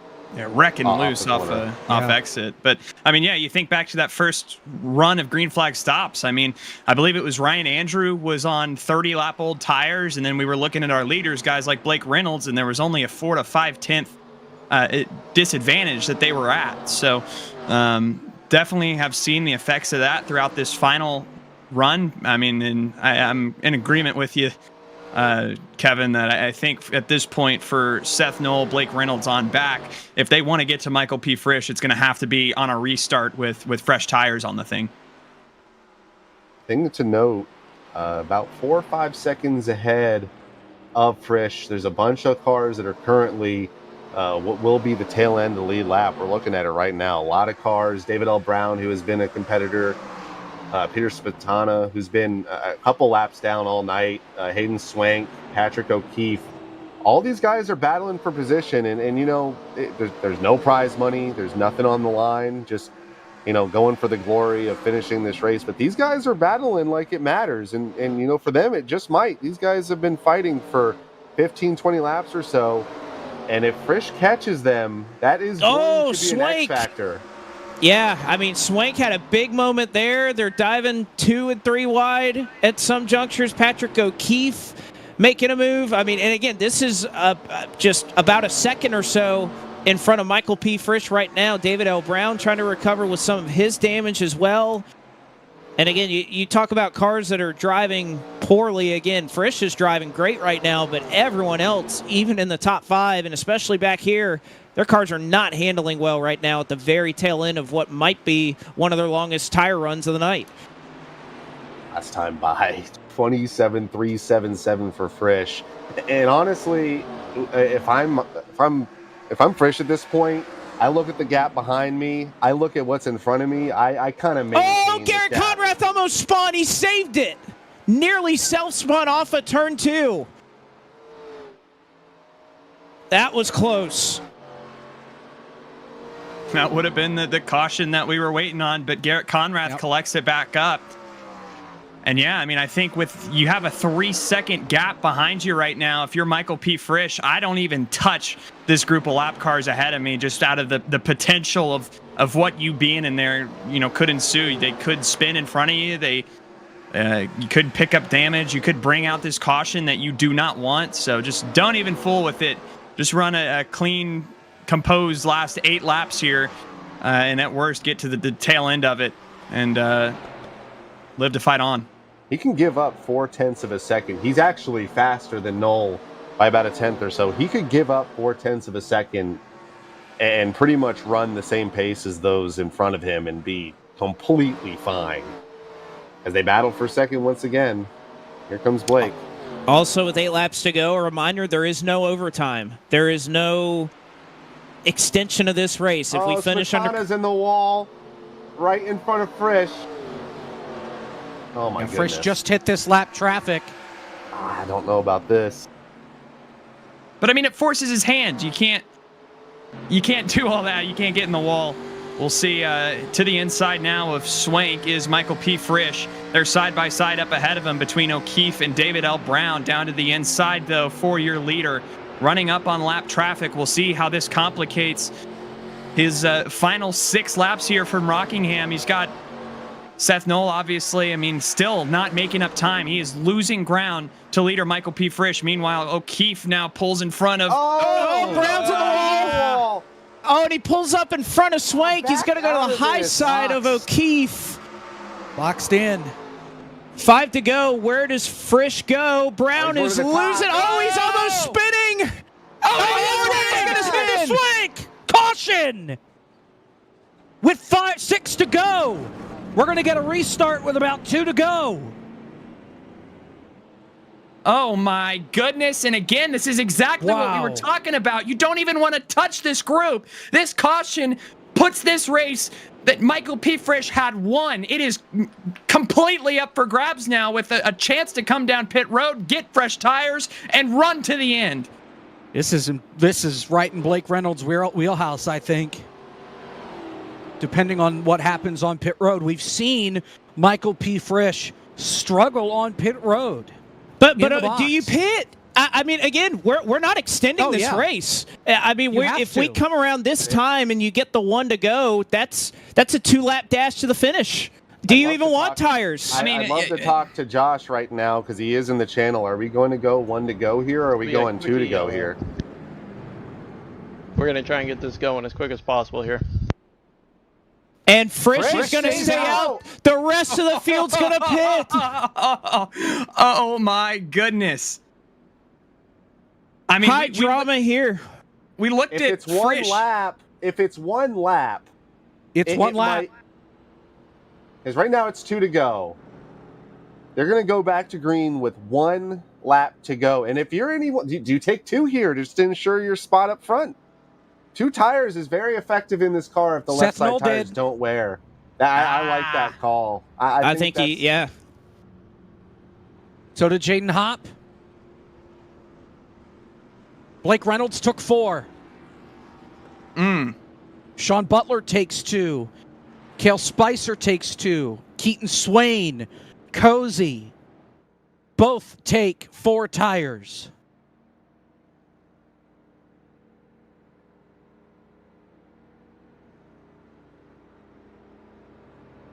And Frisch confirming, he's asking what we're going to do. It's a 1-lap dash. No lap traffic either in this mix. It's going to be Frisch with everybody right behind him. After 10 to go, it's one single file line. But I mean, that's the thing, is you don't have any buffer. Like, if you're Seth Knoll here, how aggressive do you have to be on this restart? I mean, you got to make a quick dive down to the inside or something here to use the advantage of these tires. I mean, 1 lap is not going to be a lot of time here. I mean, again, you have to make that move immediately, but lights are out on the pace car here for Frisch, who is on an extreme disadvantage. Tires. Yeah, 90 laps. Yep. And tire temperature matters, but you need a long caution for it to cool down. This is a very short caution. And also by iRacing rules, if there's a wreck on the last lap, since we take the white, there is no yellow on the last lap. We're racing back to the line. You can't throw it as soon as the white is displayed. Yes. The pole sitter has never won the Rockingham 508. Frisch won the pole tonight, trying to become the 4th different winner in as many races.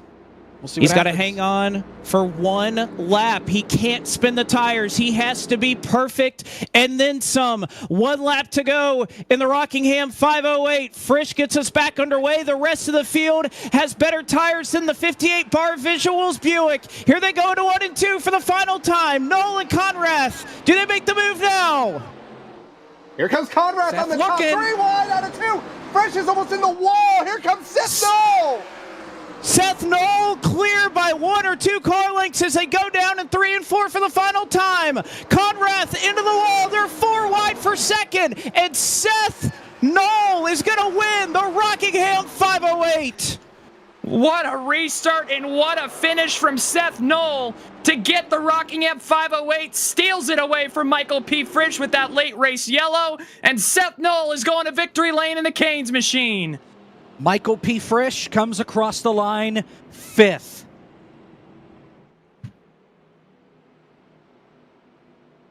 And you got to wonder if Frisch had doubts that it was even going to go back to green. That had to be in his mind. Gotta be. Yeah. I just don't see any other rationale for staying out. But that's why we finished the race. That's why we run it. They said as soon as the caution was coming out, there was a call that it would be a quickie yellow.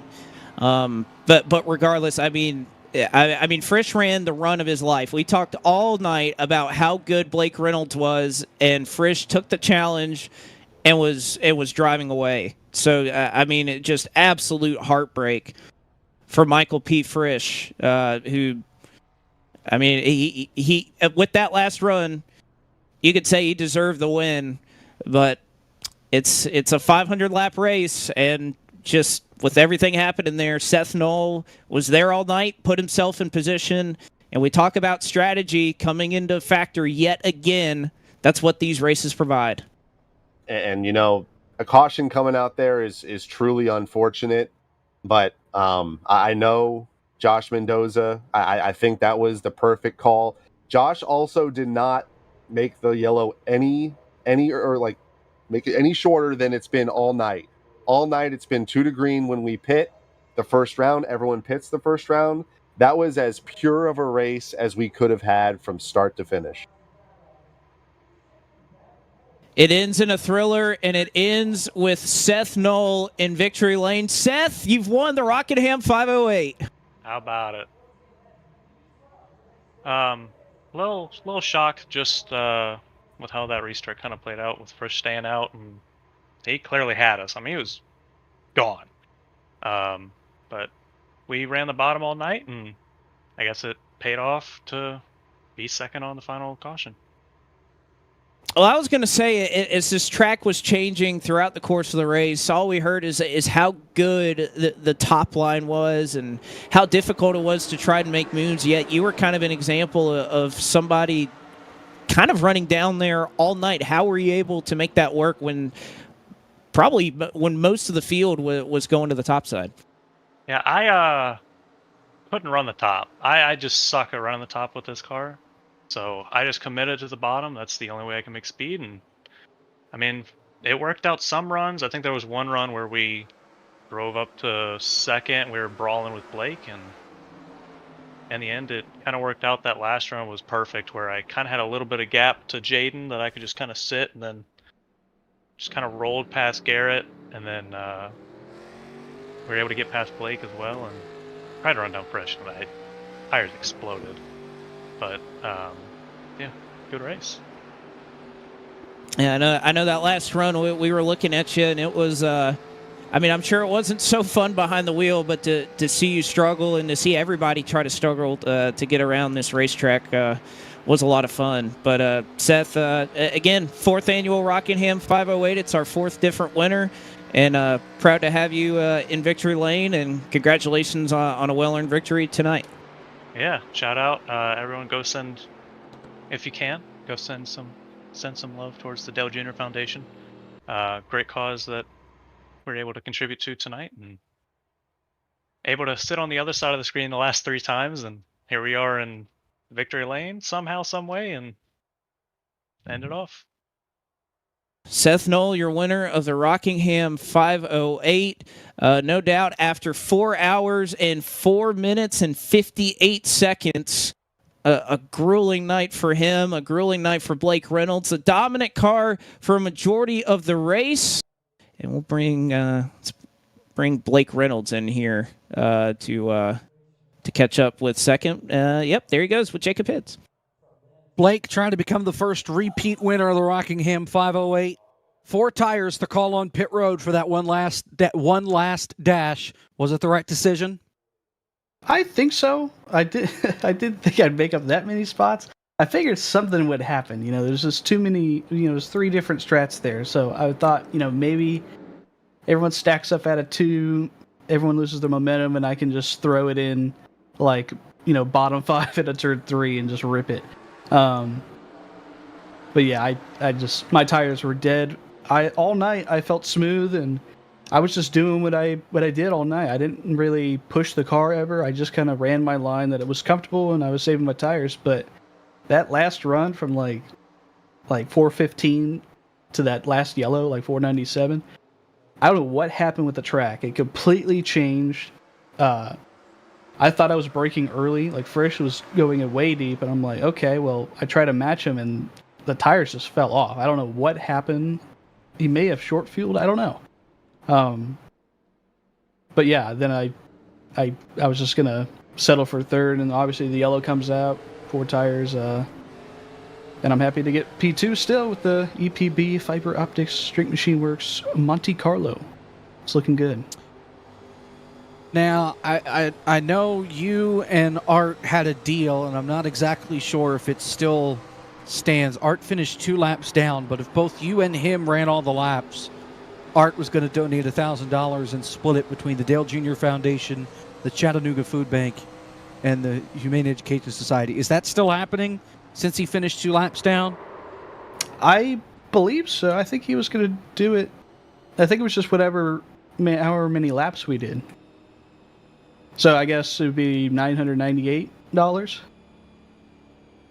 That was my understanding. He put in the chat $999. $999. Okay. All right. Wow. Very cool. Good job, Art. Hell yeah, seriously. Salute. Yeah. I will say, Art, we need to fire the pit crew. The pit, 22 5s all night. I heard people getting 19 5s. I'm like, what's the deal here? We got a development crew on the 66 tonight. It was not good on pit road, but regardless, I had a lot of fun. Blake, thank you for putting this on. It's good to race for a cause, and you know, have it be such a prestigious race at such a cool track. It's definitely my favorite in the last couple of years. Absolutely, Blake? It's great to have you with us. Sorry, Jacob. No, all good. Blake, all right. Blake Reynolds, thanks so much for your time tonight. Congratulations on the P2, and we'll see you along the way. Yep, thank you all. That's Blake Reynolds, who started 36th, trying to become the winner from the furthest back in the field ever in the 508. Instead, comes up just 1 spot short. Let's talk with Sean Butler. He's with Caleb. He finished 3rd. Yeah, and here with Sean Butler, I mean, lots of speed out of that 032. Hey, no, you got to let me get the opening out at least. But I mean, that you got to be pretty happy about that last caution there for you. It kind of saved you on that last run. Definitely did. Just want to first apologize to Garrett for that. Just completely, I was paying too much attention to Jaden underneath me in the 3, and then just completely missed it and just bodied him out of the way. So big apologies to Garrett. Didn't mean to ruin his race like that, but it was the right call for us at the very end. Seth was curious to know if we should take 2 or 4, so I elected going with 2. So did he, and then Blake took 4 for a 1-lap shootout. I thought 2 would be plenty, and it sure enough it was. So, but yeah, that caution came out at a very good time for me because my tires were cooked, as was everyone else's at the front. But tried to get underneath Frisch in that last restart and try to get the lead early and get the clean air. And I used my tires up pretty good to try to do it. And just couldn't quite get it done. The top was a little too much on that run, but overall, can't be mad with a third. I mean, I think this is my best finish in this event. Maybe I think I got a second a couple years ago. I don't know. I gotta verify that with the historians, but overall, can't be too mad. Kept the car clean and didn't really get in any crashes, and there were no sorry Sean's in this race, so I guess that's a plus. But overall, a solid outing. I can't be disappointed with it. Yeah, I mean, this is your third consecutive third place finish here in the Rockingham 508. So, I mean, yeah, that was kind of my next bit. I mean, do you feel, I guess, more lucky as the recipient of that caution? Or, I mean, because I know you've been chasing the win in these exhibition events for years now and have just been snake bitten. Exhibition? Oh, okay. All right. Hosted invitational event benefiting the Dale Jr. Foundation. But, I mean, yeah, I mean, do you feel lucky after that? Or, I mean, just more so tired of coming up short? I mean, you can't be mad at it. I mean, it's you know, at the end of the day, it's for charity, exactly. So, I mean, it's for a good cause. We're raising money for the Dale Jr. Foundation. If you haven't donated, donate, damn it. But these are always fun. I mean, regardless of what happens, you know, I know Blake works hard to promote these events and kind of get them all going, get everyone to sign up and put the races on. And so it's definitely a lot of fun. And, you know, shout out to Butterbean and Dale for joining us here tonight. It was good to race with them, as it always is. And these events are always a good time. I'm looking forward to the next one, of course, you know, whether it be in the 87s, you know, the Gen 4s coming out or something else. But definitely love participating in these events, and I feel like a different part of my body aches after this race specifically because this one was a doozy. But overall, I had a good time, and it was fun racing with Seth, Blake, Justin, Cosman, I guess Kevin before he got destroyed. But you know, overall, definitely a fun race, and definitely can't wait to the next one.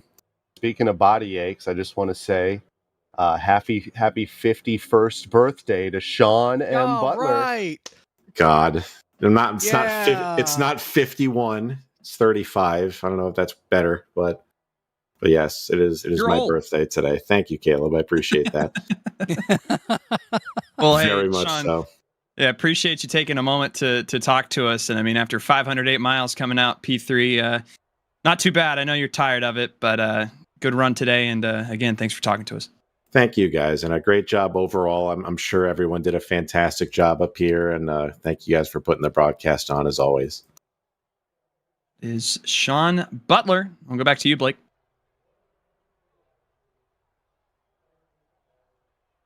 Well, happy birthday, Sean. I couldn't think of a better way to turn 35 than to, you know, be doing this for 4 hours. Yeah, sit in a chair and sim race in the 87 cars at Rockingham and raising money for the Dale Jr. Foundation for 4 hours.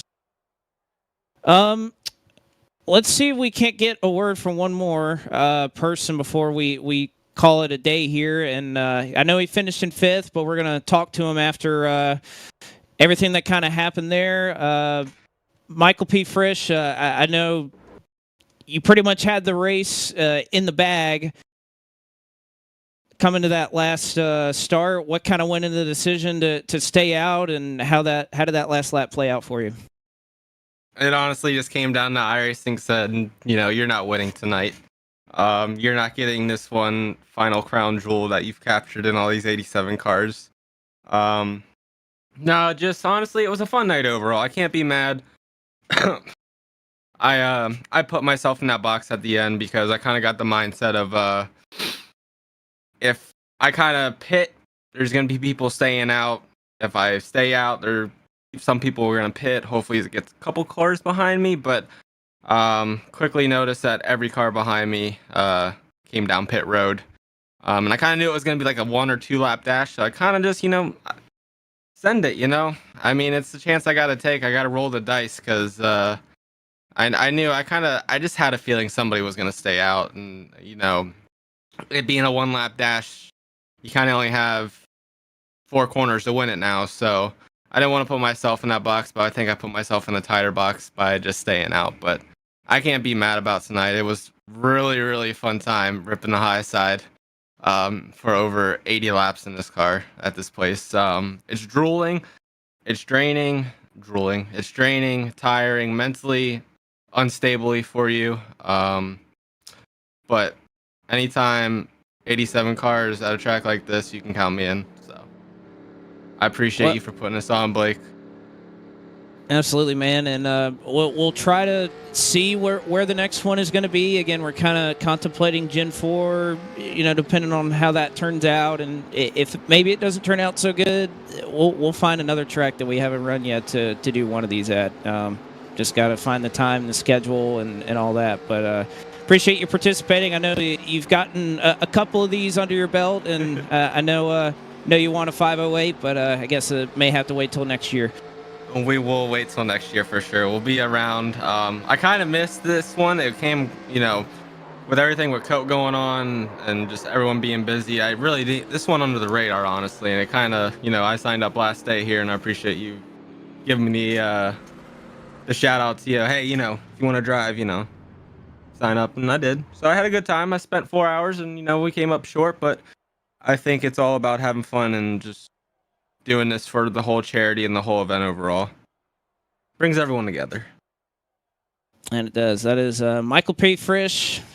Brings it home 5th tonight in the 4th annual Rockingham 508 after dominating the last run and coming up one spot short of, or 1 lap short, I guess I should say, of taking down another win in one of these 87 events. But take a final look at our finishing results here for the 4th running of this race. Seth Knoll gets the win with a last lap pass on Michael P. Frisch. Blake Reynolds 2nd, Sean Butler 3rd. Appreciate their time and catching up with them. Jaden Hopp, your winner of the Atlanta 550. Another solid run in 4th with Frisch, who we just heard from, rounding out your top 5. How about Keaton Swain, somebody that just hung around all day, brings it home in the 6th position. Great run for him in one of these 87 races. Michael Cozy Jr., runner-up a couple of years ago in this race, finishes 7th. Kale Spicer hangs on for an 8th position. Ashley Kolonix, again, great job by her, being involved in some late race incidents, able to repair the damage to finish up in 9th. And Benjamin Forrester rounds out your top 10. Garrett Conrath had a really strong car tonight. He comes home in 11th, last year's winner after some contact on the final lap. He's the last car on the lead lap. Patrick O'Keefe in 12th. David L. Brown, strong car tonight, finishes 13th. Peter Smetana, 14th. Art Reimer, 15th. Brett Punkari, 16th. Ryan Daly finishes in 17th. Toll Owen in 18th. Hayden Swank involved in that crash to send us to a 1-lap shootout. He finishes 19th. And Jamie Ritchie Price from Down Under finishes in 20th. Zach Tyndall in 21st with Ryan Andrew in 22nd behind. Justin Malillo brings it home in 23rd. Keegan Flickenstein in 24th. Ronnie Osmer in 25th. Dale Earnhardt Jr. in 26th. Cosme Ionescu 27th. Tyler Bramble 28th. Kaloa Hankins in 29th. And Larry Pace with a 30th, 226 laps down. 31st is Kevin McAdams. 32nd, Daniel Day. Mark Megamian in 33rd. Brendan Queen finishes in 34th. Matthew Stambaugh, 35th. Dwight Watson, 36th. Davis Warren in 37th. Brandon Watkins, 38th. Juri Chermak in 39th. Aaron Smith, II. I didn't even see him race tonight. In 40th. And rounding out the field in a Buick, Matt Nicholson, 2. Started 41st, finished 41st tonight. That's your finishing order for the 4th annual Rockingham 508, benefiting the Dale Jr. Foundation. Again, want to give a shout out to everybody who's donated. I've seen a lot of notifications coming in throughout the race of donations that was made during the race to our donation link for signups.